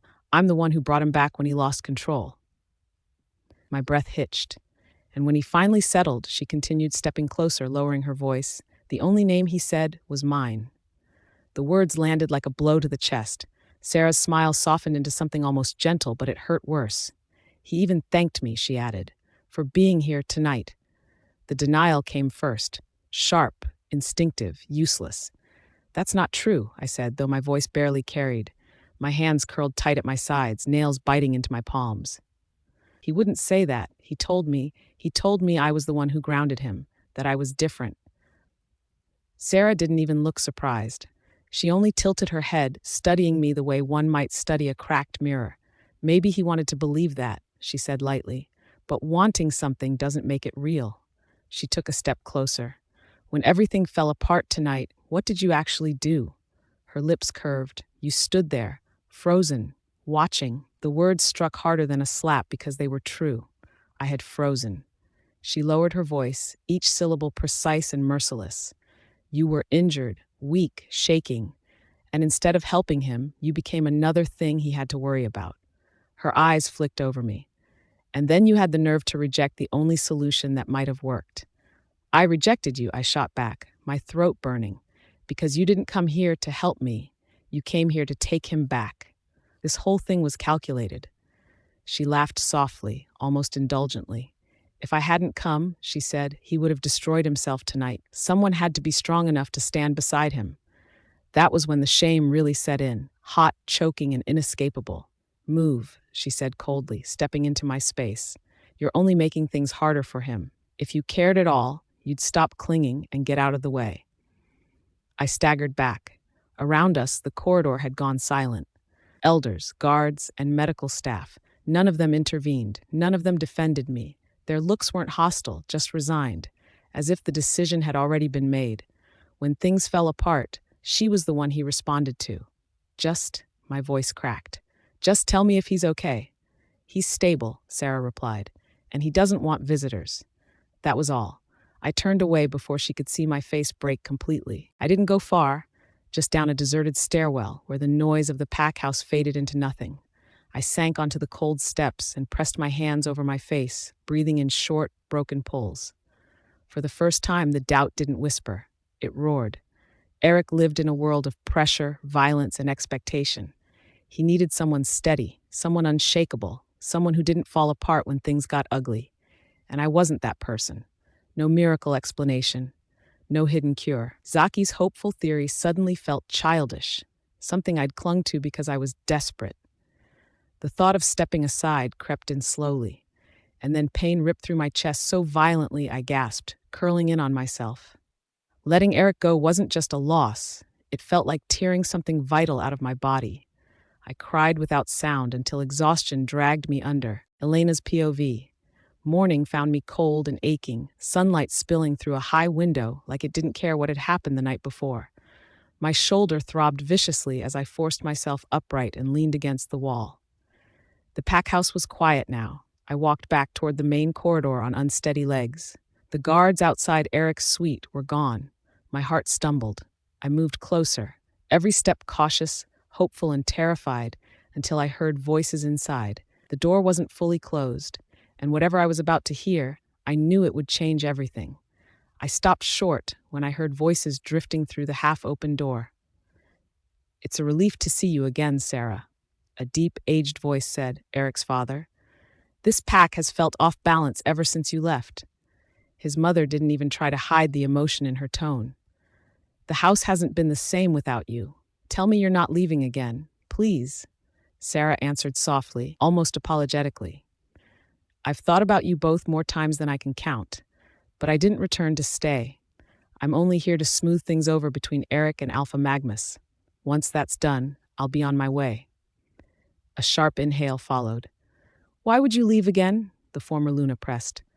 "Do you know what Eric became after the divorce? He spiraled, took to drinking and pills, throwing himself into dangerous sports like he didn't care whether he lived or died. I was terrified every time the phone rang. My breath caught. Drugs, alcohol, my knees nearly buckled. He'd never told me. Not a single word. He'd buried it all so deep I'd never even suspected." Sarah was quiet for a moment before she spoke again. "I won't pretend the past meant nothing. We were everything to each other once. But that was a long time ago. Eric's life isn't the same anymore. He has someone now, Elena Gray, I believe." The reaction was instant. "Oh, don't mention her," the old alpha snapped. "I still don't understand what he sees in that girl. No refinement, no pedigree, nothing worthy of an alpha's mate. Whatever spell she's cast, it won't last." His wife scoffed bitterly. "She's completely unsuitable. Weak roots, poor upbringing. She doesn't belong here." Sarah sounded conflicted. "But he chose her. He never went public with me, yet he didn't hesitate with her. That has to count for something. I don't want to insert myself where I don't belong." "My dear, that only proves how naive you are," the Luna said urgently. "That girl must have pushed him into it. Women like that don't know shame. If you still care for him, you shouldn't step aside. You're the only woman who's ever truly matched him, in strength, in status, and in spirit." My vision blurred. Matched him. Equal to him. I pressed my hand to my chest as the words crushed down on me, heavy and final, standing there, unseen, listening to the people who had shaped Eric's world dismiss me so easily. I understood something with terrifying clarity. I had never been competing with Sarah. I had been measured against her and found lacking. I tried to stay quiet, frozen just inside the doorway, trying not to make a sound. But the moment the old Alpha and Luna spotted me, their expressions sharpened like knives. "Well, well," the old Alpha said, his voice dripping with contempt. "And who's this? Some little girl daring to stand here in our house?" "She looks weak," his wife added, her tone equal parts disgust and disbelief. "Fragile, injured. Not at all what a proper Alpha's companion should look like. I can't imagine why Eric would even allow her here." I opened my mouth to defend myself, but my throat went dry. My legs threatened to give out. Sarah stepped forward then, gliding toward me like a predator, her smile cold and calculated. "Oh, Elena," she said, tilting her head. "You really should know your place. Standing here, trying to be important, trying to meddle with people far above your station."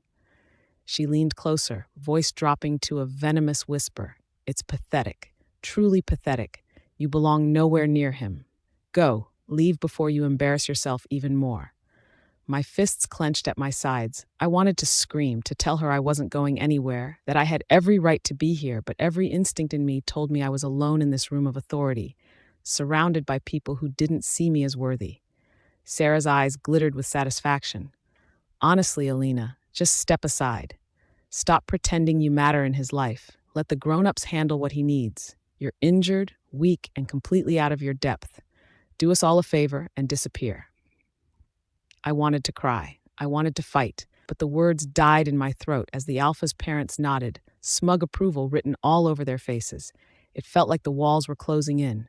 And then the inner door creaked open. Eric stepped out. I couldn't breathe. Relief, fear, hope, all tangled together like a storm in my chest. He looked at the scene with sharp, assessing eyes. His gaze landed on me first, lingering steady. Then it flicked to his parents and Sarah. His voice, when it came, was calm, but each word was a whip crack. "That's enough." The old Alpha flinched, his shoulders stiffening, his wife's lips pressed into a thin line. Sarah straightened too, the confident mask of superiority faltering for the first time. Eric took a slow step toward me. "Elena," he said softly, but there was steel beneath the gentleness. "Come here."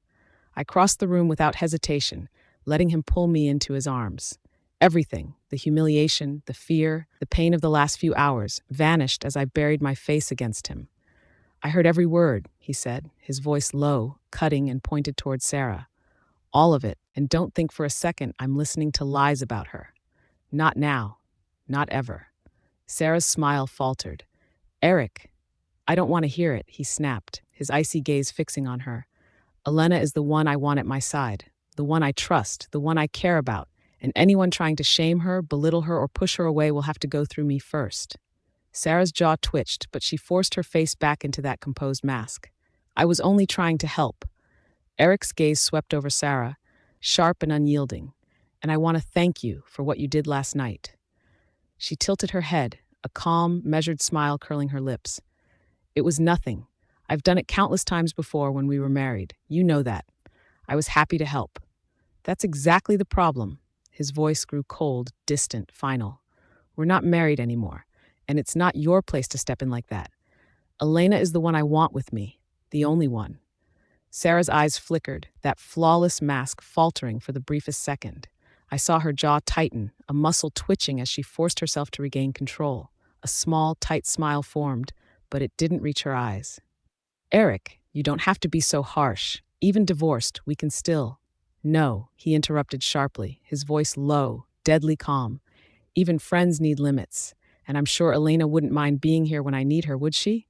His gray eyes locked onto mine, searching, steady. I felt my chest swell, my heart threatening to burst from the sheer ache of love and relief.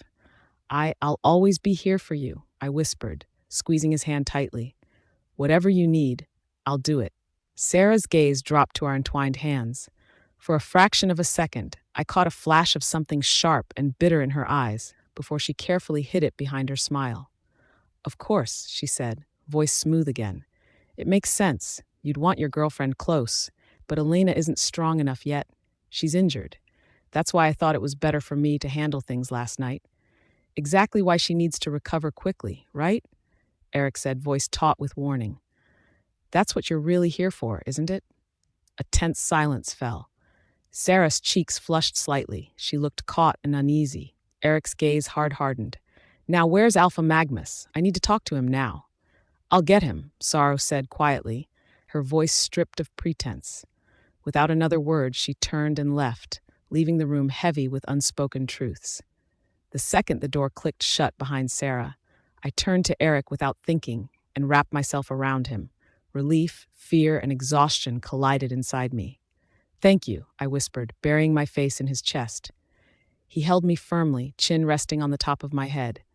I'm sorry, he murmured. I should have been here last night. I'm sorry you had to deal with all of that alone. I opened my mouth, but before I could respond, the door swung open again. Sarah stepped back into the room, flanked by a scowling Alpha Magnus whose dark gaze cut through the tension like a blade. Just because my father couldn't finish what he started 10 years ago, Eric's voice was ice, low and commanding, doesn't mean I won't. Now sit. We're talking about Elena's treatment. No arguing, no bargaining. Magnus's jaw clenched so hard it looked like it might crack. He opened his mouth, then snapped it shut, storming over to the couch and dropping onto it with a thud. Arms crossed, he radiated fury. Fine, he growled. Talk. Let's get it over with. I stepped closer, my voice barely above a whisper. Do you already know what needs to be done? His dark eyes flicked to me, unreadable. It's not complicated. The real challenge is patience. She'll need at least 5 sessions spread over 3 months. Eric's tone was immediately protective. Then she stays here in Silver Crest. You treat her here. Magnus snorted, throwing an incredulous glance at Eric. You're joking, right? I'm an alpha. I don't set foot in your territory for your girlfriend. Send her to Purple River Pack. Absolutely not. Eric's growl was low and deadly. I won't risk her with someone I don't trust. Sarah stepped in smoothly, her voice syrupy but firm. There is a compromise. There's a border town between Silvercrest and Purple River.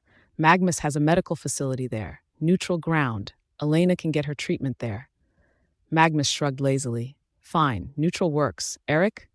Eric's gaze softened as he turned to me. What about you, Elena? Are you okay with this? I froze, the pit of unease in my stomach deepening. Leaving Silvercrest, traveling to a town I'd never been to, being treated by someone who clearly despised me and whose actions were influenced by Sarah, it felt wrong, but I also knew it was the only option. If I wanted to stand by Eric, to be strong enough to protect myself and him, I had to take the risk. After a long pause, I lifted my chin and nodded. Okay, I said, my voice steady despite the tension twisting my insides. Eric's hand brushed mine, a small squeeze that anchored me. Good, we'll get through this together. Elena's POV. The house was still half asleep when morning came. Pale light crept through the windows, turning everything quiet and unreal, like the world was holding its breath. I dragged my suitcase down the stairs, every step feeling heavier than the last. Leaving shouldn't feel this hard, I told myself, but it did. Eric was already waiting by the door, jacket on, phone in hand. Alpha mode barely contained. He looked calm, but I knew him better than that. This trip was eating at him too. Then I heard movement behind me. Bella. She stood near the dining area, twisting her fingers together like she wasn't sure she was allowed to be there. The moment she saw us, she straightened, nerves written all over her face. She began, then stopped, inhaling. I wanted to see Elena before she left. Eric's expression tightened, but I caught his sleeve before he could say anything. Can you give us a second? I asked softly. He hesitated, then nodded. Without a word, he took my suitcase and stepped outside. The second the door closed, Bella exhaled like she'd been holding her breath for hours. Thank you, I swear. One wrong look and I thought he'd call the guards. I managed a small smile. How are you holding up? She tilted her head, studying me instead. That's my line. You okay? I shook my head. Honestly, no. This whole thing feels wrong. The timing, the place, Sarah being involved. My voice dropped. And Magnus, there's something about him I don't trust. Bella's grip tightened around my hand. You're not crazy. Ever since that so-called tea party, Sarah's been setting off alarms in my head too. She paused, then added quietly. But I get it. You don't really have a choice. No, I whispered. He's the only one who says he can help. Then promise me something, Bella said firmly. If anything feels off, anything at all, and Eric isn't with you, you call me. I don't care how far away you are. I'll figure something out. My chest warmed despite the fear. I promise. She smiled, softer now. Take care of yourself, and take care of him too. And you, I said gently, glancing at her stomach. Both of you. We hugged quickly like lingering would make it harder. Then I walked out to the car. The drive to the airport passed in a blur. One goodbye too many. One too many unspoken worries. Less than an hour later, the plane descended into a sun-scorched stretch of land wedged between two powerful territories. The heat hit me the moment I stepped outside. Dry, sharp, unforgiving. The town itself looked almost abandoned. Empty streets, closed shops, dust curling along the pavement. It didn't feel like a place where people lived. It felt like a place people disappeared into. I stared out the car window as we drove, my stomach sinking with every turn. "It's only temporary," Eric said quietly, threading his fingers through mine. I nodded. "Yeah, temporary." 3 months wasn't long, but it was long enough for everything to go wrong. The car slowed in front of a massive compound surrounded by iron fencing. Thick gates creaked open, revealing stark white buildings lined up like they'd been copied and pasted. A heavy lock hung at the entrance, oversized and unmistakable. So this is it, I thought. Magnus's domain. As we pulled to a stop, figures were already waiting. Magnus stood at the front, arms crossed with Sarah beside him. Perfect posture, calm smile. Doctors in white coats flanked them like shadows. Magnus clapped once, slow and deliberate. "Welcome to neutral ground." There was no warmth in his eyes. My gaze snapped to Sarah. "Why are you here?" She smiled politely, the kind of smile that felt rehearsed. "To supervise. Someone has to make sure this doesn't turn into another power struggle." She tilted her head. "Unless you'd rather I stayed back with Eric?" My jaw tightened. She knew exactly what she was doing. "Let's move," Magnus said flatly. "It's too hot for small talk." Inside, the air was cool. The brightness was blinding. White walls, white floors, white ceilings. No noise, no movement, and no patience. It felt sterile, empty, wrong. "Where is everyone?" I asked one of the doctors as we walked. "This facility is research-focused," he replied smoothly. "Most patients are kept in isolated units. You won't see them." Magnus glanced over his shoulder, smirking. "Not everyone gets one-on-one access to me." I bit back a response. We were ushered into an office, minimal and spotless. Magnus took the seat across from us, folding his hands like this was just another meeting. "Now," he said, "let's discuss your treatment." I straightened. "And how exactly do you plan to fix what no one else could?" His smile returned, slow, confident, and unsettling, by removing what doesn't belong in your system, carefully and gradually. My unease deepened. Whatever this place was, it wasn't just a hospital. "The treatment is twofold," he said. "Your body first, then your nervous system." That already didn't sound comforting. One of the doctors beside him opened a tablet and explained, voice measured and clinical. "You'll undergo regular physical conditioning paired with controlled medication doses. The injections are meant to stabilize your system and improve recovery speed." Eric's posture stiffened instantly. "Injections of what exactly?" Magnus let out a short, humorless laugh, as if the question insulted him. He didn't answer. Another doctor cleared his throat. "All compounds used here have passed internal trials and are approved for use. Miss Gray will be monitored constantly. Her vitals, brain activity, and immune response will be tracked in real time." Eric's gaze didn't soften. That wasn't reassurance. "Continue." Magnus leaned forward now, irritation flickering across his face. "The real work happens during therapy. 5 sessions, spread out over 3 months. His eyes slid to me. "I'll be present for every one." I didn't like the way he said that. He continued, "We'll be using controlled electrical stimulation, low-level currents to activate dormant neural pathways. Your body isn't responding the way it should. We need to remind it how." My stomach twisted. "You're talking about electricity, on my brain." "It's not torture," he snapped. "It's science." "Sounds like torture with better branding," I muttered. Eric shot me a quick look, half warning, half concern, then turned back to Magnus. "And the risks?" "There are always risks," Magnus replied flatly. "Temporary disorientation, fatigue, headaches, and emotional instability." That last one made my chest tighten. "And during the procedure?" I asked quietly. "You won't be conscious," he said. "A neural interface will be fitted. Think of it as a medical helmet. Once it's activated, you'll be asleep." "Asleep," I repeated, "while you run currents through my head." Magnus's mouth curled in annoyance. "If you're looking for comforting words, you're in the wrong place. This works. That's what matters." The room fell silent. Eric's hand slid into mine, firm and grounding. I could feel the tension in his grip, the restraint it took for him not to flip the table and drag me out of there himself. I swallowed hard. This was terrifying. But walking away meant staying weak, staying helpless. And I couldn't afford that anymore. Hours later, the room had settled into that strange hospital silence, too quiet to be comforting, too loud to ignore. The IV drip kept its slow, irritating rhythm. Drip, drip, drip.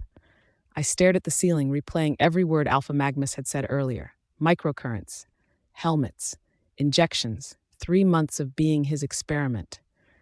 I must have dozed off at some point, because the faint click of metal made my eyes snap open. At first, I thought I was imagining it. Then a shadow shifted near the window. My heart slammed violently against my ribs as the window eased open, slow, careful, and deliberate. Someone slipped inside and closed it just as quietly, like they'd done this before. Moonlight spilled through the window, catching the familiar outline of a lab coat. I pushed myself up on the bed. "Who? Don't scream," the intruder whispered urgently. I froze. That voice, I squinted harder. "Zaki?" He stepped closer, and my shock hit full force. "Zaki? What the hell are you doing here?" "I'm here for you," he said, seriously, eyes locking onto mine like this was the most natural thing in the world. For me, that only confused me more. "Okay," he continued, lowering his voice as he pulled a chair closer to my bed. "So here's the thing. After the summit that night, I couldn't get your case out of my head. It was too bizarre, too fascinating, and way too valuable to ignore. So I went straight to Alpha Magnus and told him my theory." My stomach dropped. "You went to Magnus? That went exactly as badly as you're imagining." His jaw tightened. He completely shut me down, called me the dumbest dumbass in the entire medical academy, said I'd been brainwashed by nonsense theories. Then he suggested I drop out and go wash dishes in a restaurant, because that's apparently a more suitable career path for me. Despite myself, I snorted at, "Don't take it personally. Your alpha has the temper of a demon." Zaki shook his head. "It wasn't the insults. I can handle those. What got to me was that he had zero real reasoning, no evidence. When I asked him to justify his diagnosis, he just yelled at me to get the hell out and said your case was none of my business." "Classic power trip," I muttered. "I couldn't let it go," he said, eyes burning now. The more I thought about it, the more convinced I became that Magnus is wrong, and since he wouldn't listen, I had no choice but to sneak in. I stared at him, disbelief giving way to reluctant admiration. "So you broke into a restricted medical wing behind your alpha's back, just to prove him wrong?" "Not to prove him wrong," he corrected quietly, "to find the truth. But yes, if anyone finds out I'm here, I'll get expelled, possibly exiled. And you're still here. It's a risk I'm willing to take." I studied him carefully, steerless, and dangerously unconcerned with authority.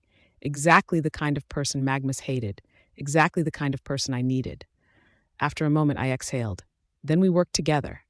Zaki blinked. "What?" "I'll tell you everything Magnus is planning," I said. "Drugs, therapy, methods, all of it. You tell me whether any of it actually makes sense. That way I stay alive and you satisfy your curiosity." His face lit up. "You'd trust me? I don't know you," I admitted. "But right now, you might be the only person I can trust." So I told him everything, about the injections, the physical therapy, the helmet, the microcurrent stimulation. When I finished, my voice shook despite myself.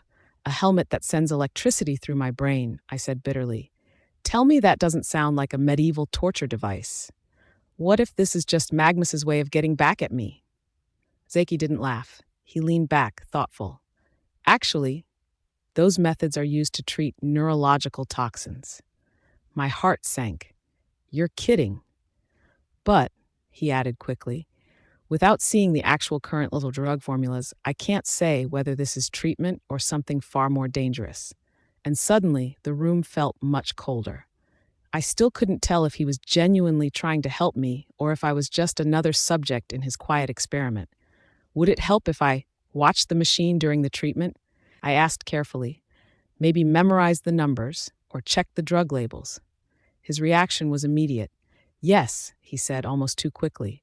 "Anything you can get could matter, even fragments." I hesitated, and if they notice, his mouth tightened, "Then don't let them. This place doesn't forgive curiosity."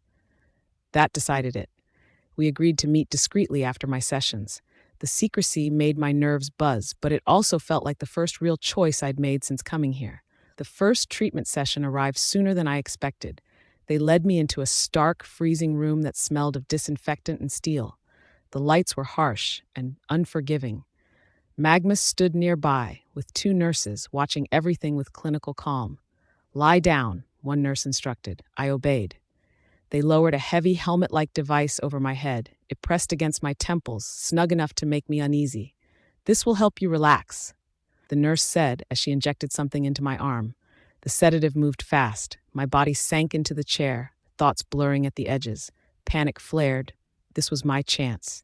I forced my eyes open and turned them toward the machine beside me. Numbers flickered across the screen.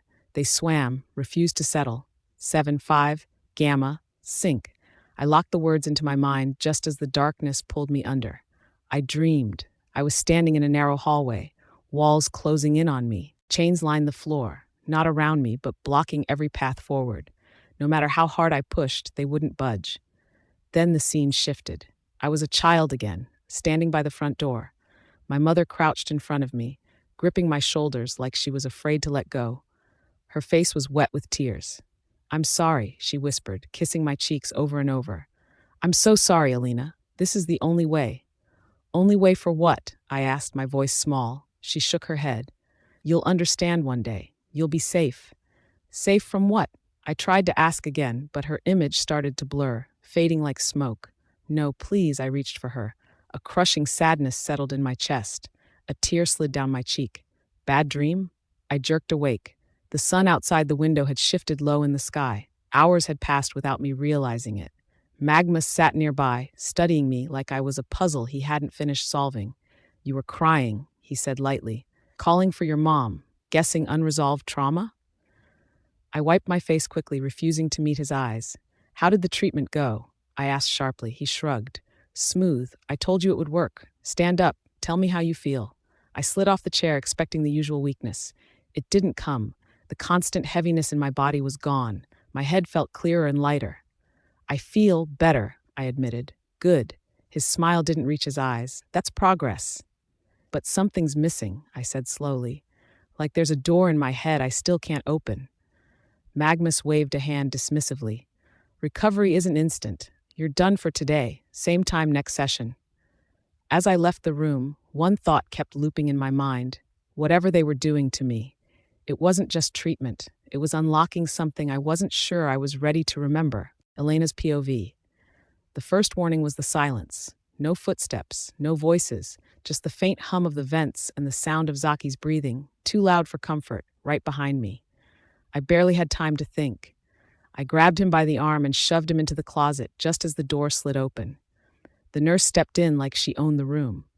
My pulse spiked, heat crawling up my neck.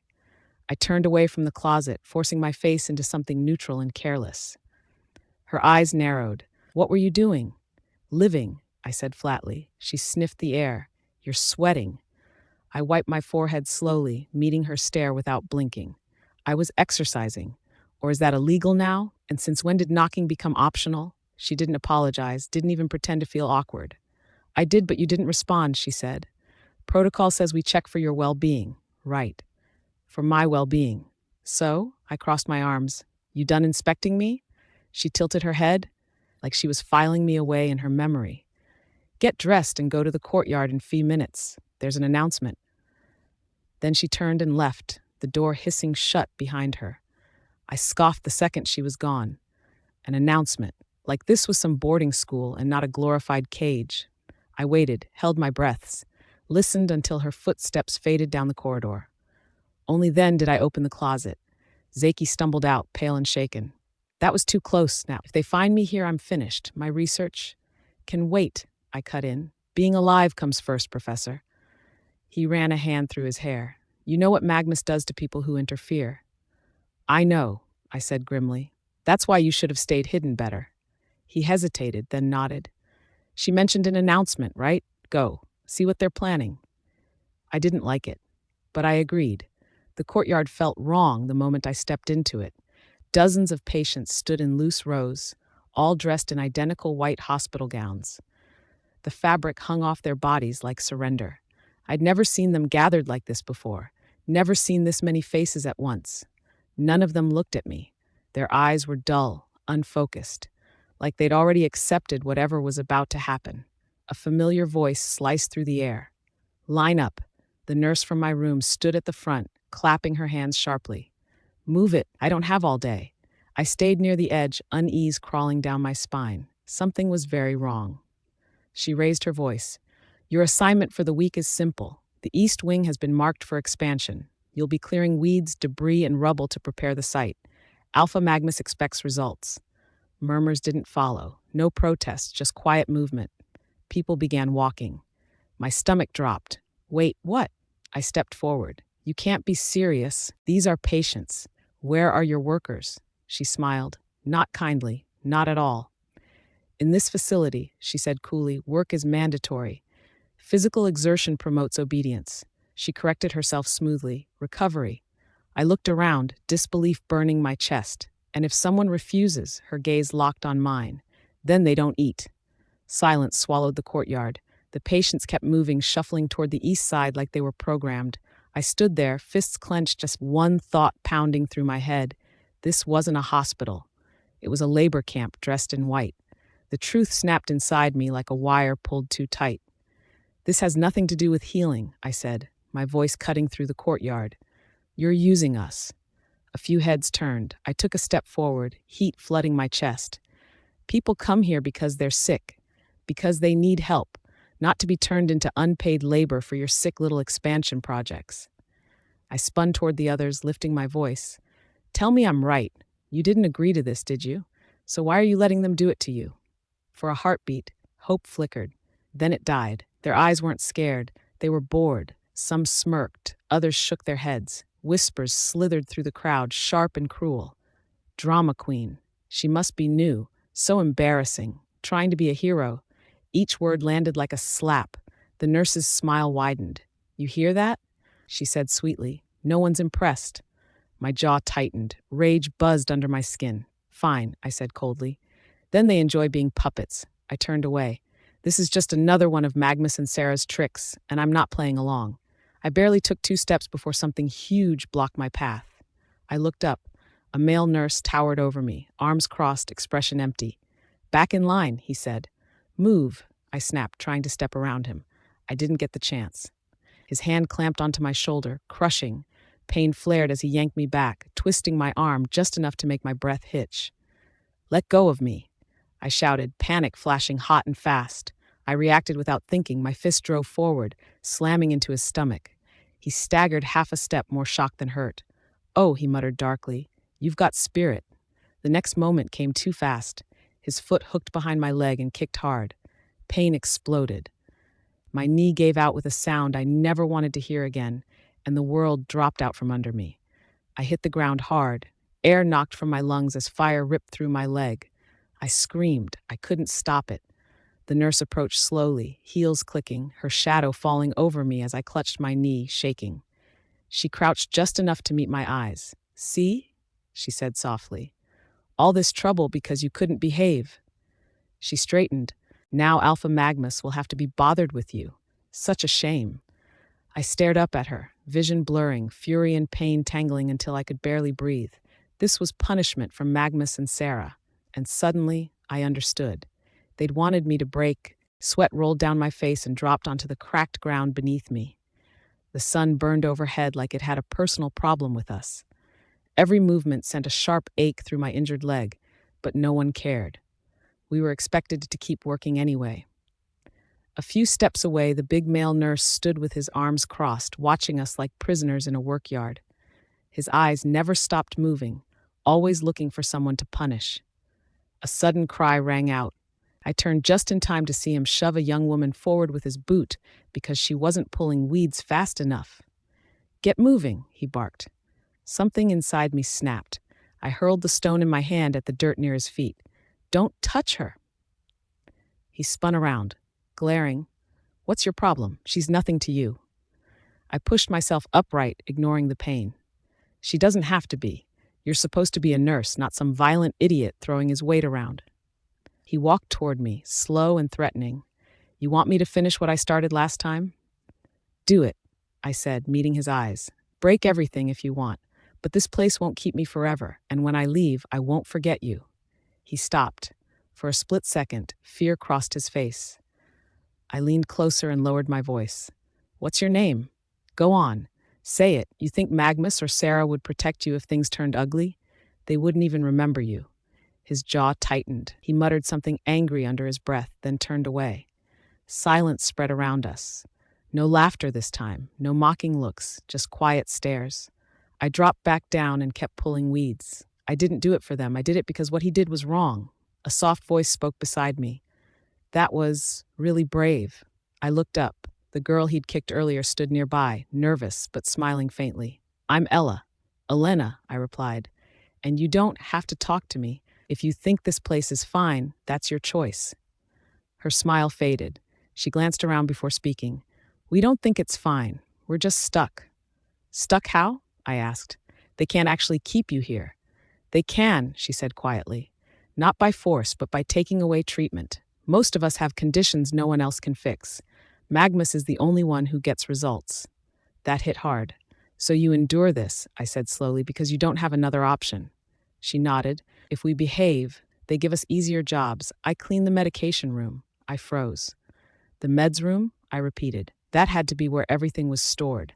Every drug, every injection, including the one Magnus used on me. If I could get information from there, labels, names, anything, Zaki might finally be able to figure out what they'd done to me. Hey, I said softly, touching her arm and leaning closer. Can I ask you something? I need to get into the meds room just for a minute. There's something important I have to check.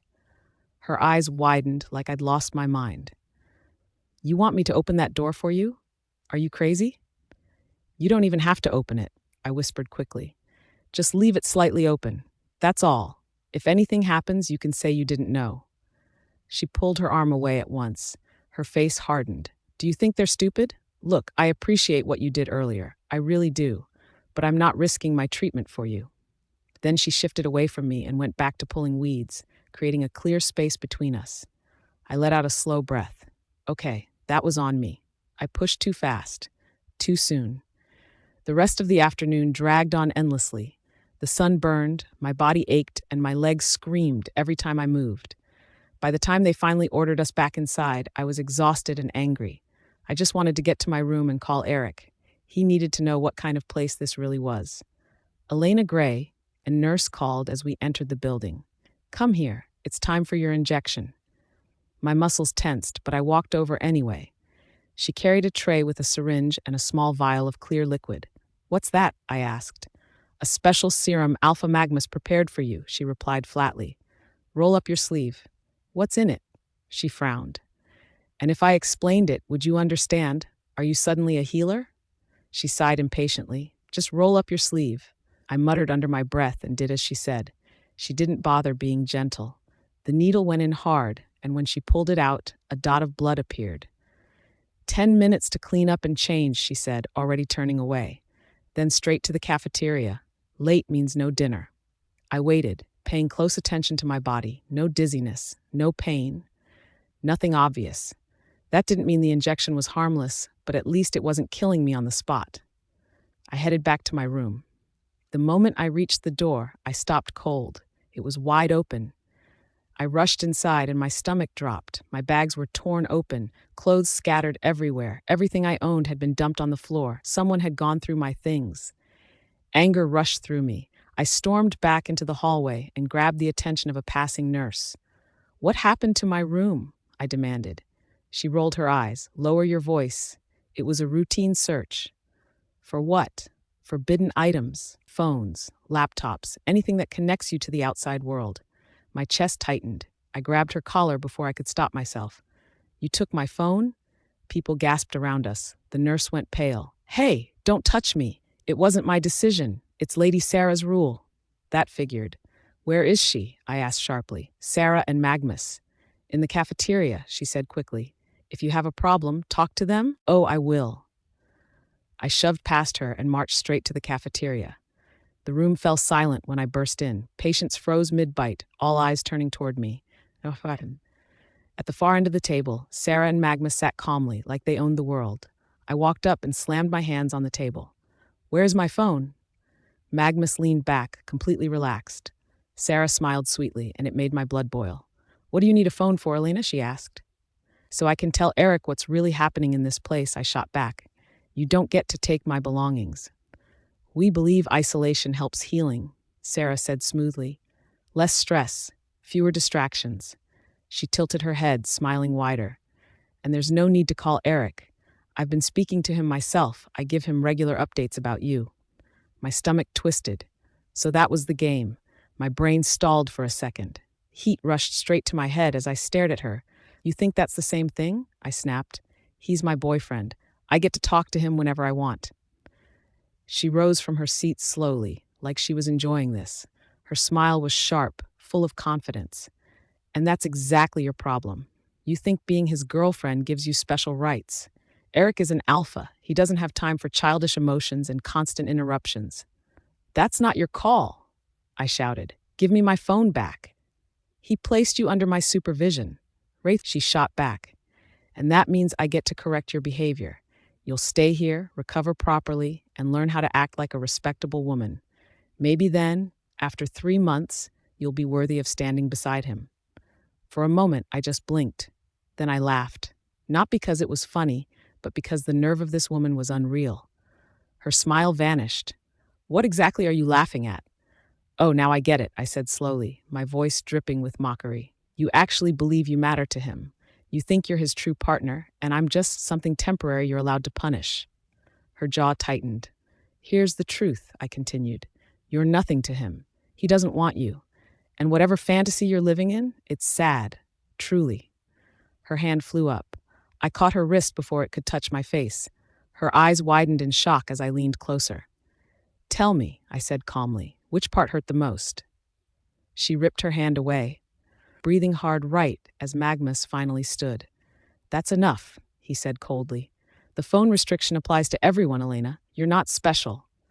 Oh, really? I fired back, because I'm clearly not the only one who thinks this is wrong. I turned, pointing at the room. Dozens of patients stared back at me in silence. Magnus's eyes narrowed as he followed my gesture. Interesting, he said softly. Someone must have been filling your head with ideas. He paused, then smiled thinly. Let me guess, the girl you spoke to earlier? He snapped his fingers. Before I could react, 2 male nurses grabbed Ella and dragged her from her seat. She screamed as they pulled her forward. Stop it, I yelled. Leave her alone. This has nothing to do with her. Magnus sighed, like this was all very inconvenient. I don't tolerate disobedience, he said. Ella, I'm disappointed. I thought you were making progress. Ella broke down completely. Please, I didn't do anything. She talked to me first. I swear I was following the rules. Magnus's smile returned slowly and cruelly. Miss Gray is a priority patient, and you made her doubt our system. That's a serious offense. He turned to Sarah. What do you think her punishment should be? Sarah's expression was no longer sweet. It was sharp and hostile. A patient who refuses to obey, she said calmly, might as well not exist. My blood ran cold. Elena's POV. You can't do this. No, stop! The shout ripped out of me before I could think. My chest felt too tight, my heart racing like it wanted to break free. This couldn't be happening. No matter how cruel Magnus was, he wouldn't actually kill a patient, would he? He couldn't cross that line. Not even him. I stared straight at him, barely breathing. He stared back, calm, relaxed, almost amused, like my fear was entertaining. Then he laughed softly. Relax, Sarah. There's no need for bloodshed. His tone was light, casual. If a patient refuses to cooperate, we simply stop their treatment. Ella screamed. The sound sliced through me. My stomach dropped hard. No treatment meant no chance. For someone like her, that wasn't punishment. It was a slow death. Magnus clasped his hands behind his back and looked down at Ella as if she were nothing more than a failed experiment. You were close to recovery, he said mildly. 2 more sessions, maybe less. But once you leave here, your condition will return quickly. A week, perhaps, a month at best. Ella collapsed, sobbing uncontrollably. Please, please don't do this. I'll behave. I won't talk to her again, I swear. I'll do anything. Anything. It's unfortunate, Sarah said gently, her voice sickeningly sweet. But you caused doubt, and doubt is dangerous. We can't allow that. She tilted her head and smiled. If you're looking for someone to blame, look at Elena. Every eye in the room turned on me. The air felt heavy, suffocating. Even Ella looked at me now, her fear replaced with pure hatred. I understood instantly. This was the plan. Sarah wanted the guilt on my shoulders. She wanted it to crush me. Pain fades. Guilt doesn't. I had never hated anyone the way I hated her at that moment. Let her stay, I said quietly. My voice shook despite my effort to control it. I'll follow every rule. I won't question anything again. Sarah's lips curved slowly, victorious. Oh, she said. So you're ready to behave now? You'll stop making scenes? You'll focus on healing and stop worrying about Eric? My jaw clenched so hard it hurt. Say whatever you want, I snapped. Just don't send her away. She laughed softly. I admire your spirit, but no. Once a rule is broken, there are consequences. Before I could move, the male nurses hauled Ella to her feet. She screamed and fought as they dragged her toward the exit. The room stayed silent. No one dared speak. Fear held everyone frozen. Remember this, Magnus said loudly, his voice echoing through the cafeteria. Obedience keeps you alive. Then he looked straight at me and smiled. My hands were shaking. My vision blurred with rage. Coming here was a mistake. Every instinct I had tried to warn me, and I ignored it. If Eric can't reach me, he'll start digging, I said through clenched teeth, and when he does, all of this will come out. Sarah didn't even blink. Oh, Elena, she said calmly. I spoke with him today. He's perfectly fine with you staying here. The floor seemed to tilt beneath my feet. Who knew what kind of lies she'd been feeding him? And for how long? The thought burned in my chest. Worse than the lies was the fact that Eric believed her. He trusted her words over mine. That hurt more than I wanted to admit. My anger snapped loose. You really think you can keep this hidden forever? I shot back. I will see him again, and when I do, everything you've done will come out. Sarah didn't flinch. She smiled, slow and cruel. Oh, I'm sure you'll try, she said calmly. You strike me as the type who runs to others when things don't go her way. Complains, and cries. But don't worry, I plan to cure that weakness. I'll turn you into someone refined and obedient. Maybe one day you'll even thank me. I wanted to scream. Instead, I turned and walked out before I did something I'd regret. Behind me, her voice floated after me, sweet and mocking. Get plenty of rest tonight, Elena. Tomorrow will be just as busy. By the time I reached my room, I was shaking. I paced back and forth, biting my nail until I tasted blood. Calling Eric was impossible. They'd made sure of that. But I wasn't beaten. Something about Magnus's treatment felt wrong. Deeply wrong. And if I could prove it, if I could find real evidence, this whole place would come crashing down. Then I heard it. Tap, tap, tap. I froze, then rushed to the window and flung it open. Zaki slipped inside, breathing hard, dirt smeared on his clothes. I heard what happened, he said quietly. The cafeteria, that girl, he's really just letting her die? His voice broke off, shock written all over his face. That's the man you admire so much, I said bitterly. He doesn't care about people. He doesn't care about lives. Whatever he is, he's not a healer. Zaki looked devastated. Ella didn't do anything wrong. I grabbed his arm, my grip firm. And I'm not letting this end here. Not for her. Not for me. I met his eyes, my resolve hardening. We're exposing them, no matter what it takes. Elena's POV. Sneaking through the hallway felt like walking inside a ticking bomb. The lights were dimmed for the night shift, and every few steps I expected an alarm to scream or a guard to turn the corner. Zaki moved ahead of me, barefoot, careful, his shoulders tight with nerves. We'd memorized the patrol pattern earlier. 3 minutes of silence, then footsteps, then silence again. The medicine room door was locked. Zaki crouched, pulled out a thin metal pin, and worked fast. My heart was pounding so loudly I was sure it would give us away. Click. The door opened. We slipped inside and shut it quietly behind us. The room smelled sharp and clean, like chemicals and cold air. Shelves lined the walls from floor to ceiling, filled with vials, syringes, and sealed containers, rows and rows of them. This was it, the heart of Magnus's operation. Hurry, I whispered. We don't have much time. Zaki rushed to the counter, grabbing one vial after another, reading labels, frowning. These are coded. He's hiding the active compounds. My stomach twisted. Find the one with my name. He froze. Here. Before he could say anything else, voices echoed in the hallway. Heavy boots. Too close. Panic hit me like ice water. Check what you can, I whispered urgently. Anything. Zaki shook his head, frustrated. There's no full formula here. I'd need lab equipment to break it down. We don't have that kind of time, I snapped. The footsteps stopped right outside the door. I made a decision. I grabbed the vial and shoved it into his pocket. Take it and run. His eyes went wide. Elena, what about you? They won't kill me, I said fast. But if they catch you, everything's over. Go. I pushed him toward the window just as the door slammed open. Power exploded into the room. It hit me like a physical blow, slamming me backward into the shelves. Glass shattered. Bottles crashed to the floor. Pain tore through my back as I landed hard among broken vials. Magnus stepped inside, fury rolling off him in waves. What do you think you're doing? He thundered. I forced myself upright, blood soaking into my clothes. Stretching my legs. He crossed the room in 2 strides and yanked me up by my shirt. You think I'm stupid? I stared him down despite the pain. If you weren't hiding something, you wouldn't be so angry. His lips curled. You're a problem, one I'd enjoy erasing if Sarah wasn't so invested in you. My heart skipped. So this is her idea? His expression tightened. He'd slipped. You talk too much, he snapped. I'm done being patient. He dragged me toward the door. I fought, I kicked, clawed, and screamed, but he was too strong. Then the air changed. A presence crashed down the hallway, wild and overwhelming, far more powerful than Magnus's. Windows exploded inward. The room shook. Magnus cried out and dropped to his knees, clutching his chest. I stumbled backward and fell straight into solid arms. I knew that scent, earth and pine, home. Eric, I sobbed. He held me tight, one hand cradling my head and shielding my ears. A gunshot shattered the night. Magnus screamed as he hit the floor. Stay away from her, Eric snarled, rage blazing in his eyes. Magnus cursed, blood pooling beneath him. Eric lifted the gun again and aimed higher. Stop, Sarah ran in, throwing herself between them, shaking. Eric, please, this is a misunderstanding. Eric's voice was ice.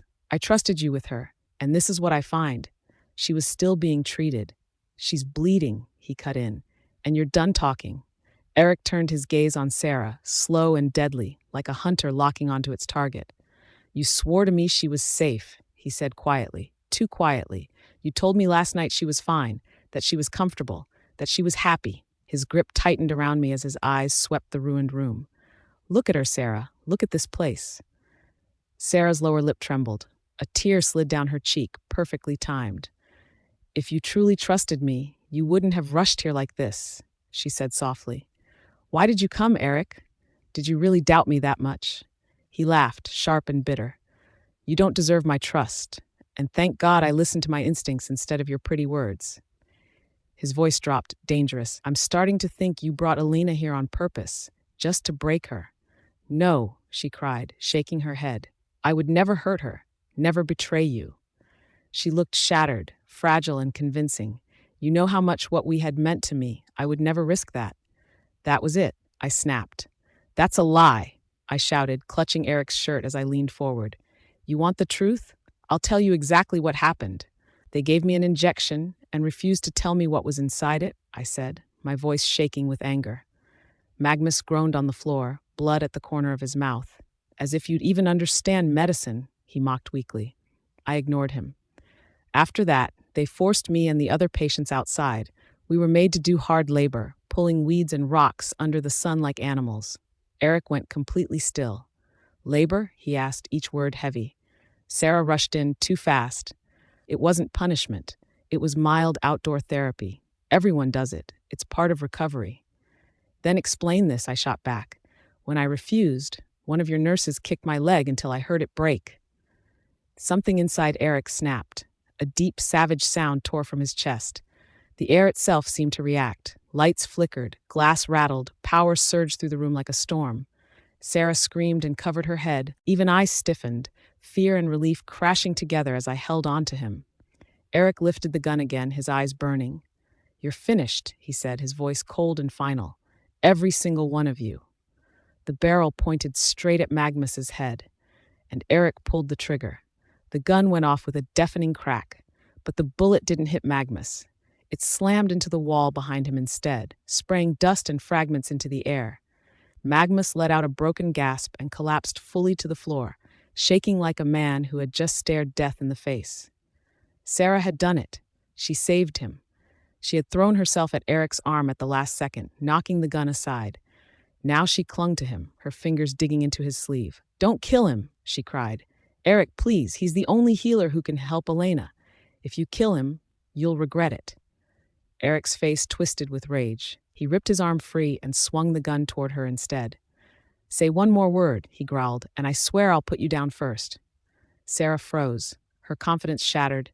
Tears streamed down her face as her body trembled. "You wouldn't," she whispered. "You wouldn't really hurt me. Not after everything." Eric's finger tightened on the trigger. "Test me." She broke into sobs.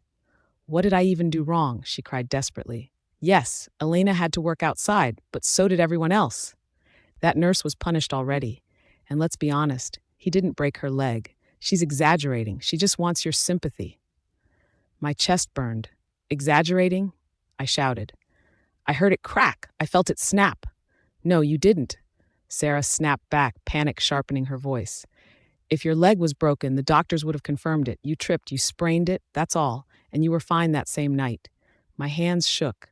A doctor had looked me in the eye and told me my bone was fractured, and now she was erasing it like it never happened. "Then explain this," I shot back. "Why did you take my phone? Why wouldn't you let me call him? What were you afraid of?" Her tears vanished. She looked at me calmly now, cold and superior. "I already told you, no phones, outdoor work, and restricted contact. That's standard protocol here. Every patient follows it." Her lips curved slightly. "You're the only one acting like you're being attacked. Honestly, it makes you seem unstable." "Unstable?" I snapped. "Look at the blood." "It was an accident," she cut in sharply. "And if you hadn't snuck into the medicine room, none of this would have happened." She didn't let me speak. "I really don't understand you, Elena," she continued coolly. "I went through far worse growing up. Physical work, bruises, punishments. I didn't complain. It builds discipline. It turns girls into proper women." She tilted her head. "You just don't know how to endure hardship. You've been pampered your whole life." Something inside me snapped. Privileged? Spoiled? Before I could explode, Eric spoke. His voice was calm, flat, deadly. "That's enough, Sarah." He pulled me closer, his arm firm around my shoulders. His body was a shield. "I don't care what you went through," he said coldly. "My woman doesn't need to suffer to become worthy." He looked down at me, his gaze fierce and unapologetic. "Yes," he said clearly. "She's spoiled, she's protected, she's privileged." His eyes lifted back to Sarah, sharp as blades. "Because I allow it, because I want her that way." Elena's POV. The room went quiet. Sarah stared at Eric like she'd just been slapped with reality.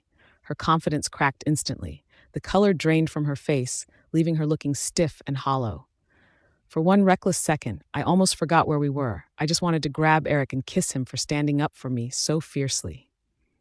She recovered fast. Too fast.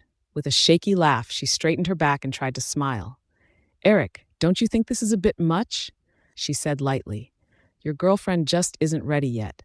She needs discipline, growth. Everything I did was for you. I only wanted her to become someone worthy of standing beside you." His answer came without hesitation. "Then stop pretending your cruelty is care," he said flatly. "You don't get to hurt her and call it love." Sarah's fingers curled into fists at her sides. "You're not her guardian. You're not her alpha. You don't even belong to Silvercrest Pack." Eric continued coldly. "You're a friend, that's it, and friends don't get to control my mate's life." Her lips trembled. Humiliation burned through her eyes, but she forced a tight, bitter smile.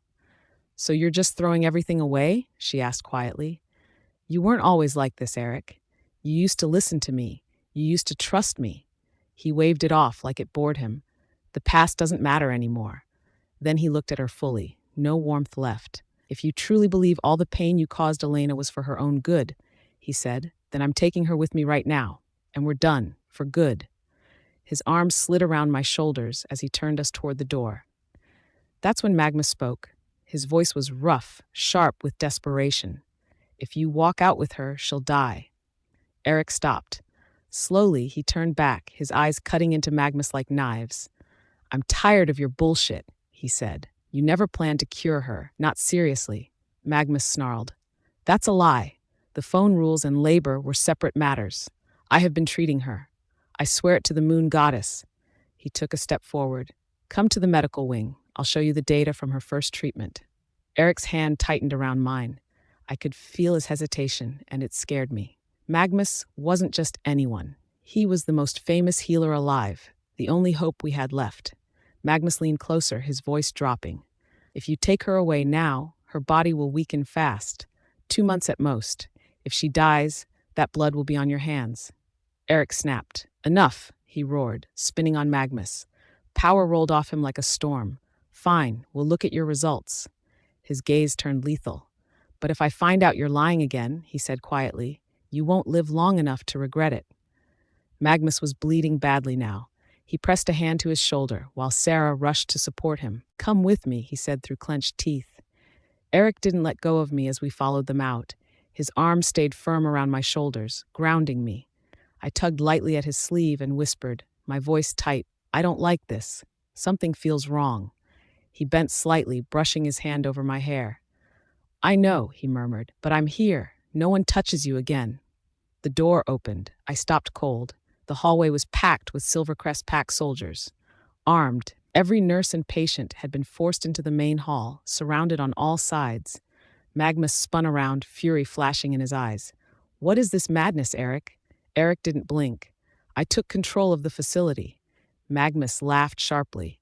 "You've lost your damn mind. This place belongs to Purple River Pack." Eric stepped closer. His presence alone felt heavy and dangerous. "I warned you the last time I left," he said calmly. "Fail her, and everything you own burns. Right now, you're standing on the edge." Magnus swallowed and stepped back. "I did exactly what you asked. Your girlfriend is improving." "Then prove it," Eric snapped. "Move, now." At once, every weapon in the hall shifted toward Magnus. One wrong breath and it was over. Magnus's face turned red with rage and humiliation. He was an alpha, but here in front of Eric, he was powerless. And he knew it. Sarah grabbed his arm. "Magnus," she said urgently, "do what he says." "This is too far." Magnus hissed, "I'm sick of..." "Enough," Sarah cut in sharply. Her eyes hardened.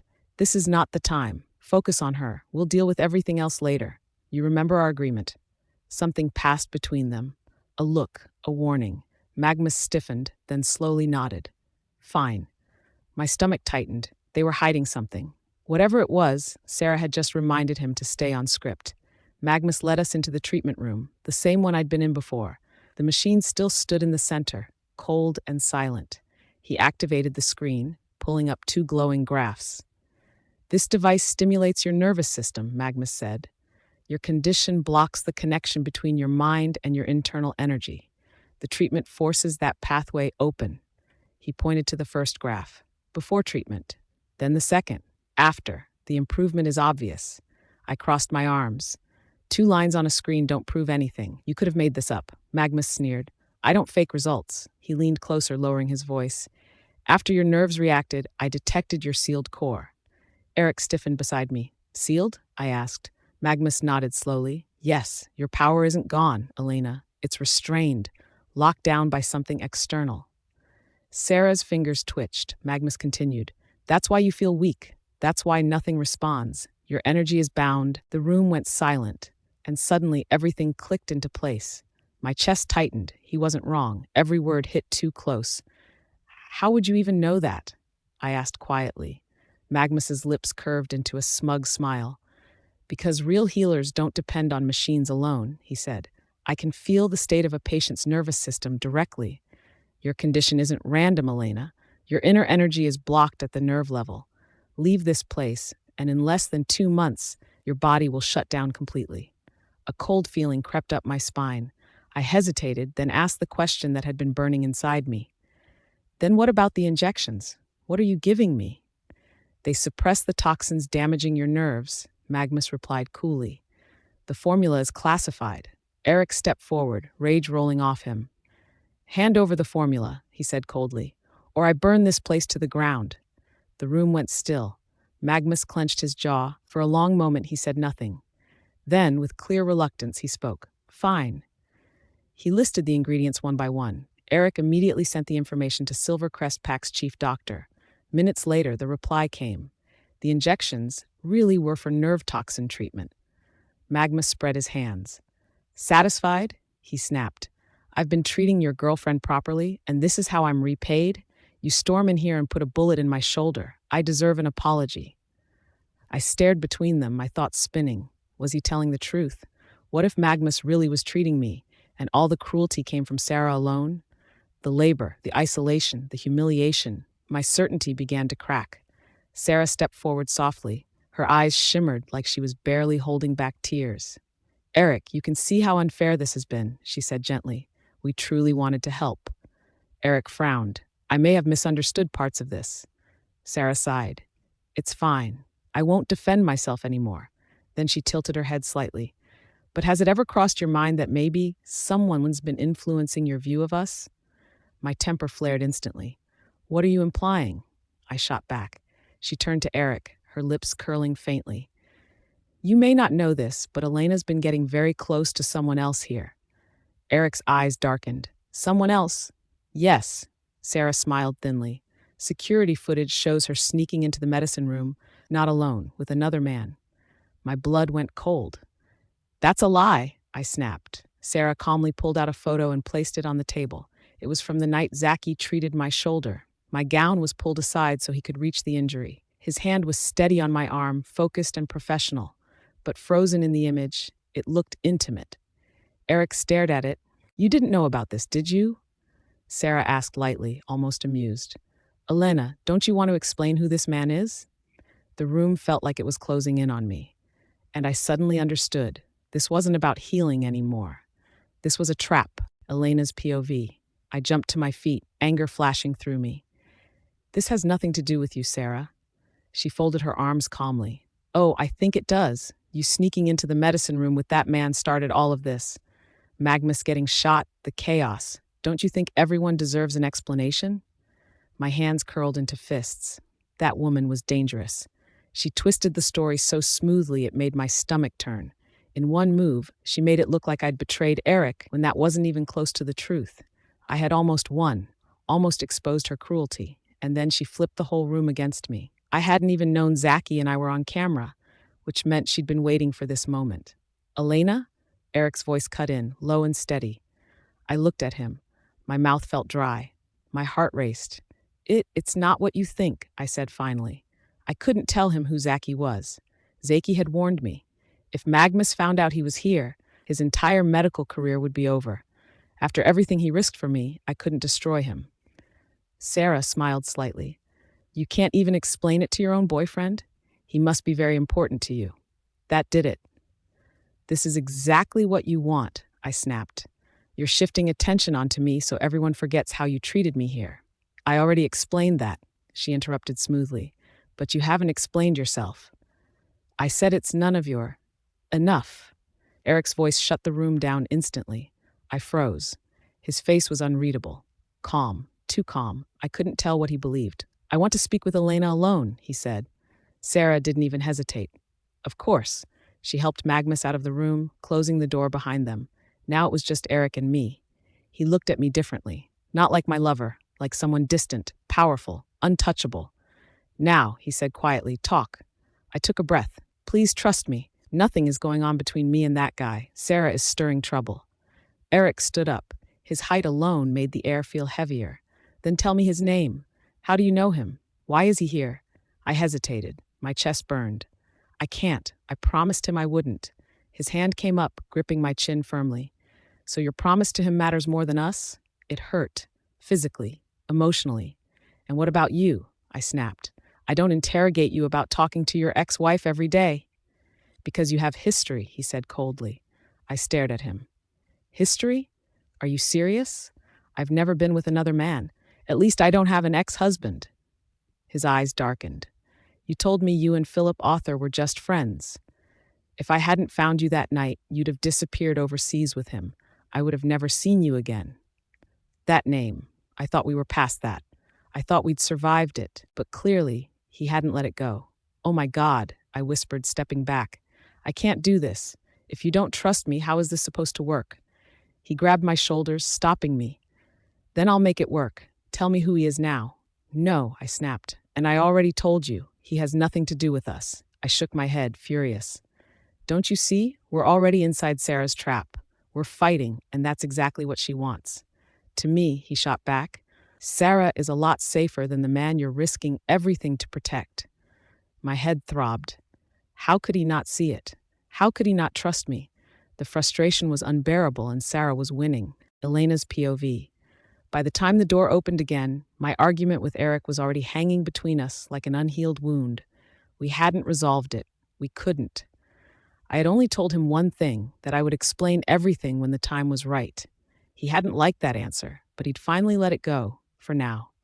Magnus and Sarah walked in, his wounded shoulder tightly bandaged. He looked from me to Eric, clearly already sensing the shift in power. Eric didn't waste time. "Sit," he ordered, pulling a chair back with his foot. "We're not continuing this conversation later. You're treating her again, now, and you're doing it with me present." Magnus gave a low, humorless chuckle. "So that's how it is." He glanced at me, then back at Eric, his lips curling in faint amusement. "Well then," he drawled, breaking the heavy silence. "Let's stop pretending. Do what your alpha boyfriend wants. The sooner you recover, the sooner you'll take you go and leave us in peace." The words scraped against my nerves. My body went rigid. I hated this. Every instinct in me screamed not to trust him, but I didn't have a choice. Not with Eric watching. Not with everything already spiraling out of control. Without another word, I walked to the treatment chair and dropped into it, my movements sharp and angry. The cold surface sent a shiver through me. Magnus moved efficiently, strapping the familiar helmet-like device onto my head. His hands were rough, impatient, like I was just another problem to solve. He straightened and glanced at Eric and Sarah. "I need to focus. Privacy would be helpful." Eric didn't budge. Instead, he pulled out a chair and sat down directly in front of me, his icy gray eyes locked on Magnus like a loaded weapon. "No," he said flatly. "You're not doing anything to her without me watching." For the first time, Magnus looked annoyed. Sarah's lips pressed into a thin smile. And me? I sat there, trapped in the middle of them all, heart pounding, knowing that whatever happened next would change everything. "There's nothing worth watching," Magnus said coldly, "and your presence will interfere with the process." "Then learn to work around it," Eric cut in sharply. His eyes were hard, unreadable. "And understand this, if anything goes wrong during this treatment, you won't get a second chance." Magnus's jaw flexed. He shot a brief look at Sarah, something silent passing between them, before he finally looked away. "Fine," he muttered. "Have it your way." With Eric staying in the room, some of the tightness in my chest eased. Just a little. I leaned back into the chair as Magnus adjusted the device, the cool metal pressing against my skin. "Relax," he said flatly. I closed my eyes. That same heavy pull returned, dragging me down, wrapping around my thoughts like thick fog. My body grew warm, then distant, until everything slipped away. Darkness. Then I saw her again. The other me. She stood in the darkness, barely whole, her form thin and unsteady, light leaking out of the cracks in her skin. Heavy chains wrapped around her from every direction, cutting into her arms, her waist, her throat, as if they were trying to pull her apart piece by piece. Whatever she once was, whatever she once held, was fading fast. "No," I whispered, rushing to her. The moment I touched her, she collapsed into my arms. She clung to me like a frightened child, shaking violently, pressing her face into my chest. I held her tight, my heart breaking as her fear bled into me. She couldn't speak. She didn't need to. Her terror, her warning, her pain flooded through me all at once, urgent, desperate, and running out of time. Then the scene shifted. Another memory surfaced, older than the last one. I was very small, barely more than a toddler. I was hiding behind a half-open door. On the other side, my mother and my grandmother were arguing. "You can't do this to her, Jolene," my grandmother snapped. "Everything belongs to Elena by right. You don't get to strip that from her." Footsteps paced back and forth. "You think I don't know that?" My mother shot back, her voice shaking. "You think I don't want her to grow up powerful, respected, untouchable?" She laughed bitterly. "That world is dangerous. It will destroy her." "You don't know that," my grandmother said fiercely. "You never even gave her the chance." "I don't need to," my mother yelled. "I know the kind of people who live there. Predators. If Elena grows up among them, she'll be hunted. If keeping her safe means she has nothing, then so be it." "Coward," my grandmother spat. "You're afraid, so you decide she should be small too. But I know better. That child is strong. She was born strong. One day she would have ruled. Something crashed. Glass shattered." "How can you possibly know that?" my mother screamed. "She's only 3 years old." I started crying. Loud, scared sobs. The door flew open and my mother rushed toward me, scooping me into her arms. "I'm sorry," she whispered over and over, pressing her face to mine. Her tears soaked my hair. "I'm so sorry, baby. I just want you safe. You won't hate me for that, right?" I couldn't answer. The memory dissolved, pulling me under once more, deeper into the dark. I wasn't sure how much time had passed before the weight on my eyelids finally eased. I blinked slowly, pulling myself back to the room. "You're awake?" Magnus said. He flicked an empty syringe into the trash. "How do you feel?" I shifted in the chair. A rush of warmth spread through my body, sharp and alive, just like after the first session. "I feel energized," I admitted. "Good." He nodded, satisfied. "That means it's working. The injection and the equipment are pushing your nerves in the right direction." I rubbed my temples, uneasy. Something still felt off. When I looked up, I caught Magnus staring at me. His eyes were bright, too bright, focused in a way that made my skin crawl. "Why are you looking at me like that?" I asked. He smiled slowly. "During treatment, it's normal to experience memory flashes. Do you remember what you dreamed about?" I tried to focus, but the images slipped away like smoke. "Not clearly. I think I saw my mom, maybe an argument. It's all blurry." I hesitated. "Does it matter?" "You shouldn't force it," he said quickly. "Pushing too hard could undo the progress. Just let it go." I nodded, then glanced around and my stomach dropped. Eric wasn't there, neither was Sarah. "Where's Eric?" I asked at once. Magnus scoffed. "How should I know? Maybe the bathroom." "And Sarah?" He waved me off. "This isn't a missing persons desk. Stop interrogating me." That was enough. I jumped up and rushed out of the room. The Silvercrest Pack guards were still in the hallway. They snapped to attention when they saw me and pointed down the corridor when I asked about Eric. I followed the direction until I reached the meeting room. Through the glass wall, I saw them. Eric and Sarah, standing close, too close. They were facing each other, voices low. From behind, they looked perfect. Eric was tall and commanding, that cold alpha presence wrapping around him without effort. Sarah stood elegant beside him, graceful, polished, every bit the noblewoman she was raised to be. Pain stabbed my chest. I knew I wasn't ugly. I'd inherited my mother's looks. But people never stopped whispering that I didn't belong beside Eric, that I didn't fit his world. And standing there watching them, I hated that part of me that believed it. Then Sarah leaned in. Just a little. My heart slammed. For one terrifying second, it looked like, "Fuck this." I shoved the door open hard. The bang echoed through the room. They both turned, startled. "What the hell is going on here?" I snapped, fists clenched. Sarah blinked, then lifted an eyebrow, calm as ever. "What's wrong, Elena?" I was just showing Eric some photos. Only then did I notice the phone in her hand. Heat rushed to my face. Had I imagined it? Sarah glanced at my expression and smiled faintly. "You're not the type to get upset just because your boyfriend is talking to someone else, are you?" she said lightly. "A healthy relationship doesn't work like that, Elena."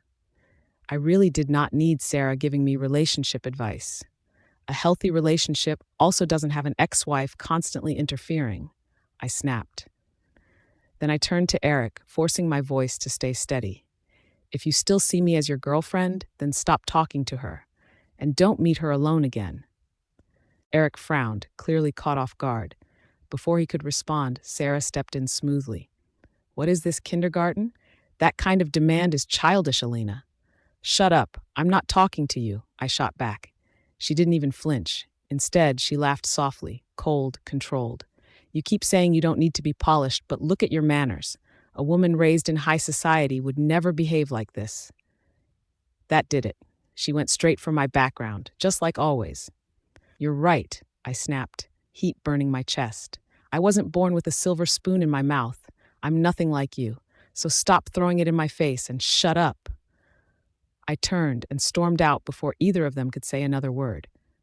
"Elena," Eric called after me. I didn't stop. I ran out of the building without knowing where I was going. Tears blurred my vision. My chest felt tight, my thoughts tangled, hurt, fear, and humiliation. But underneath it all was raw, burning rage. I had never hated another woman this much. And the worst part? My own boyfriend seemed to trust her.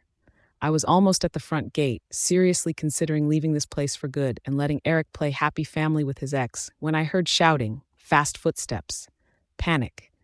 Someone came running toward me, breathless, terrified. Nurses and armed soldiers were chasing him from a distance. It was Zaki. "Help, please," he gasped, grabbing my arm. I didn't think. I just reacted. I shoved him hard into the bushes beside the path. Seconds later, the pursuers reached me. "Where did he go?" a male nurse shouted. "I saw him run this way." "That strange guy," I said calmly. "He ran toward the main building." They hesitated. One nurse narrowed his eyes. "No, I swear he went into those bushes." "Are you questioning me?" I cut in sharply. "Alpha Eric has taken over this place, and I'm his girlfriend. Do you really think I'd lie to you?" That shut them up. Their expressions shifted immediately. I wasn't just a patient anymore. I was the Alpha's woman, and that meant authority. After a tense pause, one soldier muttered, "Do what Miss Elena says. Search the main building first." They saluted and rushed off. I waited until they were completely gone, then pushed into the bushes. Zaki was crouched there, breathing hard. He wiped sweat from his forehead and let out a shaky laugh. "Thank God. I really thought I was done for." "Where have you been?" I hissed. "I thought they already caught you." "They tried," he said with a crooked smirk. "But I'm faster than I look." My heart was still racing. "You ran tests, didn't you?" His expression changed seriously now. "Yeah, I found a place to analyze the vial." "And," he looked straight at me, "that drug has nothing to do with curing nerve toxins." My blood went cold. "Magnus and Sarah lied," Zaki said quietly. "Elena's POV." I barely had a moment to catch my breath before Zaki's warning hit me like a storm. Magnus and Sarah had been lying all along. Every injection, every nerve treatment was just a carefully staged show to make me feel better, to trick Eric into believing I was recovering. My pulse spiked. "So what's actually in that vial? Poison?" I asked, my voice tight. Zaki shook his head. "Ironically, no. It's a supplement, extremely strong but harmless on its own." I froze. A supplement? That didn't make sense. Magnus wasn't the type to be generous. "You still don't get it," Zaki said, his tone sharp now. "They're giving you that stuff so you look like you're improving. So neither you nor Alpha Eric questions the equipment. But the moment they stop, you'll collapse and your wolf will weaken instantly. It's all a cover to hide their true intentions." My chest tightened. That explained everything, the weakness I felt during my second session today. I'd thought it was just me imagining things. "So what do we do?" I demanded. "You need to stop using that equipment. That's the real danger," Zaki said without hesitation. "If only it were that simple," I muttered. "Eric trusts them completely. Now they even want to speed up the treatment." Zaki's eyes widened. "What? That's suicide. If they keep this up, you and your wolf won't last." "I know that," I snapped. "Then tell Alpha Eric what's really going on. Expose their scheme," he urged. I shook my head. "It won't work. Magnus will claim it's harmless, and Sarah will just humiliate me. We need proof that the treatment is dangerous." Zaki thought for a moment. "Can I get into the treatment room? If I see how Magnus uses the equipment, I'll know his plan." I hesitated. "That's impossible. Magnus would kill you if he caught you. But," I paused, an idea forming. "The window faces that huge banyan tree outside. If you climb high enough, you can see everything. My next session is in 2 days." Zaki grinned, excitement flashing in his eyes. "Perfect. I feel like a detective uncovering high society crimes." "Don't get cocky yet," I warned, patting his shoulder. "If we get caught, you die and I'm in trouble. Just stay hidden during the session." "I won't. Stay safe, Elena." We split up. I headed back toward the main building, trying to look casual. The entrance hall was bright, soldiers reporting to Eric. He turned as I entered, his gaze sharp and cold. "Where were you?" "I went for a walk," I said smoothly, trying to brush past him. His hand shot out, gripping my arm. "The soldiers lost a suspicious man they were chasing. You pointed them his way. Care to explain?" My pulse quickened. Lying to Eric was always a gamble. "I don't know what you mean," I said quickly. His grip tightened. "You're not very convincing, Elena." "Shit. So what now? Are you going to interrogate me?" I shot back. "Go ahead. Not like you trust me anymore." He stared down at me, piercing gray eyes unwavering. I forced myself to meet his gaze, refusing to flinch. But even for me, Eric's alpha presence was overwhelming. Before I could think further, he grabbed my waist and lifted me effortlessly. "WTF, what are you doing?" I yelled, kicking. He just kept walking, then smacked my ass sharply. "Quiet," he growled. "Don't make me spank you again." I groaned, burying my face against his back, heat rising to my cheeks. He carried me to my room, locked the door, and set me down roughly on the bed. In the next instant, he was over me, arms braced on either side of my head. "We need to work on your manners," he said, voice low and commanding, eyes locked on mine. My temper flared. "What, so you agree with Sarah? That I'm some small-town girl with no proper etiquette?" He scoffed. "I don't care about curtsies or waltzes. The manners I'm talking about are the ones you show me. Not today. You're tired from treatment. I want you to rest." He ran his fingers gently through my hair. I curled into him and rested my ear against his chest, letting his steady heartbeat ground me. "I want you to know," I said softly, "I haven't looked at anyone else since I met you. Not even Philip. He's just a friend." At the sound of Philip's name, Eric scoffed, his body tensing slightly. "Hey, knock it off," I said, pinching his arm. "Trust me a little more, will you?" After a brief pause, his voice dropped. "I'll try. But you know me, Elena, I don't handle secrets well." "I know," I said quickly, "and I swear this one isn't that bad. It'll all be over soon. Then you'll understand everything. Once Zaki got proof against Magnus and Sarah, we wouldn't have to hide anything anymore. And I want you to trust me too," Eric added. "I don't feel that way about Sarah anymore. She's just a friend. You're the only one who matters to me, Elena." I hesitated. I wanted to tell him that Sarah and Zaki weren't in the same situation at all, and that it was painfully obvious Sarah still wanted him, badly enough to do anything. But the moment felt too fragile, too warm to shatter with another argument. So I swallowed the words. Soon enough, when I put the evidence against Magnus and that vile woman right in front of him, Eric would see Sarah's true face for himself. Just a few more days, Elena's POV. 2 days later, they strapped me into the treatment chair again, and this time, everything went black. No memories, no flashes from the past, just a clean, terrifying void. When I finally came to, Magnus was beside me, methodically wiping down the table like nothing unusual had happened. Across the room, Sarah lounged on the couch, watching me with a small, unsettling smile.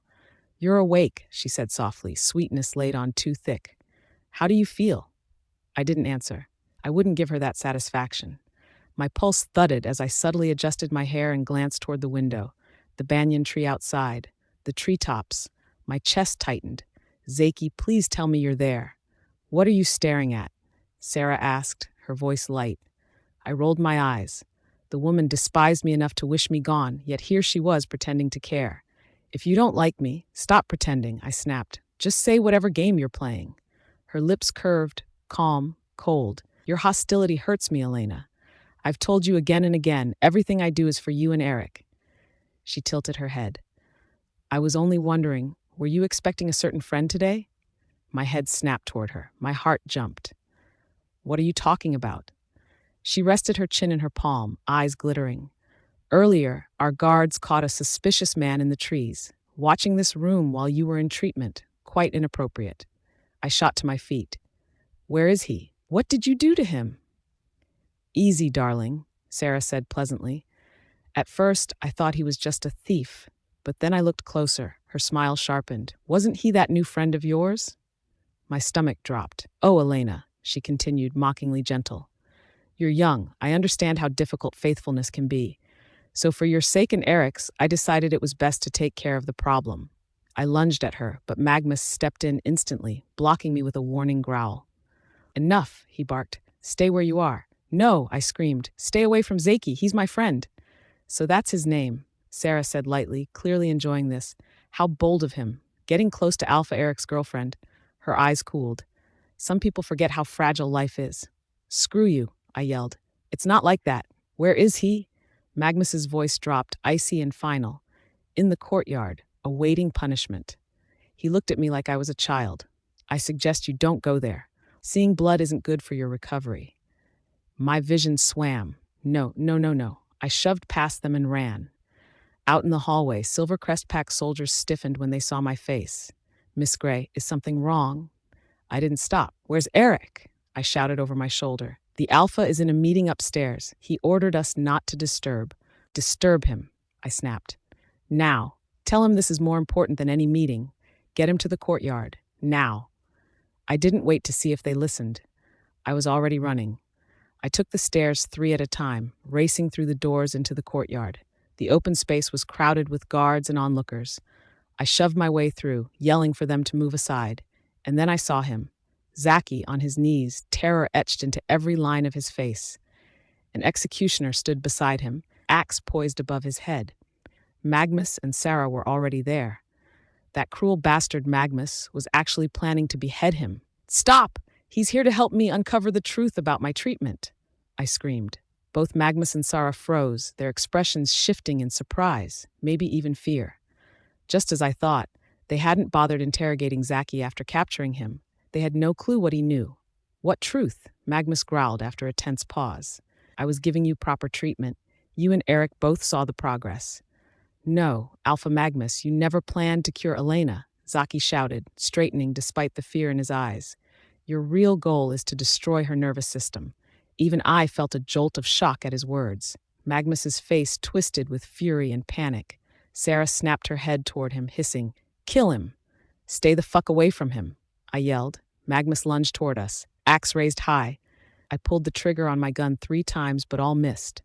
Then a single gunshot cracked from behind us. Bang! Magnus screamed, collapsing to the ground, the axe sliding across the stone. Eric stormed into the courtyard, gun drawn, face like ice. A squad of Silvercrest soldiers poured in behind him. Relief washed over me. He had made it. "This is the second time I've caught you attacking Elena. You really do have a death wish," Eric growled as he closed the distance. Magnus clutched his wound, groaning. I wasn't attacking your girlfriend. I was after the other guy." "That's Elena's friend," Sarah interjected quickly, pointing at Zaki. "You've seen the pictures. He's the one holding her while her shoulder was injured. They're clearly cheating on you." "What the hell?" I snapped. "He was treating my shoulder injury." Elena's POV. I didn't even think before my hand shot out, and Sarah didn't see it coming. I gave her a dirty slap against her cheek, and she stumbled back a step, clutching her face, eyes wide with shock. You uncivilized fox, how dare you!" she shrieked, lunging for my hair. "Enough, Sarah." Eric's sharp voice cut through the chaos. "Eric, did you not see what she just did to me? For the love of the moon goddess, I've never met such a crude, savage girl. Any woman raised by decent parents would never." "So now you're attacking my family?" I snapped, stepping closer. "Yeah, you grew up in your so-called noble family, but that didn't stop you from becoming an obnoxious bitch, did it?" Her face twisted with fury, but Eric's gray eyes narrowed, his voice cold. "Enough. Right now, I want to hear what you and Magnus have to say about Zaki's claims." Tears glimmered in Sarah's eyes as she clenched her fists. "You can't seriously believe that boy. He hasn't even graduated from med school. What does he know about healing? Everything he said is obviously slander to cover up his affair with Elena. If you believe him, you're a fool." "There is no affair. For fuck's sake," Zaki shouted, his anger sharp as lightning. "Someone get the book Warriors, Their Wolves, and Related Disorders. We can dismantle Alpha Magnus's equipment right here and see if it's actually treating neurotoxins." Sarah fired back immediately, words cutting like knives. "There's no need for that. We already know about your little fling, so stop pretending now. Eric, I can show you even more footage. You'll see this man even went into Elena's room. They were in there for quite some time, definitely banging behind your back." I snapped, my chest burning. "We were discussing how to expose your crimes, you sick psycho. And for fuck's sake, quite some time? It was only 5 minutes." Rage surged through me, hot and violent, begging to be unleashed, but I couldn't afford to lose control. Not now. Not when everything was already balanced on a blade's edge. I drew in a steadying breath, forcing the fire down, and lifted my head to meet Eric's gaze directly. "The device is in the treatment room. Let's dismantle it and see for ourselves. That's all I'm asking." Eric's eyes stayed on me, unrateable, and I prayed silently. Don't fall for her traps. Don't let jealousy cloud your judgment. Do the right thing. Sarah's voice broke, trembling now as tears ran down her cheeks. "Eric, have I ever once let you down? All the time we've spent together? Over a decade. Don't tell me you have no trust in me at all." The room fell silent. I held my breath, waiting for Eric's answer. And then Zaki stepped forward. "I just don't get. Why not just take the machine apart if it's really harmless?" His voice cut through the room. sharp and accusatory. He shot a glare at Magnus. Or is someone too scared of what we might find? Magnus's eyes flared. That device cost 50 million. Do you have that kind of money lying around if you break it? Zaki stiffened, embarrassment creeping up his neck. Money is not the problem. I have it, Eric said firmly, stepping forward. Move it to the main hall. We're dismantling it now. A rush of relief surged through me. Finally, Sarah's hand flew to her mouth. Eric, are you out of your mind?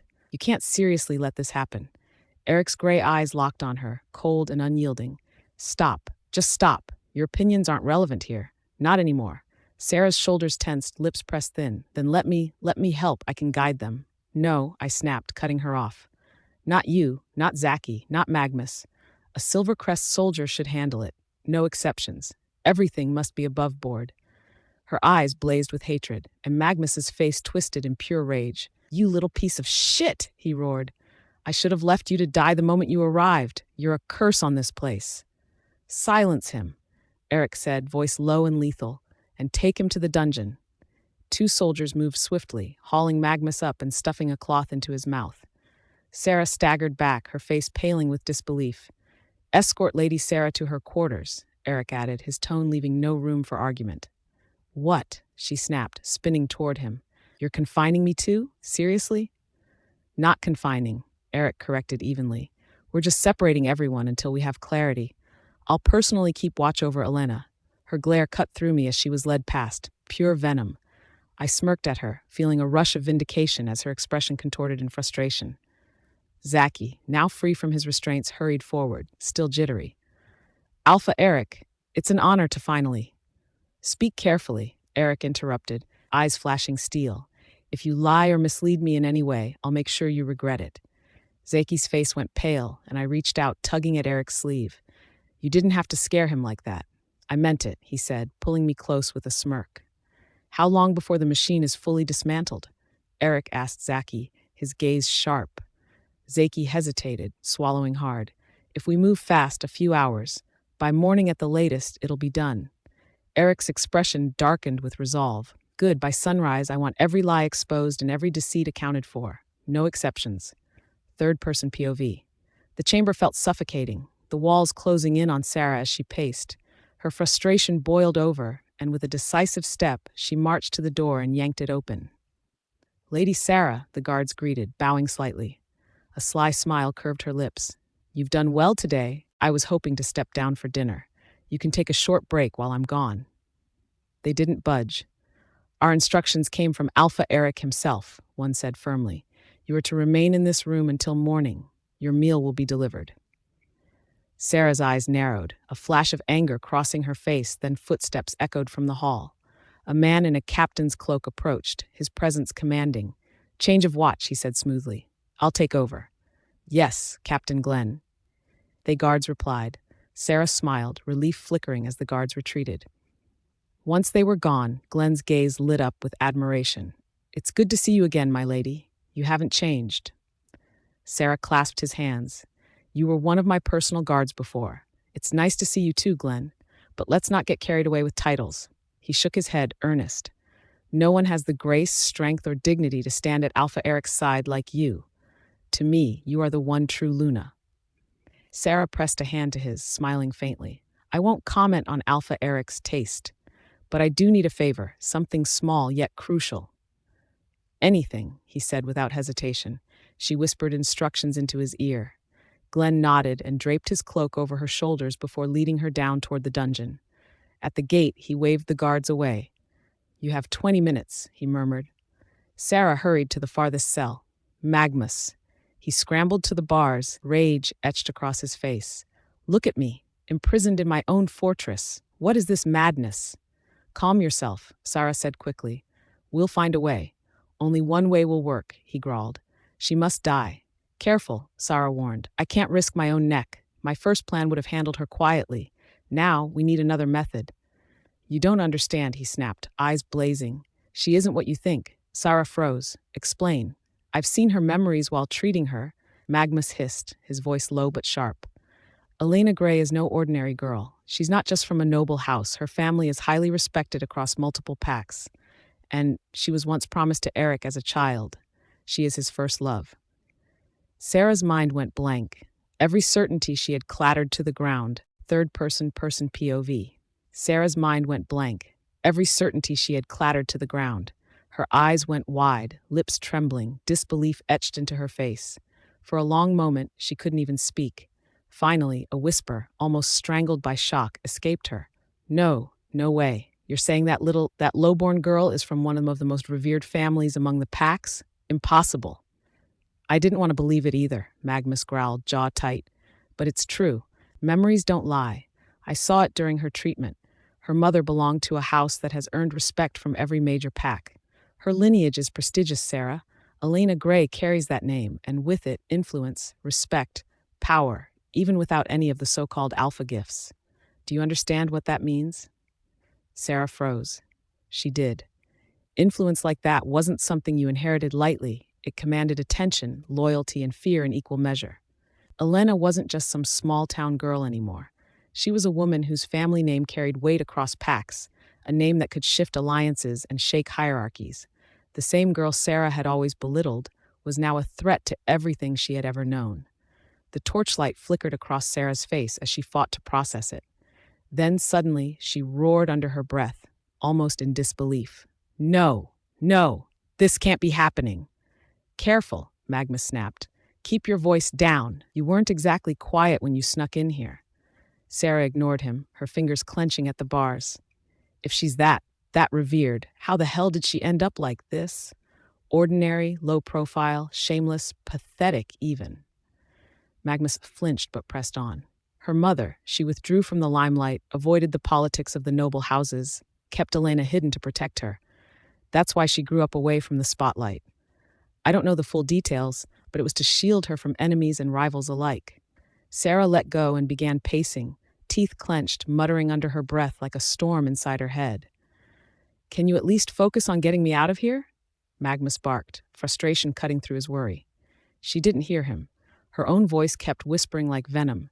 It doesn't change anything. She's still ordinary to me, weak, childish. She'll never rise to her family's stature on her own. I'm still better, smarter, stronger.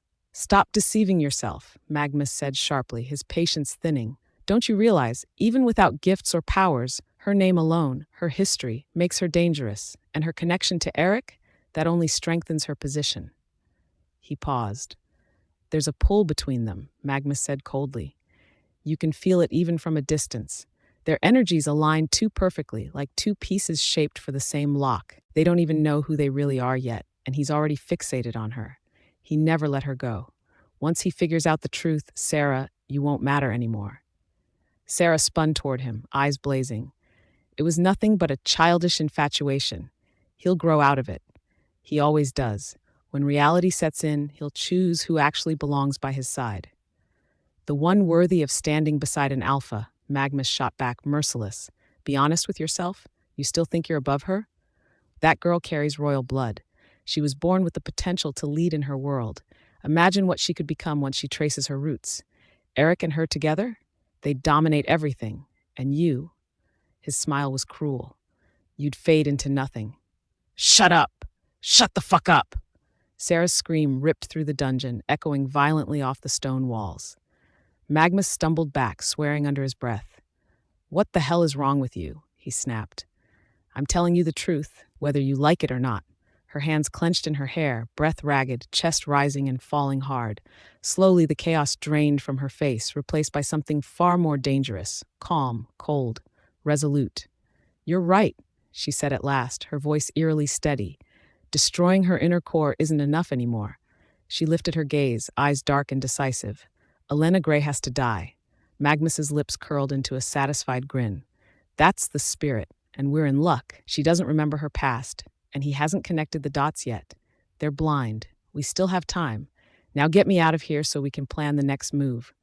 Sarah stepped closer to the bars, studying him. And what exactly do you think that next move should be? Isn't it obvious? Magnus scoffed. We eliminate Elena Gray? No. She cut him off smoothly, a chilling smile forming. The next move is survival. Magnus frowned.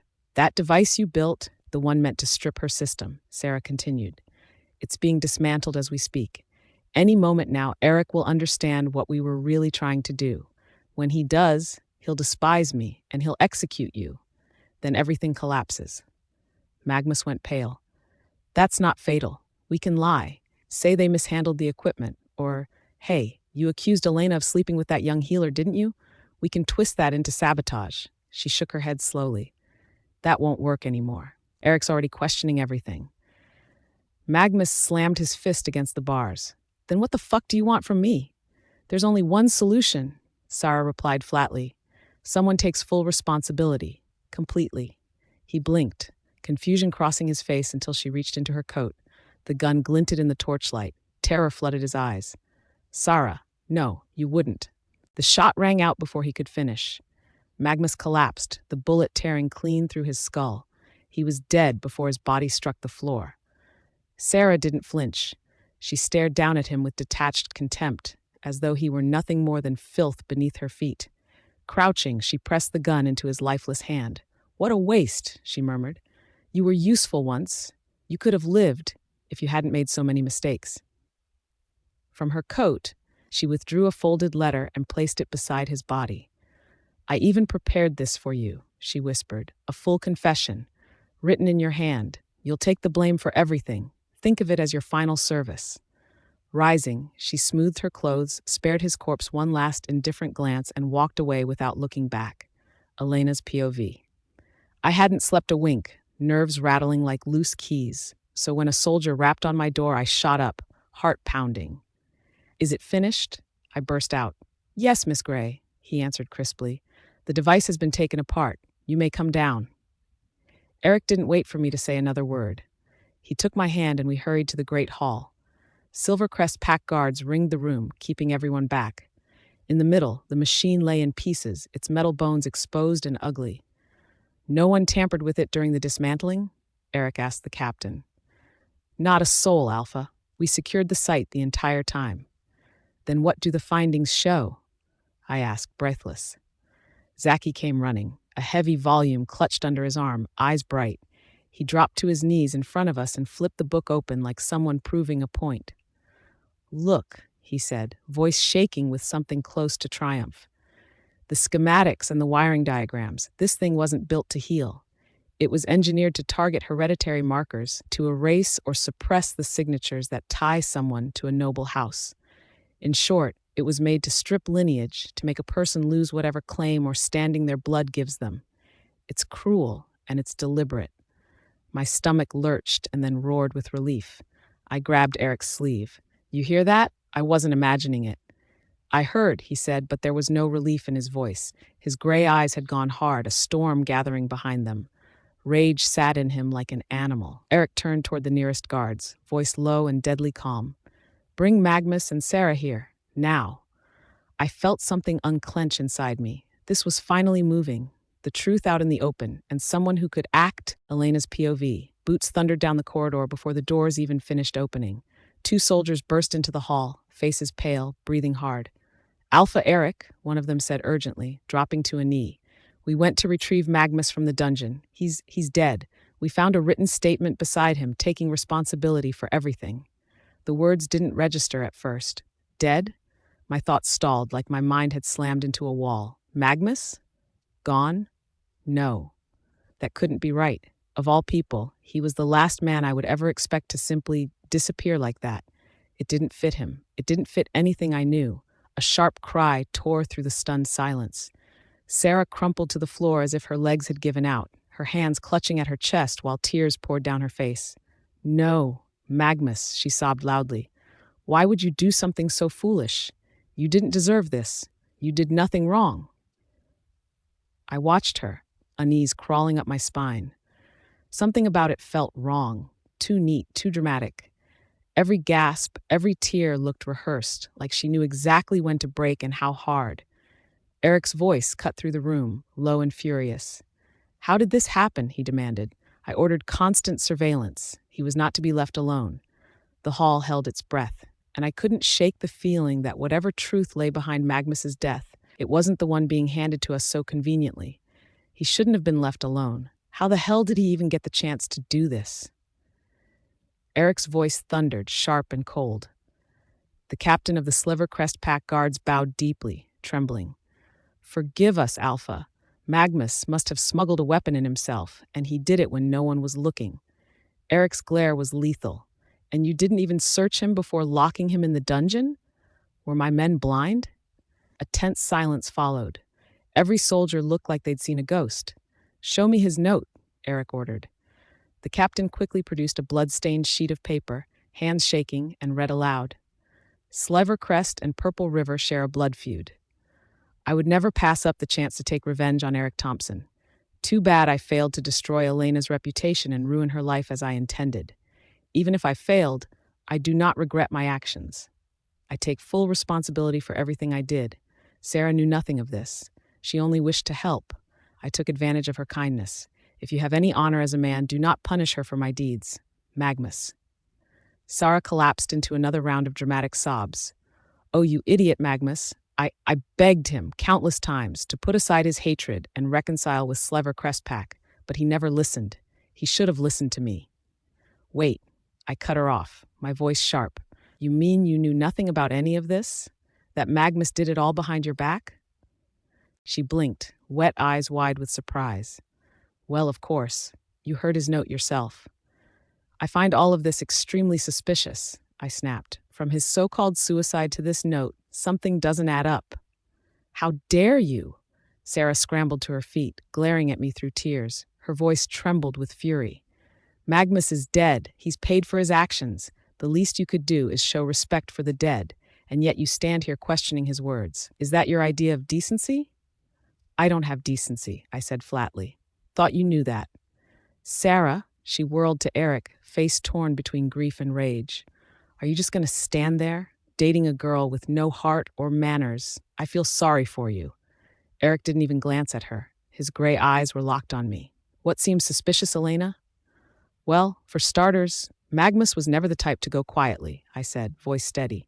"He's the kind of man who would fight, scream his innocence, and try to drag others down with him. He would never blow his own head off without a fight." "He must have done it to protect me," Sarah sobbed, clutching her face. "He cared about me too much. If he hadn't taken the blame, I would have been the target." "Exactly," I said, my tone hard as steel. "And that's the suspicious part. If you had truly nothing to do with this, why would he go out of his way to claim your innocence in a note? It sounds staged, fabricated. Something isn't right." The hall went deathly silent. All eyes were on me, understanding exactly what I was suggesting. You can't be serious," Sarah gasped, voice high-pitched. "I am," I said, my heart pounding in my chest. "I'm saying you killed Magnus. You murdered him and tried to make it look like a suicide to cover your own involvement." The accusation fell from my lips and slammed into the hall like a clap of thunder. My heart was racing out of control. I'd never accused anyone of murder before, never like this. It was reckless. I had no solid proof, but my instincts were screaming, loud and relentless. Sarah was at the center of it all. "Elena," Eric's voice dropped low, stern. "Do you even understand what you're saying?" "I know exactly what I'm saying," I shot back, "and I swear I'm not making this up." "Stop interrogating her." Sarah sobbed, her cries swelling, dramatic and pitiful. "Can't you see what's happening? Your precious girlfriend won't miss a single chance to turn me into the villain, no matter how absurd the story sounds." What did I do wrong, Eric? Maybe I shouldn't have come back. Maybe I shouldn't have tried to make peace between Silvercrest and Purple River. Maybe I shouldn't have cared enough to bring Elena a doctor when she was suffering. Because now I'm the one suffering for being kind. Her voice echoed through the hall. I felt every gaze turn on me, even the Silvercrest soldiers. Cold and judgmental, they pitied Sarah. They despised me. To them, I was the ungrateful, heartless woman, and she was the innocent victim. My hands curled into fists, my whole body shaking with rage. No, seriously, I can't be the only one who thinks this whole suicide with a neat little note is too convenient. I snapped. Magnus was an alpha. He would never abandon his entire pack by ending his own life. It makes no sense. Test the handwriting again. Check Sarah's alibi. I'm certain you'll find something. The soldier holding the note shifted uneasily. Well, my eyes widened. Her alibi? We already compared the handwriting, he said quietly. It's unquestionably Alpha Magnus's. A tall man stepped forward, his expression carved from stone. I am Glenn, captain of Alpha Eric's guard. Last night, I personally stood watch outside Lady Sarah's chambers. I swear on my life, she never left her room. What? I bit down hard on my lip as fury and doubt twisted together inside me. How was that even possible?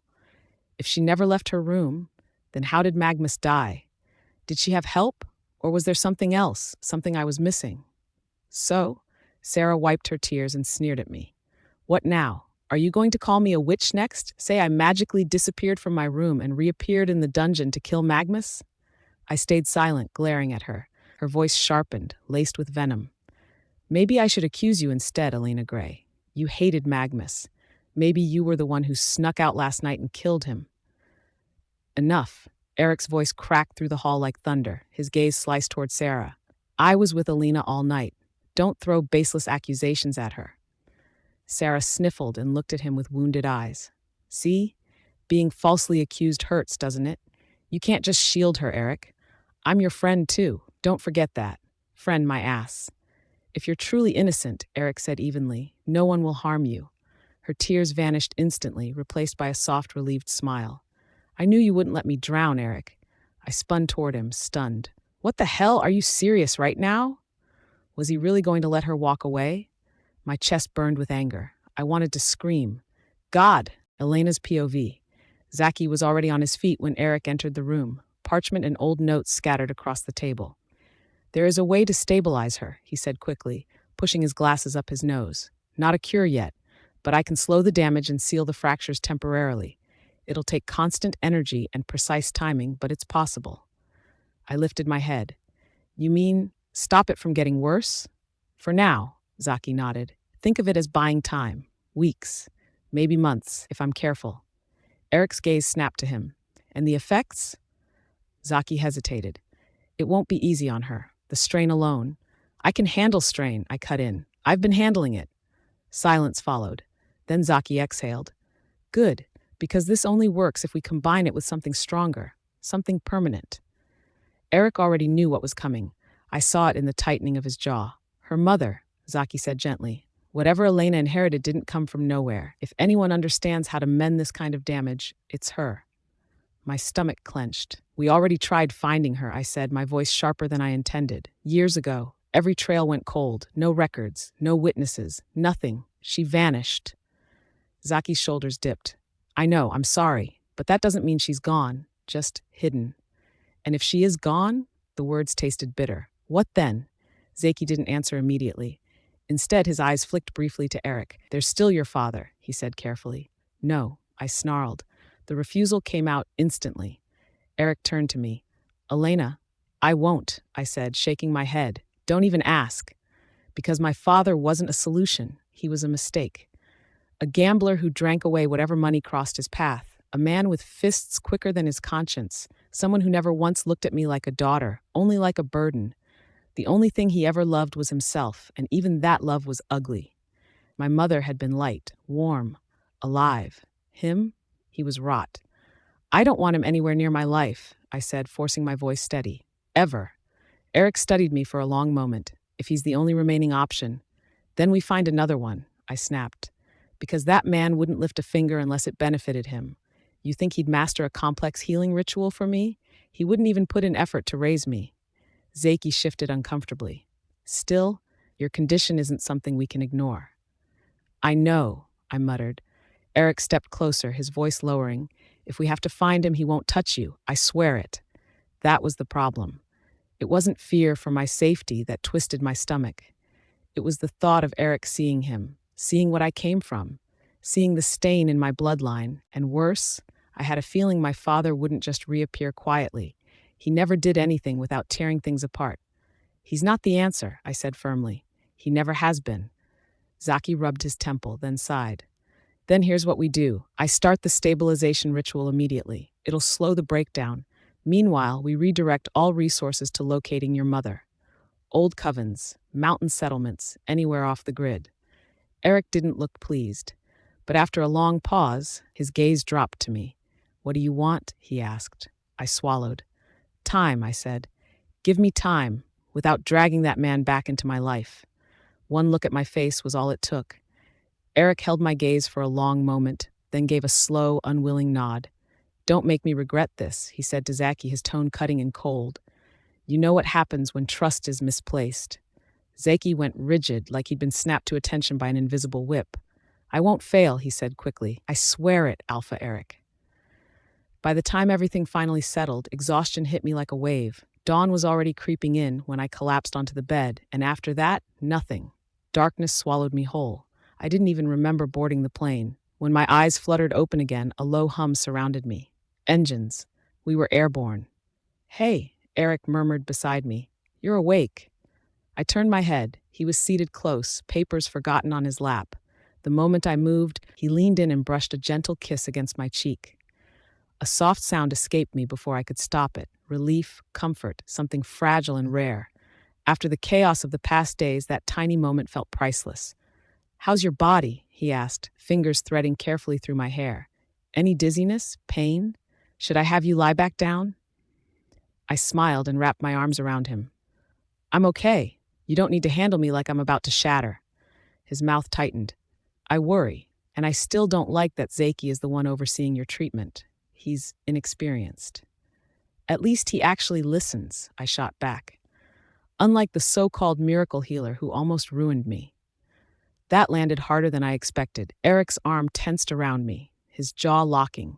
The guilt in his eyes was raw, unguarded. He laced his fingers through mine as if grounding himself. "Trusting Magnus was the worst call I ever made," he said quietly. "The thought of losing you, Elena, it haunted me. Every night." I squeezed his hand. "Magnus wasn't the real mistake." He looked at me sharply. "Sarah was," I said without hesitation.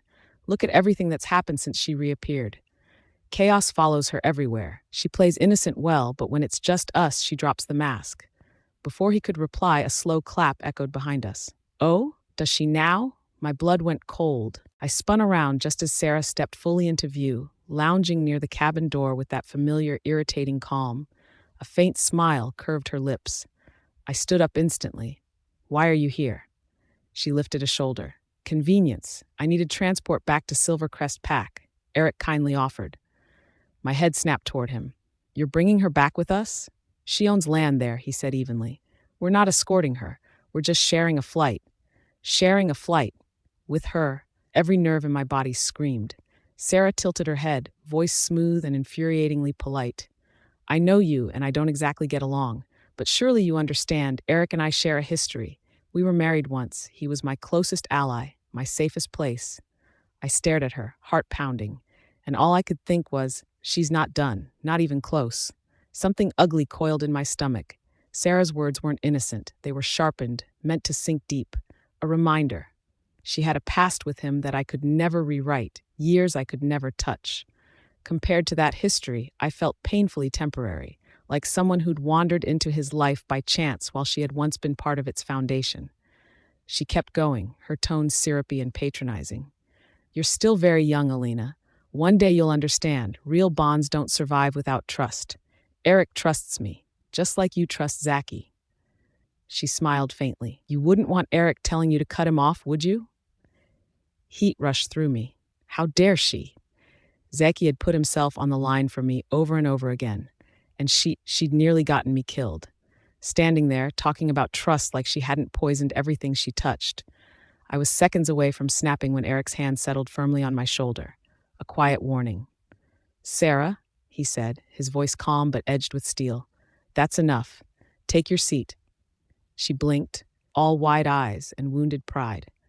"What? I can't even speak to her now? Am I suddenly some kind of monster to you?" "We're done here," he cut in. "Sit down. Now." Her lips pressed together before she let out a long, theatrical sigh. She glanced at me one last time, just long enough for a cold flash of triumph to slip through, then turned and walked away, her steps unhurried and deliberate. I sank back into my seat, my chest tight. "Yes, Sarah and I were married," Eric said quietly, drawing me closer. "But that chapter is closed. You're who I choose now. I offered her a ride, nothing more." I nodded, even though the ache didn't fade. I understood him more than I wanted to admit. If someone demanded I abandon a close friend over accusations alone, I'd push back too. Still, it hurt. I thought I was the one who stayed when things fell apart. I murmured. He lifted my chin and kissed me softly. And you still are. You're the one I see beside me tomorrow and every day after. The weight in my chest eased only slightly. Sensing it, he squeezed my hand. I've got a council meeting after we land. Come with me. You've never seen the chamber before, have you? Afterward, we'll get dinner. Just us. No interruptions. Part of me wanted to hide under the covers and nurse my resentment in peace, but staying alone with my thoughts would be worse.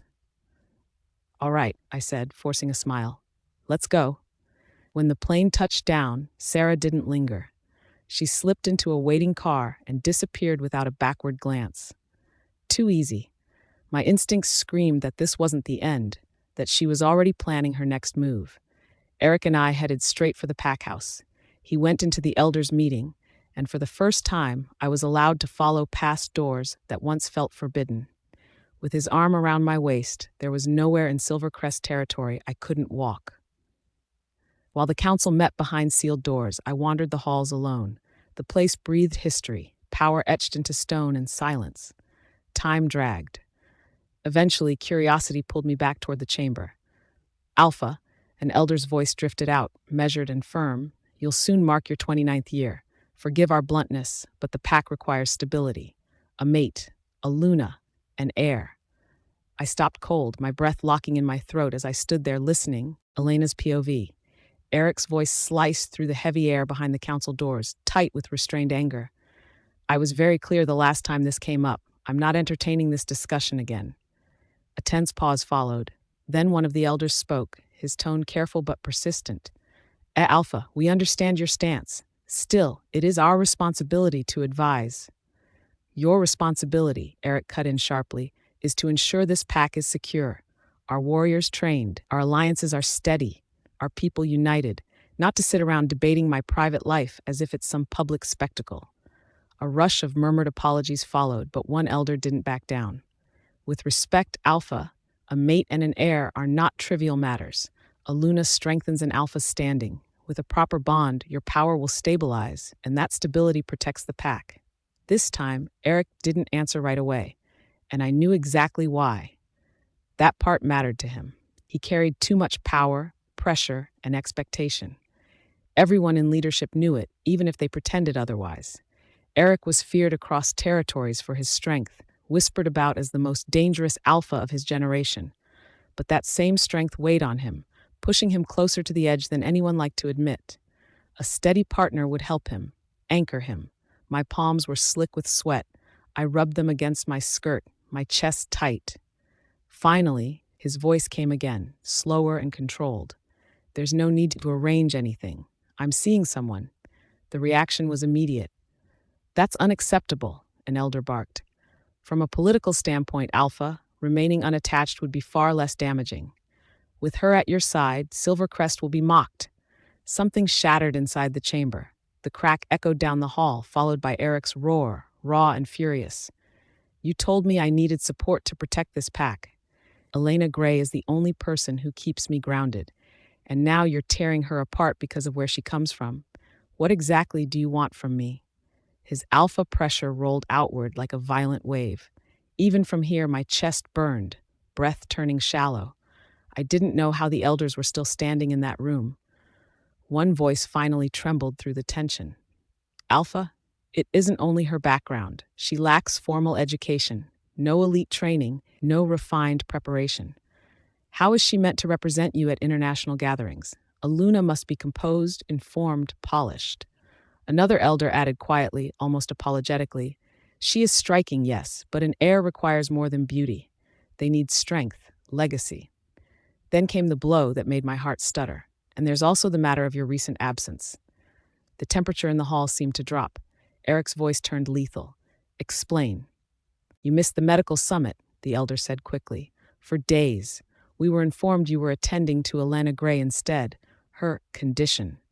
My breath caught painfully in my throat, so they knew about my health issues. That was classified. Eric's fury detonated inside the chamber, his voice carrying clear as thunder, which means someone under my command betrayed me. Alpha, there's no need for secrecy among elders, one of them pushed back. We're only being realistic. A woman without vital strength, How could she possibly steady yours? And now, with her condition worsening, even that advantage is gone. The words slammed straight into my chest. My legs gave out. I staggered back against the cold stone wall, lungs burning as if all the air had been ripped away. Because they weren't lying, they were voicing every ugly thought I'd tried to bury, every insecurity I'd fought to outrun. In this world, none of what made me mattered.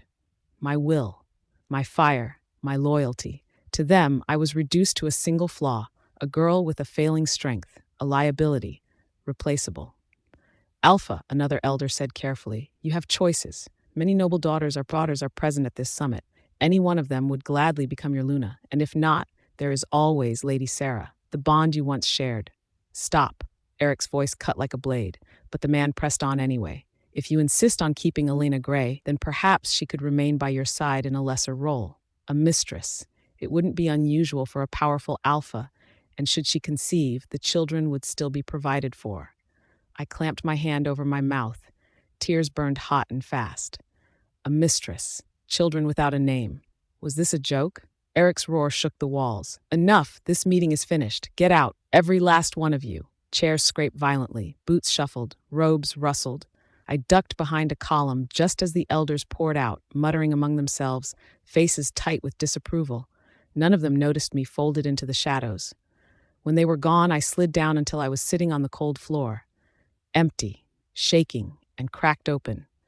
I didn't know if it was my illness weakening me or their words carving me apart. Maybe both. Footsteps rushed toward me. Before I could wipe my face, strong arms hauled me up and pulled me tight against a solid chest. I'm sorry. Eric's voice broke against my ear. I grabbed his collar, sobbing hard. How did you know I was here? His lips pressed urgently to my temples and my cheeks. If I can't even find you when you're hurting, what kind of man am I? Every tear you shed drives my wolf insane. I shoved weakly at his chest, tears spilling faster. I won't be someone's secret. I won't be shared. I won't raise children who get called mistakes. I've had enough of broken families, Eric. I deserve more than that.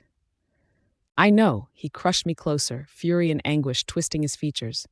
I would never allow that. Never. They crossed a line. I cried into him until my chest ached. For that moment, it felt like the entire world had turned against us, and he was the only thing holding me upright. A hesitant voice interrupted from nearby. Alpha, your next appointment begins in 5 minutes. Cancel it, Eric barked. No interruptions. No. I pulled back, wiping my swollen eyes. Go. I'll be fine. He tightened his grip. I'm not leaving you like this. Send Nova, or Bella. I need another woman right now. I forced a small smile. Please. Reluctantly, he let me go. I wandered the pack house aimlessly, the elders' words replaying like poison in my head. I told myself I shouldn't care, but my heart didn't listen. I drifted into the gardens and nearly walked straight into a pillar until someone caught my arm. Easy. Nova steadied me, exhaling. Good thing I ran into you before you face-planted. I managed a tired smile. Eric sent you? Yeah, and I'm officially your escort tonight. She studied my face. So, want to talk? It's not just them, I whispered. It's me. I keep wanting more. First, I was happy just being near him. Then I wanted to be his girlfriend. Now the idea of not being his partner for life feels unbearable. Maybe I'm asking for too much. No. Nova squeezed my hand firmly. He wants you. That's the truth. And wanting more isn't wrong. Don't let a bunch of bitter elders mess with your head. The heaviness didn't disappear, but it loosened. Come on, she said brightly. Let's get you ready for your date. Eric wasn't riding with us. Nova said he'd meet us later. She drove through the city, lights blurring past, then up toward the mountains. By the time the road climbed, I smiled faintly. Mountaintop dinner? She grinned in the mirror. No spoilers. I looked out at the glowing sprawl of Silvercrest below, the territory Eric ruled. The thought still felt unreal. How long have you worked for him? I asked. She laughed. About 15 years. Since the day he became Alpha. Her words cut off sharply. What's wrong? Her hands clenched on the wheel. Elena, don't panic, but I think the brakes just failed. My blood went ice cold. Ahead of us was the cliff. Hold on, Nova shouted, wrenching the wheel. I screamed as the car shrieked, tires skidding wildly, and we hurtled straight toward the edge, Elena's POV. The tires screamed as the car shot forward, skimming past the cliff with barely any space to spare. My heart slammed so hard it hurt. I grabbed the back of Nova's seat, panic ripping through me. Oh God, what do we do? Nova didn't look at me. Both hands were locked on the steering wheel. Her grip so tight, her fingers had gone pale. Sweat shone on her forehead. It's not slowing, she said through clenched teeth. But listen to me, Elena. Alpha Eric trusted you to me. I won't let you die. My stomach dropped when I glanced at the dashboard. The speed was climbing. Fast. Way too fast. The road ahead was hell, sharp turns stacked one after another, nothing but darkness and steep drops on either side. Night had swallowed the mountain, and without brakes, this wasn't a drive anymore. It was a countdown. At this speed, on this road, crashing wasn't a possibility. It was a promise. My first thought was Eric. I reached for my phone, but the car jerked violently. The device flew from my hand and disappeared under the seat. No, shit! Nova, I said, my voice shaking as I dug my fingers into the headrest. You can't keep going like this. No one can handle these turns at this speed. Yes, I can, she snapped. Trust me. I do, but this isn't a plan, I said, swallowing hard. We need another option. We need to jump. No, she shut that down instantly. How can you say that? That fall could kill you. The car tore through another brutal turn. My body slammed sideways, the seatbelt biting into my chest. Without it, I'd have been thrown straight into the dark. Nova's eyes stayed fixed on the road, but her hands were starting to tremble. Nova, stop! I shouted. If you keep this up, we're both going to die. Her jaw tightened. No, Elena, you're saying that because you know I might survive the jump, but you wouldn't. Her words hit harder than the wind rushing past us. The mountain loomed ahead. The road twisted again, and the car kept speeding forward, completely out of control. The mountain road blurred into a ribbon of darkness, the wind screaming through the half-open window as the car shook beneath us. I was already terrified, but when the vehicle tilted sharply, my fear turned into pure panic. Nova, I said hoarsely, gripping the door. This isn't working. She didn't answer right away. Her eyes were locked on the road, jaw clenched, arms tight around the wheel. Then the back of the car lifted. I screamed as the tires barely touched the ground before slamming back down. We're not making the next turn, I yelled. Nova, there's no space left. I know, she snapped, her voice cracking. The brakes are gone. I can't slow it. The cliff rushed toward us like a black mouth waiting to swallow everything. My chest tightened painfully. Then you have to jump. She shot me a sharp look. Are you insane? I'm human, I said, forcing the words through shaking teeth. I won't survive this crash anyway, but you might. No, she shook her head hard. Eric Thompson trusted me with you. I'm not leaving you behind. Another violent swerve sent us sideways. Rocks scraped beneath the car. There's no time, I screamed. Nova, you're a wolf. You can take the fall. I can't. The edge was right there. Her breathing broke. Then let's do it. But I'm not choosing. She counted fast, voice trembling. 1, 2. Before she could reach 3, the car jerked violently. I lost my grip. The door flew open, and the world vanished beneath my feet. I fell. Cold air tore the scream from my throat. The ground rushed up too fast, far too fast. I twisted in panic, knowing there was nothing in me that could survive this. No strength, no magic, just bone and skin and fear. I squeezed my eyes shut. Then a roar split the night. Something slammed into me midair, hard, solid, and alive. Teeth grabbed my jacket. A massive brown wolf wrapped herself around me, shielding my body as we crashed together into the rocks. The impact was brutal. We rolled, stones cut, flesh tore. She took it all. When we finally stopped, silence swallowed the mountains. I crawled out of her grasp, choking, shaking, my hands scraping against dirt and blood. No, my voice broke as I turned back. Nova? Her wolf form lay twisted against the rocks. Blood soaked her fur. I could see bone. I dropped beside her, pressing my hands against the wound, even though I knew it wouldn't help. Why would you do that? I sobbed. You could have jumped alone. You would have lived. Her eyes flickered open, barely. Because, she whispered weakly, you're not like me. Tears poured down my face. You idiot. You absolute idiot. Her breathing was shallow. Eric said to protect you, and her gaze softened. You're my friend. My chest felt like it was splitting apart. I'll get help, I cried. Just stay with me, please. Her eyes slipped shut. No, Nova, I shook her gently, panic clawing through me. Don't you dare. Don't leave me. She didn't answer. I wiped my face with trembling hands and forced myself to breathe. Crying wouldn't save her. I had to. Darkness swallowed the valley. The mountains around us were nothing but tall shadows, and the cold night air pressed in from every side. Even if Eric realized we were missing, finding us down here wouldn't be easy. This place was wild, steep, and hidden, and Nova didn't have much time. I forced myself to stand, legs shaking, and stumbled toward the wrecked car. It had landed on its side not far away, metal twisted and smoking. I grabbed the damaged door and pulled with everything I had until it finally gave way. I climbed into the driver's seat and turned the key. Please, please work. The headlights flashed on. I almost laughed from relief. That beam of light cut through the darkness like hope itself. I jumped back out and ran toward the open space, cupping my hands around my mouth. Help! Someone help us! We're down here! My voice bounced off the cliffs and came back to me empty. No answer. Rain began to fall, soft at first, then heavier. I rushed back to Nova. She had shifted back to her human form while unconscious, her skin cold, her breathing shallow. I pulled her close, shielding her as best I could, and kept shouting until my throat burned. He would come. I had to believe that. At first, I thought my eyes were playing tricks on me. Tiny lights flickered in the distance. Then I realized they weren't stars. They were headlights. Dozens of them. Flashlights, too, spreading through the mountains like a river of fire. The ground trembled. A huge black wolf leapt down from the cliff above, landing hard and charging straight toward us. My heart burst with relief. I jumped up without thinking. Eric! He shifted mid-run, caught me in his arms, and crushed me against his chest. His body was shaking. Thank the moon goddess, he breathed roughly. Thank her, you're alive.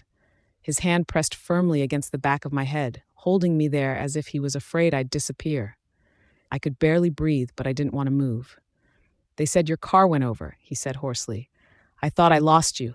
Tears slid down my face. Nova, she saved me. She didn't have to, but she did. It's my fault. He kissed my forehead, hard and fierce. She's strong. She'll make it. Soldiers rushed down into the valley. Nova was carefully lifted onto a stretcher, medics moving fast. A helicopter lowered nearby, ready to take her away. They told me to get in too. I froze. The brakes, I said suddenly. They failed. That's why we crashed. Check the car now. This wasn't an accident. I knew it in my bones. Eric's head snapped up. Do what she says. Yes, Alpha, the soldiers replied, running toward the wreck. Less than 10 minutes later, one of them came back, face pale. She's right. The brake pads were destroyed on purpose. Eric exploded. Someone tried to kill her. Inside Silvercrest Pack? Under my watch. Yes, Alpha. This was done by hand. My fingers tightened around his. Only a few people knew where we were going tonight. That means... A traitor, Eric finished coldly. Pull the footage. Check access lists. I want every name. The valley burst into motion. Eric lifted me into the helicopter himself. I knew then he wasn't letting me out of his sight again. At the hospital, they rushed Nova straight into surgery. The moment the doors closed, my strength disappeared. My knees buckled, but Eric caught me. You need rest, he said gently. I want to stay, I whispered. Please. He nodded and sat with me outside the operating room, my head against his shoulder. Even with guards everywhere, I felt uneasy. Someone close wanted me dead. Then I heard hurried footsteps. I looked up as Sarah rushed toward us, her face carefully arranged with concern. Oh my God, what happened? I heard Elena. Something snapped inside me. I stood up and pointed straight at her. You did this. You messed with the brakes. You tried to kill me. She stopped short, eyes wide. What? That's insane. I just arrived. I had no proof, but my gut was screaming. I'd never been so sure of anything in my life. I knew she wasn't finished with me, Elena's POV. The moment Sarah appeared at the end of the hallway, I felt it in my bones. That sharp, crawling feeling you get right before something bad happens. She was moving fast, heels clicking, face twisted into what looked like concern. Too neat, too practiced. My hands clenched at my sides before my brain even caught up. You don't get to look worried, I said hoarsely. Not after what you did. She stopped short. Excuse me? My heart was pounding, but my voice didn't shake. Someone messed with my car. Someone wanted me dead, and you walk in here, acting surprised? Her expression snapped from fake concern to pure anger. Unbelievable. You accuse me the second you see me? Elena, you're obsessed. Then tell me where you were tonight, I shot back. Her eyes flashed. I don't answer interrogations. If you're innocent, it shouldn't be hard. She laughed sharply and turned to Eric Thompson. Is this really happening? You're letting her question me like a criminal? Eric didn't raise his voice. That was worse.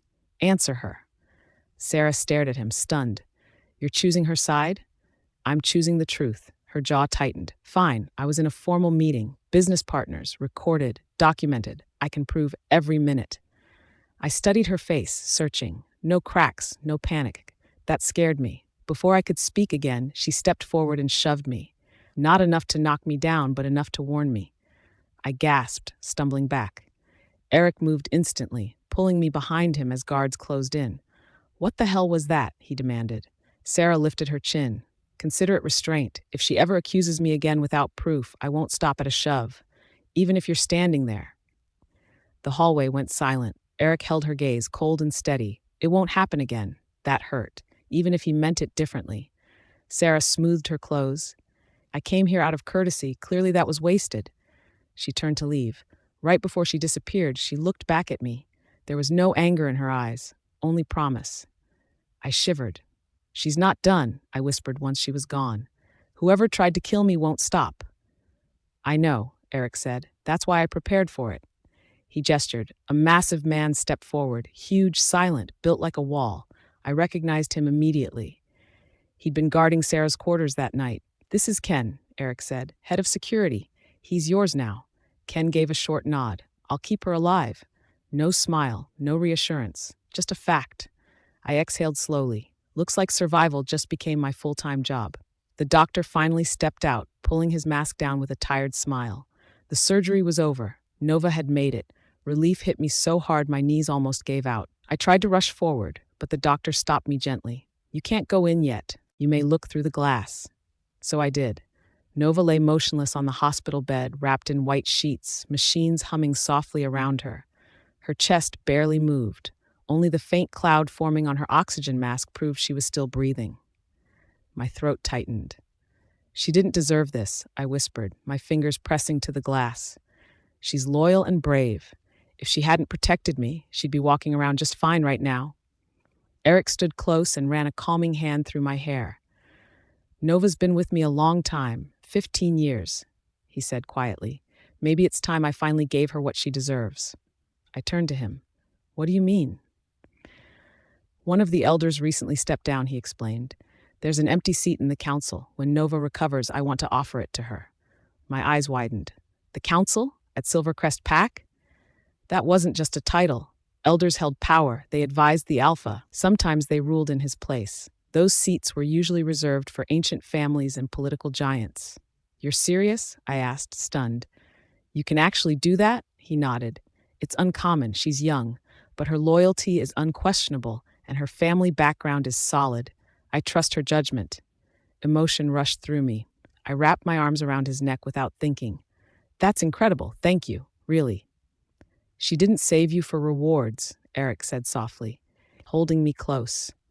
But she saved you, and that means she saved me too. He pressed a gentle kiss to my forehead. Then he added, almost casually, besides, the council needs change. Too many of them oppose me out of habit. When the time comes and you stand before them, I want at least one voice in that room on your side. I pulled back slightly. Stand before the council? Of course, he said. You're with me. When events require Eluna's presence, I want you there. My breath caught. Elena. My mind went completely blank. Was he saying what I thought he was saying? Elena's POV. For a second, I just looked at him, my mind stuck somewhere between shock and confusion. This wasn't what it sounded like, right? Eric noticed my frozen expression and quickly shook his head. Hey, no, this isn't a proposal. Heat rushed straight to my face. Embarrassment burned everywhere. I know that. I didn't think you were proposing, I blurted out, even though that was exactly what I'd thought. He sighed softly. We've talked about this before, Elena. Marriage just isn't something I believe in. I don't see myself ever needing it. That's on me, not you. I know, I muttered, wishing I could disappear into the floor. You don't have to explain. He reached out and caught my hands before I could hide my face. Still, when I need a partner by my side, I want it to be you, always. I nodded, my voice small. I understand. After a pause, he added, there's a charity visit tomorrow, a kindergarten in the city. My partner is expected to attend. He hesitated. I was planning to send Nova with you, but given everything, I'll understand if you'd rather skip it. No, I said quickly. I want to go. He studied me. Are you sure? I'll be fine, I said. I have a new bodyguard now, right? Ken will keep me safe. A faint smile crossed his face. Good, maybe getting out will help clear your head. He pulled me into a tight hug and murmured, once this chaos is over, I'll take you somewhere peaceful. Just us. That sounds perfect, I whispered. Still, last night was supposed to be peaceful too, and it ended in blood, sirens, and fear. I wondered if calm would ever find us again. The next morning, I woke up early and took my time getting ready. I chose a soft camel-colored dress and pinned my hair up neatly. No bold jewelry, just small pearl earrings. It was a charity event. I wanted to look kind, approachable, and if I was being honest, a little impressive too. When I came downstairs, my new security detail was already there. Ken stood by the door like a wall made of muscle and stone. He didn't shift, didn't glance around, just stood there, fully alert. Definitely not the friendly type. I walked up to him and smiled. Good morning, Ken. He looked at me, said nothing. Coffee? I tried again. Breakfast? We've got time. No, ma'am, he replied flatly. Best to leave now. Oh, okay, I said, slightly awkward. Let's go then. The ride to the kindergarten was painfully quiet. With Nova, the car was never silent. She'd talk, joke, ask how I was feeling. Sometimes we'd sing along to the radio. With Ken? Nothing. His hands stayed firm on the wheel. His eyes never left the road. The silence pressed in so hard I could hear my own breathing. Finally, I couldn't take it anymore. So, do you like music? I asked gently. You can turn on the radio if you want. I don't like music, he replied without hesitation. Great. I let out a frustrated groan.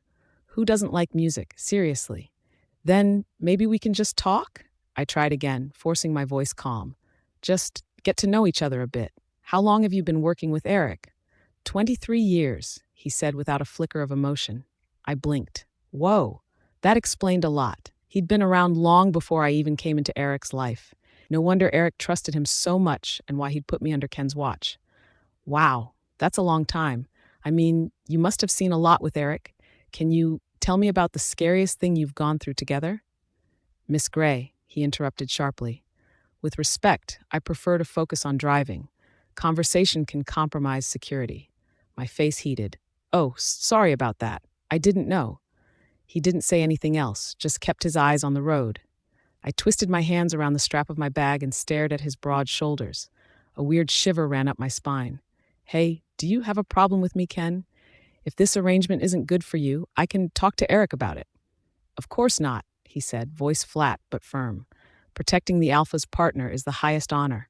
I'm glad to do it. I just prefer to do it my way. Right? Got it. I sank back into my seat. Bigger and stronger he might be, but I still preferred Nova's friendly chatter and laughter over this cold silence. Nearly an hour later, the car finally stopped in front of the kindergarten. I exhaled loudly. Thank God. Fresh air and the end of this tense, silent drive. Miss Gray, a cheerful voice called. A middle-aged woman hurried over, her smile bright. Welcome, I'm Elena, the principal. It's such an honor to have you here today. I shook her hand, smiling politely. Please call me Elena, and the honor is mine. Come in, she said, leading me inside. You can't imagine how much attention we need. Without enough support, these kids won't get proper care. And we really need a new gym. The future Pack Warriors have nowhere to train. Staff members lined up to greet me, their expressions warm and respectful. Honestly, before dating Eric, no one had ever made me feel this way. I shook hands down the line, keeping my smile in place. Media cameras were already snapping and recording. 3 minutes in, my smile was starting to hurt.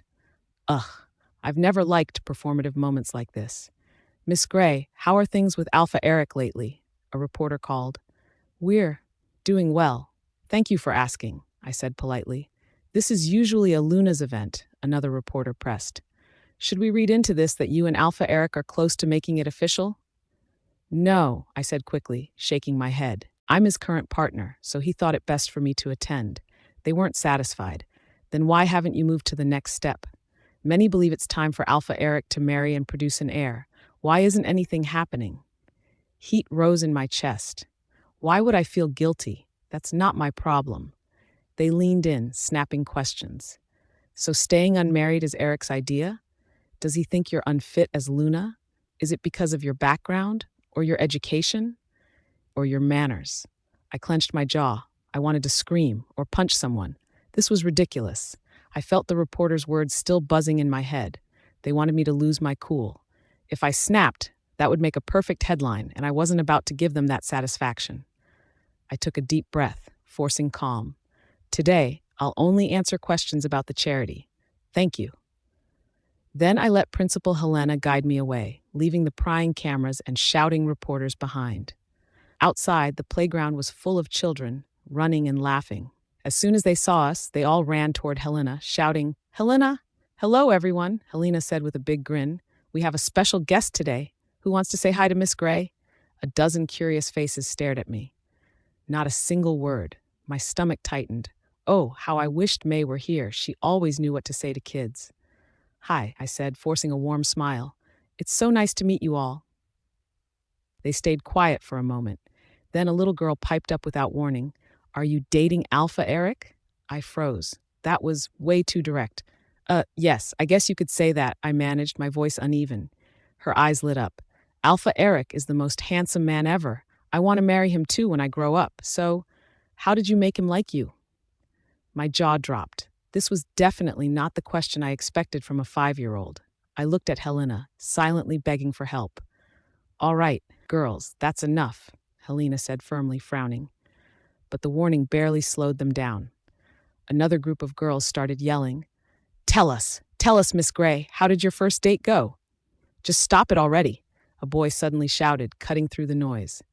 "Alpha Eric won't marry her anyway. He'll marry someone proper, pretty, and from a good family."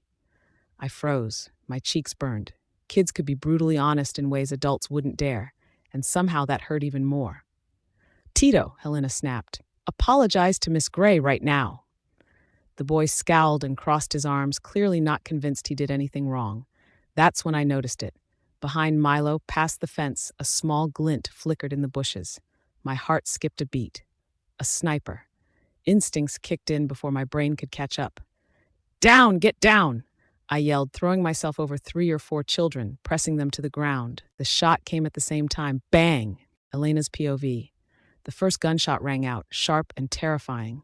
For a split second, I froze. Then my heart slammed against my ribs. Someone was shooting at the playground. "Ah!"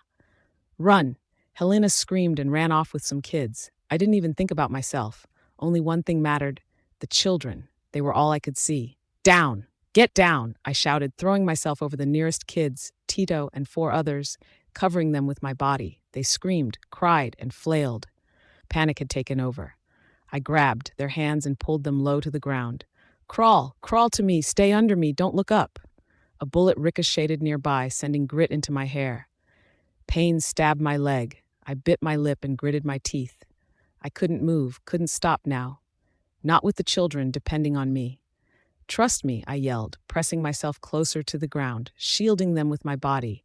"I won't let anything happen to you. Just stay low." I scanned the playground with wild eyes. There was a shed near the corner, sturdy and solid. If I could get the kids there, they'd have cover. "Okay, listen. On my count, we move," I shouted. 1, 2, 3, crawl, crawl, crawl. Hands grabbed mine. Tiny bodies scrambled across the dirt.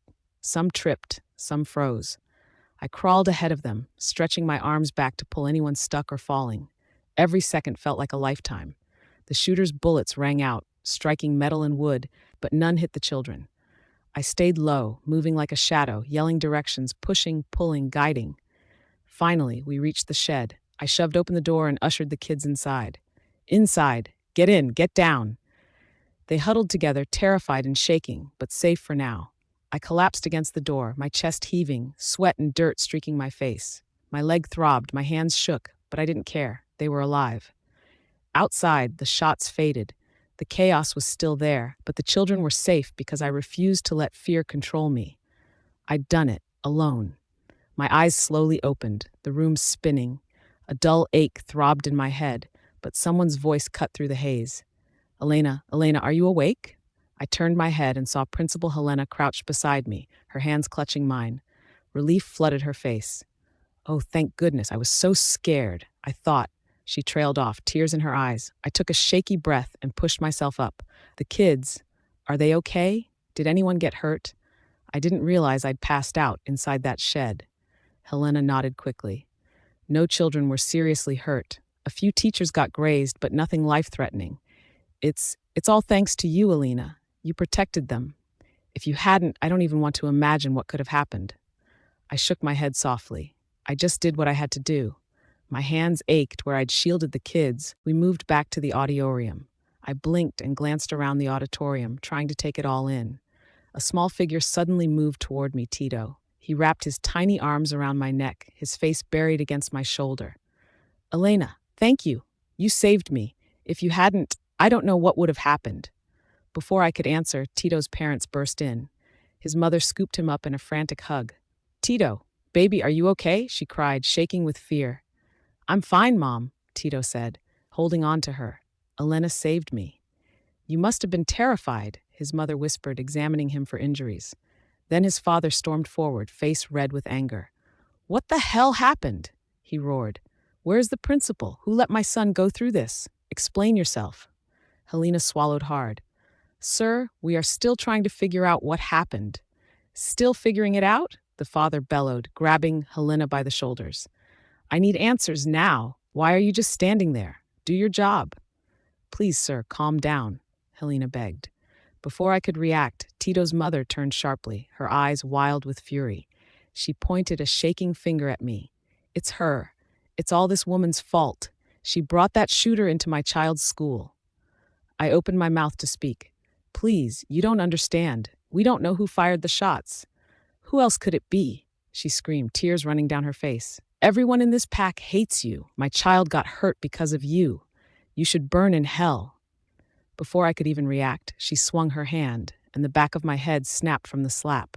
Pain flared across my cheek, Elena's POV. Pain throbbed in my cheek from the slap, but I forced myself to stand tall. The chaos was finally behind me, yet Tito's parents were approaching fast, faces twisted in anger. Mrs. Brown, Helena shouted, stepping between us. This is enough. You cannot attack someone in front of children. Stop right now. Tito's mother didn't budge. Step aside, Principal. My son almost died. One hit from me isn't enough. I should have done worse. Her husband stepped forward, fists clenched. And don't forget, I'm a son of a council member in Silvercrest Pack. I have authority here. One word and this woman will answer for what happened today. I didn't flinch. My voice stayed calm, even though my chest was pounding. Authority doesn't make you right. This kindergarten needed protection, and I did my job. Kids got saved because I acted, not because of titles, not because of threats. The mother lunged again. I caught her wrist firmly. Listen to me, I said, eyes locked on hers. All the kids are safe. No one was hurt. That's what matters. Screaming, slapping, and blaming me, none of that helps anyone. Her face twisted in fury. It's all your fault. If you weren't here, none of this would have happened. I shook my head. No, the shooter is the problem, not me. Every parent here should be asking how this happened, not pointing fingers at the person who kept their kids alive. Then a small, determined voice broke through. Mom. Tito ran forward, grabbing his mother's leg and looking straight at her. Stop yelling at Elena. She saved me. She put herself in danger so we could live. The mother froze, her mouth open. Milo's father glared but didn't move. The room went silent. I saw it, Mom, Milo continued. She didn't run. She covered us. She got hurt, but she stayed. She was the bravest person there.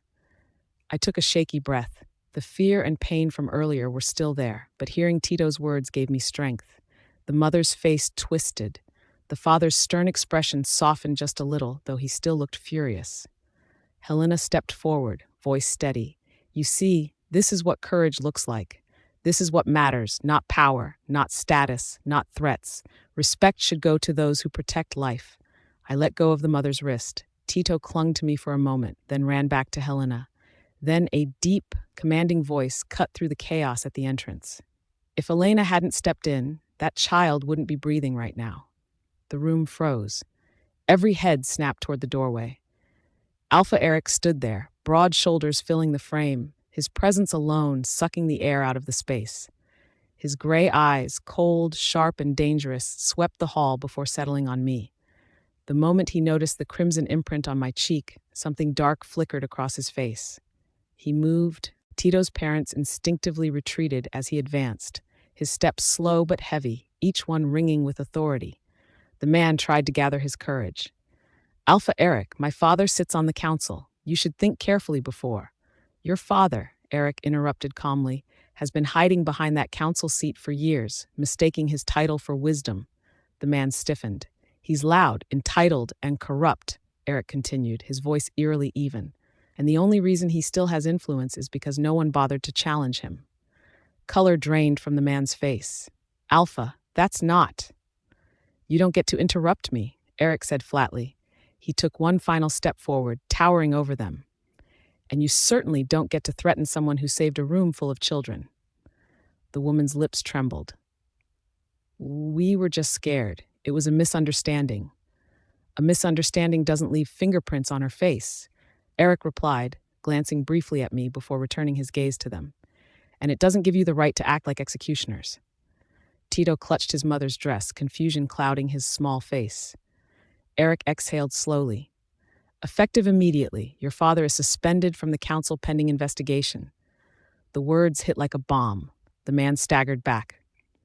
No, you can't do that. That position is his life."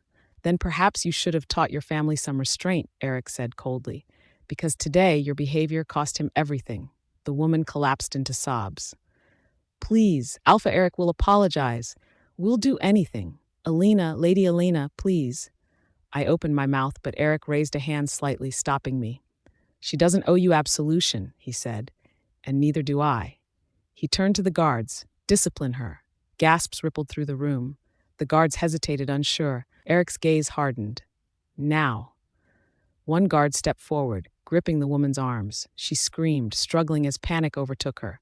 "Wait, stop," Tito cried, clinging to her. "Mom, why are they doing this?" The sound pierced something in my chest.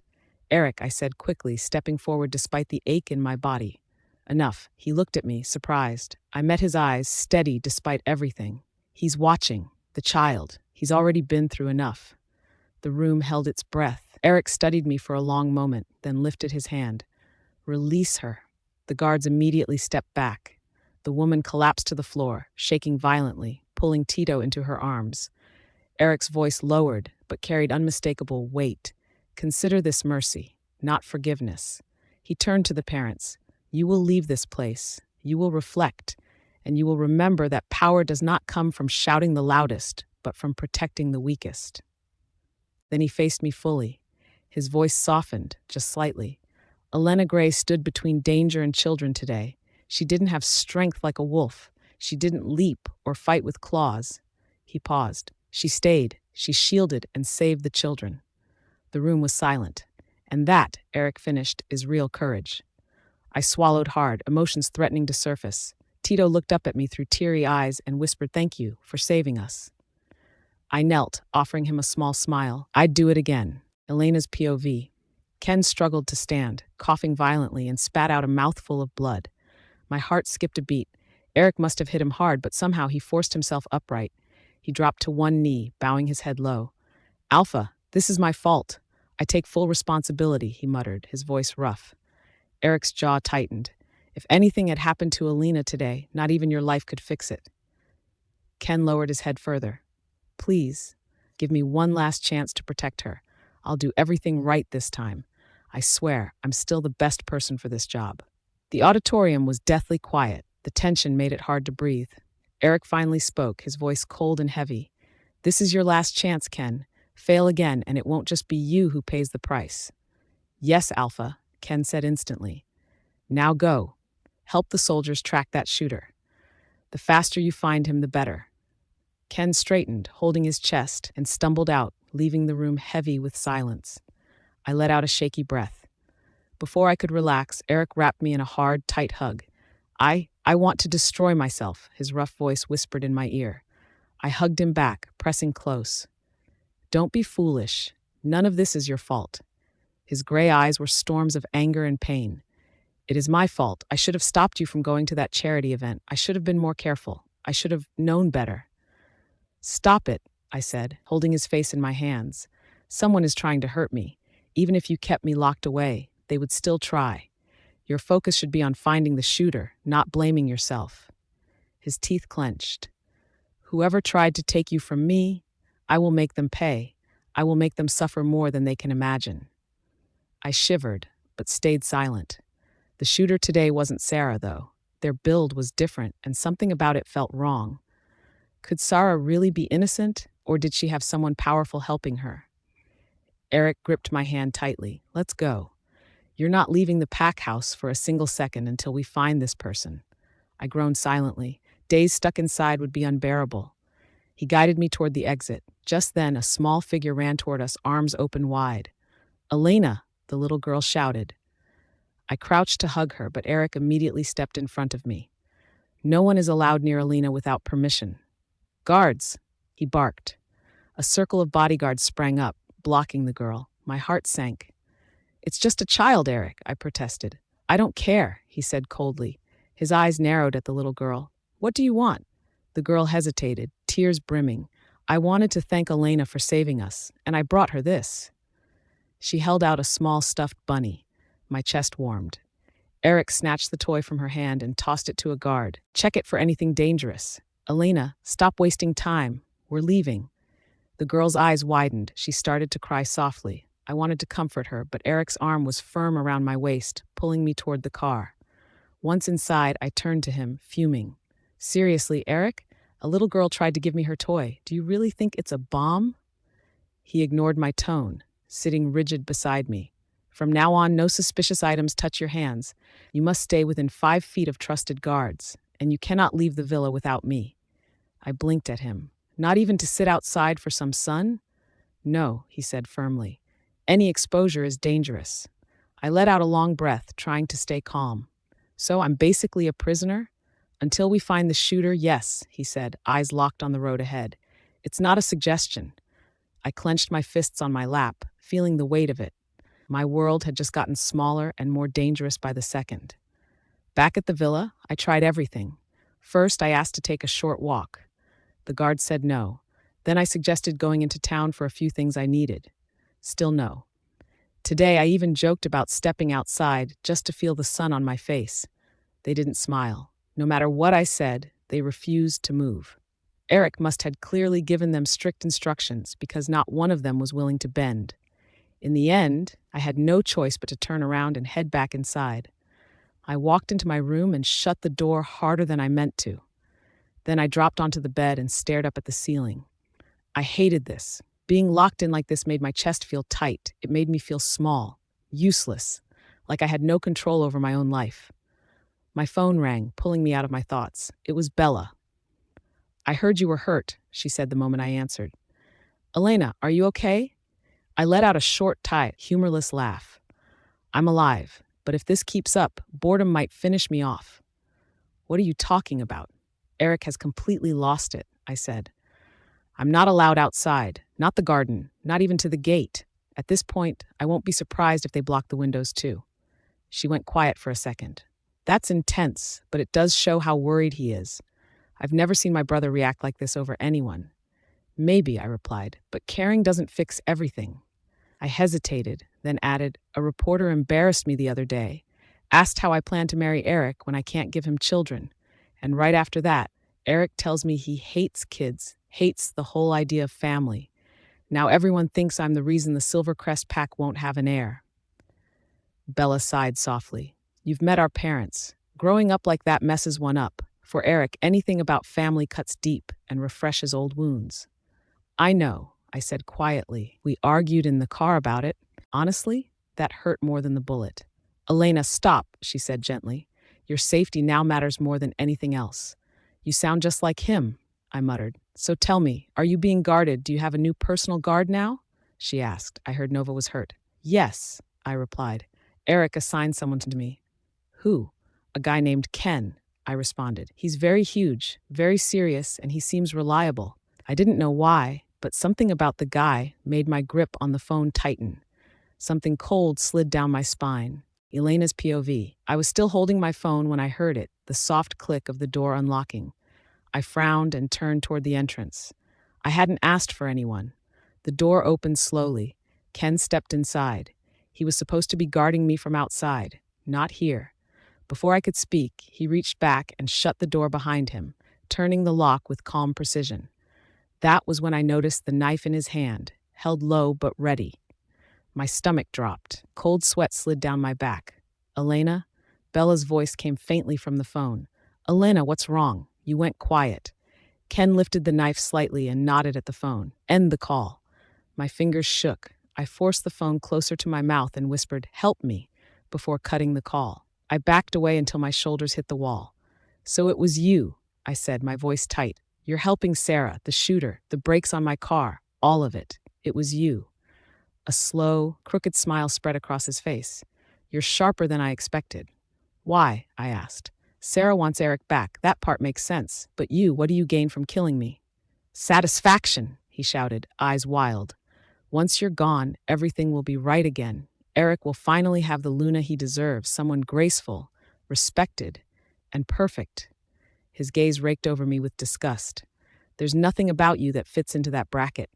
I still don't understand how you replace Sarah. My hands curled into fists. And you think she is truly perfect? I snapped. You have no idea who she really is.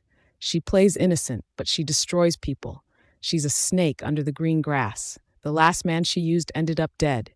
Do you really think you'll be different? He laughed softly, shaking his head. You're just bitter. That's all I know. You're jealous of her. I'm telling you the truth, I said. She doesn't care about you. You're disposable to her. That was the wrong thing to say, I realized. Ken threw his head back and laughed loudly, the sound sharp and broken. Good. Let her use me. If my life means something to her, then it's worth it. My heart sank. He was completely brainwashed and beyond reason. Without warning, he rushed forward, knife raised. I reacted on instinct. I ducked under his arm, shoved past him, and sprinted for the adjoining room. My hands fumbled with the handle, but I got inside just in time, slamming the door shut and locking it. I pressed my back against the door, breathing hard.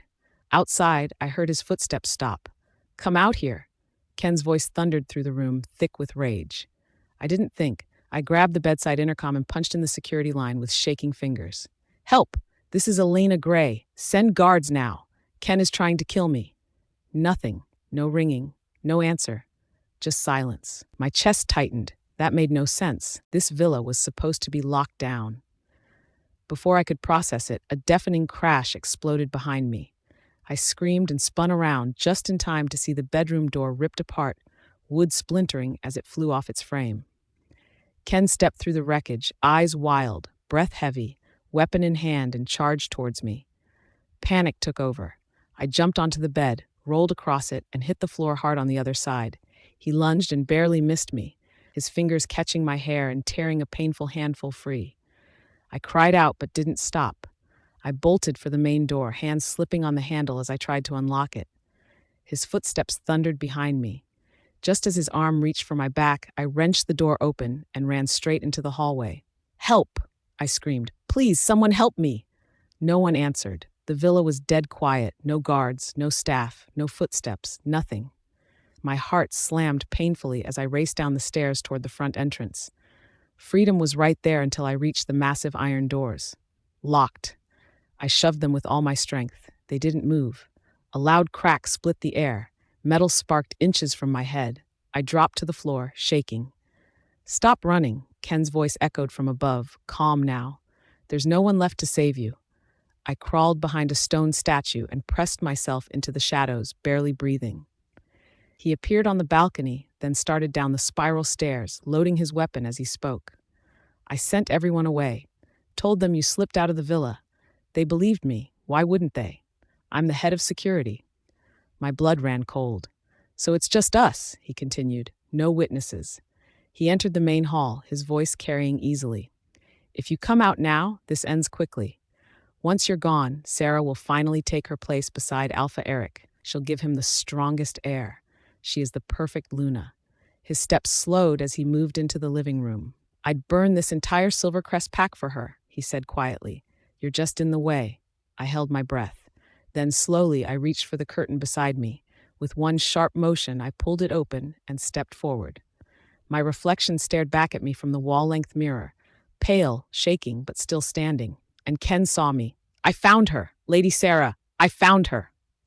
Ken's voice rang out, sharp and unhinged, his face lit with wild triumph. He squeezed the trigger again and again, firing at the reflection staring back from the mirror. The glass exploded, shards raining across the floor as the illusion finally dawned on him. But by then, it was too late. I stepped out from the side and pulled the trigger. The shot struck him from behind. His body jerked, a shocked cry tearing from his throat as he stumbled forward and collapsed heavily onto the marble floor. He tried to push himself up, stubborn strength still fighting inside him, but his body refused to cooperate. I didn't lower the weapon. My hands shook, yet I forced myself forward, every step steady. Ken turned his head, glaring at me, sweat streaking down his face, his breathing uneven. "Fuck you, bastard," he muttered bitterly. "Between me and you, you're fucked already." I planted my foot against his chest and aimed the gun, my voice cold despite the storm in my chest. "Tell me something. Did Sarah order you to do this?" A crooked smile tugged at his lips, unsettling in its devotion. "She didn't have to. I knew what needed to be done." My stomach twisted. He was beyond reason, blind and obsessed. I needed him talking, needed the truth out in the open. "Then tell me everything," I demanded, tightening my grip. "Every plan, every step, her part in it. If you tell the truth, you walk away from this." His laugh came out rough and broken. For her, I'd do it all again. My pulse raced, fear and anger colliding. "Ken, look at me. This ends here. Say it. Say what she told you. Say how she used you." He hesitated, pain flashing across his face, loyalty warring with reality. I leaned closer, my voice shaking but firm. "Speak, right now." I yelled as I pressed my foot on his bullet wound, Elena's POV. His cry tore through the room, raw and broken, and it squeezed my chest hard. "Why are you still defending her?" I shouted, unable to stop myself. "What is all this for?" Ken had once been one of Eric's most trusted men, respected and capable, someone with a future, and now he had burned it all down for Sarah. Sarah, who wouldn't hesitate for even a second if he died here. That was the part I couldn't understand. How could he give up everything for someone who saw him as nothing more than a tool? Ken coughed weakly and laughed under his breath. "You wouldn't understand," he rasped. "Someone like you never could. You just chase status and protection, just like the rest." I shook my head furiously. "And Sarah doesn't. She wants power more than anyone. That's why she went after Eric in the first place." He looked at me like I was the crazy one. "No, you're wrong. Lady Sarah is gentle. Now she saw me when no one else did. Everyone avoided me, whispered about me, but she spoke to me. She smiled. She made me feel seen." His voice softened, almost reverent. "She's flawless. She's everything." The words made my blood boil. "Open your eyes," I yelled. "She treats every useful man the same way. If you weren't close to Eric, she wouldn't even remember your name. She was kind because she knew you'd be useful one day." His lips curved faintly. "Stop trying," he said hoarsely. "You won't turn me against her. And you're bad at this. Interrogating. It's obvious you've never done it before." Something in his tone made my skin prickle. Before I could step back, his hand shot out and grabbed my ankle. I gasped as the floor rushed up to meet me. Pain knocked the breath from my lungs. "Die!" he screamed, lunging forward. I barely managed to catch his wrist as the blade came down. My arms shook as I held it back, my strength screaming in protest. He was badly hurt, but still stronger than me. Inch by inch, the knife pushed closer, my muscles burning, panic flooding my chest. "Eric," I screamed. The sound of glass exploding filled the air. A shadow crashed through the shattered window, fast and furious. In the next heartbeat, Ken was ripped away from me, lifted off the ground like he weighed nothing at all. The knife hit the floor with a sharp clang. Eric had him by the throat, eyes blazing with pure fury. "You dared touch her?" Eric snarled, his grip tightening as Ken struggled helplessly. I scrambled up, my legs unsteady. "Eric, stop," I shouted. "Don't kill him." Eric froze, breath heaving, torn between rage and my voice. The room went dead silent. "Don't try to stop me, Elena," Eric thundered. His voice shook the walls, raw with fury. "After what he's done, he doesn't deserve to live." "Don't kill him yet," I said firmly, gripping his arm. He didn't act alone. Someone pushed him, Don't you want to know who actually wants me dead? Eric's jaw flexed. The rage in his eyes didn't disappear, but it wavered. With a sharp motion, he flung Ken away like he meant nothing. Ken hit the floor and didn't get back up. Eric turned to me immediately. His gaze dropped to my hands, my clothes. You're hurt again. Before I could protest, he lifted me off the ground and pulled me into his chest, holding me so tightly it stole my breath. His body was tense, like a storm barely contained. Why does this keep happening? His voice broke. No matter what I do, no matter how careful I am, when you're with me, danger still finds you. I don't even know what I'm supposed to do anymore. Eric, I said softly, trying to steady him, this isn't... Don't say it's not my fault, he snapped, eyes blazing. That doesn't help. Do you know how helpless this feels? How angry I am? I want to. I cut him off by pressing my lips to his. It wasn't gentle, it was desperate. When I pulled back, I looked straight into his eyes. You want the person behind this. So do I. Then let's make Ken talk. I turned toward Ken, ready to force the truth out of him. A sharp bang echoed through the room. I gasped and spun around. Ken collapsed, motionless. No, I cried, shock and rage crashing through me. I whirled on Eric. His gun was still raised. Why did you do that? He could have told us everything. Eric lowered the weapon slowly. His face was unreadable, cold. He was reaching for something, he said flatly. I won't gamble with your life, not even for answers. The look in his eyes sent a chill through me. This wasn't just anger anymore. It was something darker and more dangerous, like a line had been crossed and he didn't know how to step back. Less than 15 minutes later, the sound of heels echoed from the hallway. I straightened at once, bracing myself. Sarah walked in first. Behind her came a group of stern-looking older men and women, members of the Silvercrest Pack Council. Eric's head snapped up. Why are they here? He demanded. Sarah's eyes widened as she took in the room, her hand flying to her mouth. She looked pale, concerned, and perfectly composed. Our guards found me having lunch with the council, she said gently. They said there was trouble and brought us along. Her gaze drifted to the floor. Oh my goodness. What happened? Why is there so much blood? I met her eyes, my heart pounding. So this is how you play it, I thought. Fine, let's play.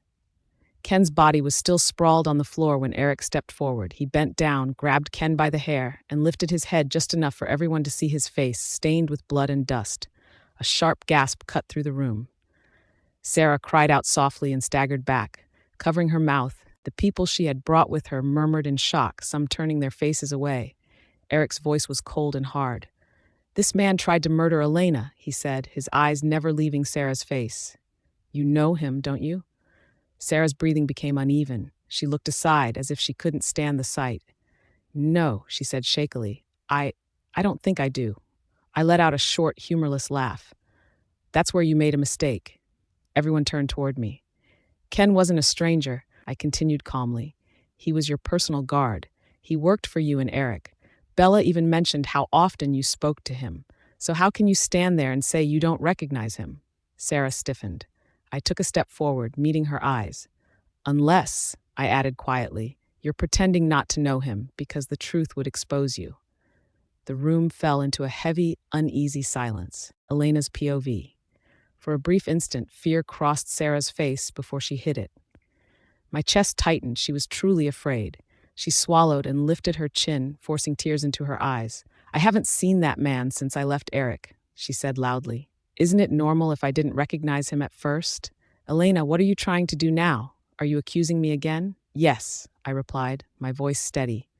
I believe Ken was acting on your orders when he tried to kill me. The room erupted. Gasps, angry murmurs, sharp whispers. One of the council members scoffed, slamming his cane against the floor. That's nonsense. Why would a woman of Lady Sarah's standing ever harm her? I understood then why she'd brought them. She wanted shields. She always did. Sarah pressed a hand to her chest and spoke in a trembling tone. This isn't the first time she's said such terrible things about me. Elders, I don't know how much more I can take. I'm frightened. I feel attacked. Attacked? I almost laughed. An elder moved closer to her. Don't worry, my lady. We all know your character. If she keeps harassing you, you should take action. This has gone too far. Another added sharply, and she's only a commoner. Since when do people like her get to accuse? Careful, Eric cut in, his voice low and dangerous. That's my woman you're talking about. Silence fell instantly. Sarah turned to him, eyes glossy. Eric, you promised she would stop after last time, so why is this happening again? I stepped forward before he could answer. I'll stop after we watch the security footage from this house, I said calmly. You see, Ken said some very interesting things before he died, and everything was recorded. Her smile froze. The man who attacked you is dead, Sarah said quickly. There's no need to dig into footage. What exactly are you hoping to prove? That he chased you around the villa? No, I said. That he admitted your involvement, on camera. I turned to one of the soldiers. Bring the footage, now. Sarah's face was drained of color. Wait, this is ridiculous. I don't know what kind of conflict you had with Ken, but this was personal. It has nothing to do with me. Eric's eyes hardened. I assigned Ken to protect Elena only days ago. They barely spoke. So tell me, what personal issue could drive him to murder? He looked at the soldier. Go, bring it. The soldier nodded and rushed out. Sarah stood stiff, her fingers curling into her dress. She tried to stay composed, but sweat gleamed at her neck. Not knowing what Ken had confessed was eating her alive. I tilted my head. You look nervous, Lady Sarah. Why is that? Afraid his words might expose you? She snapped back. This is all in your imagination. Then you won't mind the video, I said softly. An elder bristled. Alpha Eric, this is unacceptable. Elena has crossed the line. She has no status to confront Lady Sarah like this. Eric didn't even let him finish. Elena is my partner. She has every right to speak, and anyone who disagrees can take it up with me. No one dared to answer. But Alpha, one of the elders started, trying to intervene. Careful, Eric cut in, his tone icy. I just let one elder go a few days ago. I can make you second. The room went silent immediately. The man's mouth snapped shut, and the tension in the air thickened. I gave the group a calm, almost playful smile. You don't believe me when I say Sarah tried to have me killed? Fine, but let me ask you something else. How did she got so close to you all? Did she lean in, whisper something sweet and linger? Compliment your watch while brushing against your wrist? Or maybe accidentally drop something, bend down to pick it up so you could, see a little too much? Almost every elder shifted uncomfortably, their faces betraying guilt, awkwardness, or fear. Looks like I wasn't wrong, I said softly, letting my words sink in. This is ridiculous, Sarah snapped, her voice sharp, her composure finally cracking. I never did any of that. Stop inventing lies about me. I shrugged lightly. Oh, I'm not inventing anything. I know exactly how you manipulate men, how you've done it with Magnus, with Ken, how you've used every opportunity to turn them into your little pawns. Sarah's eyes were wild now, and her jaw tense like she wanted to tear me apart. Just then, the soldier returned, holding a USB drive. Alpha Eric, I have the footage. Good. Play it, I said immediately, my voice firm. Sarah dashed in front of the TV, trying to block the screen. Tears threatened to spill from her eyes. Eric, are you really going to humiliate me like this? She cried. Eric's expression was stone cold, but his voice remained steady. This isn't about humiliation. It's about the truth. No, Sarah sobbed, turning toward him. I thought, even after the divorce, we could remain friends. I thought we could still be special to each other. But if you do this, Eric, you'll ruin everything we had. I felt my hands clench. Special to each other? She had the audacity to threaten him using their past while I was still standing here, living, fighting for my life. My blood boiled. Eric didn't flinch, his gaze cut straight through her. If that's really how you see it, then maybe we shouldn't see each other at all. Sarah froze mid-step, her face pale, eyes wide. The arrogance, the threat in his voice stunned her. I let myself smirk, watching the carefully constructed facade crumble. She was losing control, and for the first time, she looked genuinely scared. That way of thinking is exactly the problem. Eric continued coldly. It makes you believe you still have some kind of claim on me. You don't. I've moved on, and you should do the same. Then he turned to the soldier. Remove Lady Sarah from the screen. Play the recording. Yes, Alpha. Sarah was firmly pulled aside despite her struggle. The television came on, and the room fell into a heavy silence. The footage showed everything. Ken ordering the guards away. Ken roaming the halls alone. Ken chasing me through the house with a gun in one hand and a knife in the other. A sharp breath left Eric when the screen showed the moment a bullet struck the front door just inches from my head. His fingers tightened painfully around mine. I could feel the fear he was holding back, so I squeezed his hand gently, letting him know I was still here. Then Ken's voice echoed clearly through the room. "Once you're dead, no one will stand in Lady Sarah's way anymore. Only Lady Sarah is worthy. Only she is perfect." Whispers broke out. The elders exchanged looks, shock written plainly across their faces. Doubt crept in where confidence once stood. Sarah's face had drained of color. Suddenly, she rushed forward and slammed her hand down, freezing the video. "This proves nothing," she said, though her voice trembled. "It proves everything," I shot back. "Ken tried to kill me because of you." "And so what?" she interrupted sharply. "All it shows is that he was unstable, obsessed, and delusional. He imagined things that never existed. I never asked him to harm you, not once, so this has nothing to do with me." I stared at her, stunned by the audacity. "That's absurd. Why would someone risk his life for you if you didn't encourage him?" She smiled faintly, lifting her chin. "That's the burden of being admired. Some people become unhealthily devoted. I can't control that." Her eyes flicked to me with open contempt. "But maybe you wouldn't understand. No man has ever been that devoted to you." My hands curled into fists. Rage burned hot in my chest as I stepped closer. "So you're saying you never hinted it? Never pushed him? Never made him believe you wanted me gone?" "Never," she replied instantly, pride dripping from every word. "Ken acted on his own. I didn't ask for his loyalty, and I didn't command his actions. You cannot tie his crimes to me." She turned to the elders. "Surely you all agree." This time, no one rushed to her defense. Several elders hesitated, unease clear on their faces. Finally, one spoke carefully. Perhaps we should not place all the blame on Lady Sarah. A woman of her beauty and status is bound to attract extreme devotion." I snapped, unable to hold back any longer. Extreme devotion doesn't explain attempted murder. This wasn't admiration, it was manipulation, and everyone here knows it. No, you're seeing it all wrong," one of the elders interjected, leaning back with a sly smile. "Lady Sarah is clearly a victim here as well. Having a maniac obsessed with her, that's a nightmare. Anyone in her position would be under immense pressure. You should show a little compassion, Miss Gray. Stop attacking her." Sarah quickly dabbed at her eyes and sniffled, playing the part of the fragile noblewoman. "Thank you, Elder. I'm used to it. Sometimes the worst wounds come from those who are supposed to be on your side. Women, they can be cruel to one another, can't they?" "It's because you're flawless," another elder muttered. "People can't help being jealous." I ground my teeth. Of course. She's trying to spin it like she's the victim again, and these so-called wise elders are swallowing it hook, line, and sinker. I refuse to back down. You might fool them, but you can't hide the truth. You and Ken were too close for this to be a coincidence. Maybe he heard something from you, something that made him unhinged. Sarah snorted, her voice cold and sharp. "Preposterous. A lady doesn't speak to her servants or guards in such a way. That's not how we are raised. Whatever Ken imagined, it was entirely in his own twisted head." "Liar!" The shout came from the doorway like a thunderclap.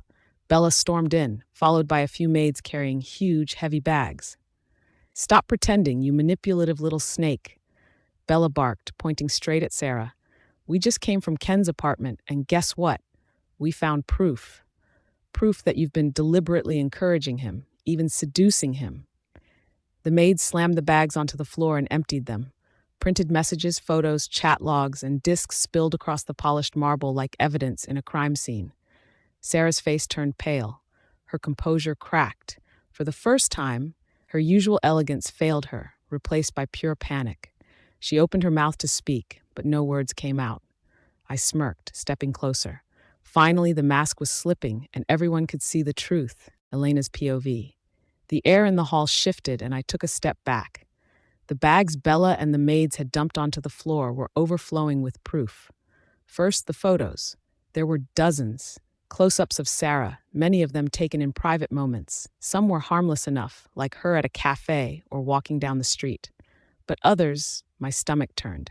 There were pictures of her lounging in a silk robe that barely covered anything, the neckline plunging dangerously, and she was looking straight at the camera with a smile that screamed seduction. Then came the printed messages. I picked up one at random. It was a conversation between Sarah and Ken, and the words made my blood boil. "That new uniform suits you well. Thank you, my lady. I can't help noticing how strong your arms and legs are. Do you work out often? Fitness is part of the job, my lady. Helps me protect you better. And a body like that, it could satisfy your lady perfectly. Are you seeing anyone?" "No, you're the only one for me." I shivered, my hands trembling from disgust. Bella held up another set of screenshots. "Are you safely in your room, my lady?" "Yes, I just poured some wine. Drinking alone is so dull." "Is the alpha with you?" "He's in his study, working as usual." "Should I come keep you company?" "You know my room number." Bella's eyes were blazing as she shouted, "You lying snake. Did you really cheat on my brother that day?" Sarah's face was pale, trembling. "And no, of course not. Nothing happened that day." She tried to regain her composure, raising her voice defensively. "These messages, they're fake. None of this is real." Bella stepped closer, holding one of the printed sheets. "Fake? Really? We found these in Ken's apartment, hidden in a secret room in the basement. The walls were covered with these photos and printouts. His collection of his obsession. You expect us to believe this is all imaginary?" Sarah's hands clenched so tightly her nails dug into her palms. "No, I swear, this isn't real. Ken made it all up in his head. He twisted things." I snorted, grabbing a clear plastic bag from the pile. Inside was a neatly folded purple bra. I looked from the bra to Sarah, disbelief and disgust heavy in my voice. "And what about this? He even kept this. You expect us to believe this is made up?" Her lips trembled, and she swayed slightly. "That's not mine." "Really?" I said sharply, holding it up like evidence in court. "Do we need a lab to confirm whose it is? DNA testing, skin cells, they can tell you exactly who it belongs to. Why keep lying? Just admit it and save everyone some time." Sarah's face fell. Her voice was barely above a whisper. "Even if it's mine, I don't know how he got it. He must have taken it without me knowing. Yes, that's it." I narrowed my eyes, stepping closer, letting the weight of the truth sink in. Her excuses were flimsy, weak, and the evidence in front of everyone said it all. Finally, the mask she wore so effortlessly was cracking, and I wasn't about to let her slip away again. "Maybe he stole it, because he was obsessed with me. Completely insane." Sarah stammered, trying to twist the story. Bella stepped forward, her eyes blazing. "Stolen? Really? The tag on the bag says it was a Valentine's Day gift from you to Ken, Sarah. Don't try to rewrite this." I felt my stomach churn with disgust. I'd always known Sarah was manipulative, cold, and fake, but seeing all this laid bare made it worse. She already had Eric as her husband, living a life most girls would kill for, and yet she had spent her time collecting men like trophies. Why? Why would anyone in her position sink this low? I held the bra up high for everyone to see, letting the weight of the evidence hit them. "Look at this. Look at everything piled on the floor. Do you still want to defend her? She's not the elegant, noble woman you think she is. She manipulates every man who comes near her, including all of you." For the first time, the elders looked uncertain. Nobody dared speak up for her. "Lies! All lies!"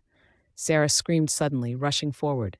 She snatched the bra from my hand and tore at it, her hands shaking.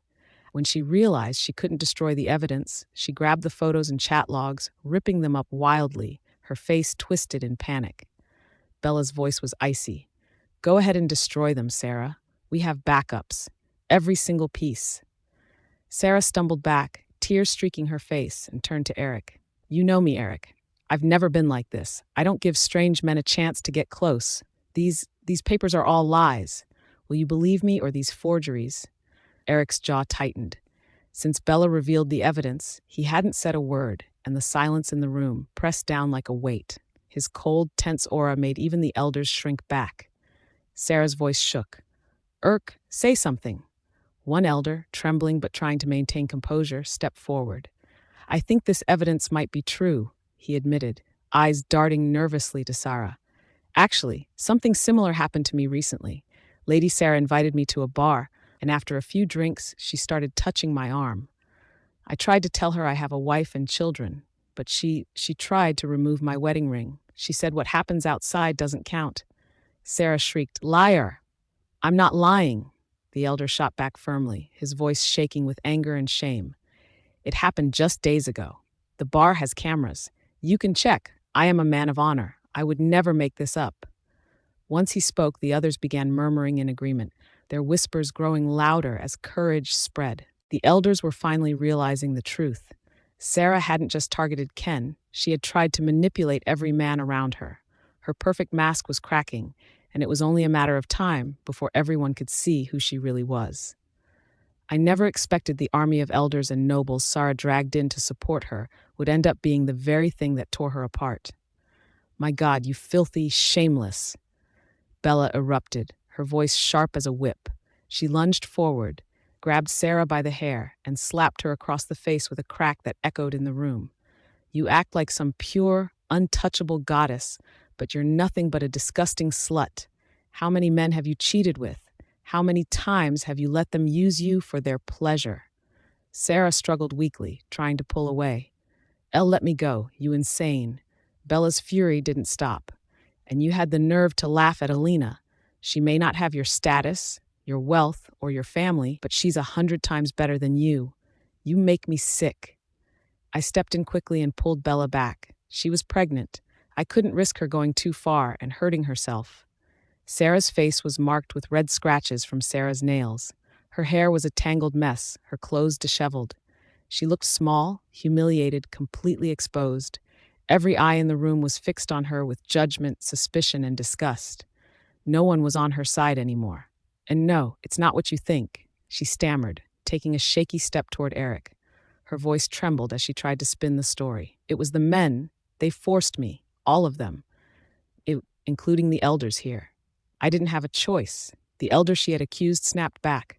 Are you insane? I never forced you. You put your hand under my clothes. But Sarah ignored him, tears streaming down her cheeks. Every man I meet wants me because of my looks. I couldn't resist them. I felt trapped, desperate. I had no choice. I'm a victim too. I couldn't contain myself. You're seriously saying a high-born lady like you couldn't refuse any of them? You couldn't call the authorities? That's the most absurd lie I've ever heard. She stammered. I didn't have a choice. Ken, he said if I didn't sleep with him, he would.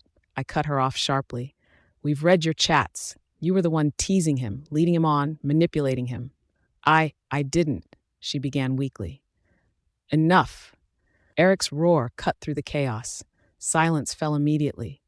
Even Sarah froze, her tear-streaked face pale as she looked at him, trying to play the victim. But his gray eyes were icy, unyielding, full of wrath and disgust. Sarah, he said slowly, his voice low and dangerous.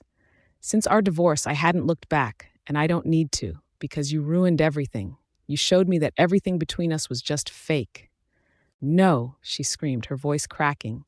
I loved you. I loved you with my whole heart. Eric's eyes didn't waver. Did you love me while you were sleeping with all these other men? She didn't say a word. Just don't even go there. You're so pathetic. His words landed like steel. The room went cold, and I felt a grim of satisfaction. Finally, the mask was gone, and everyone could see the truth.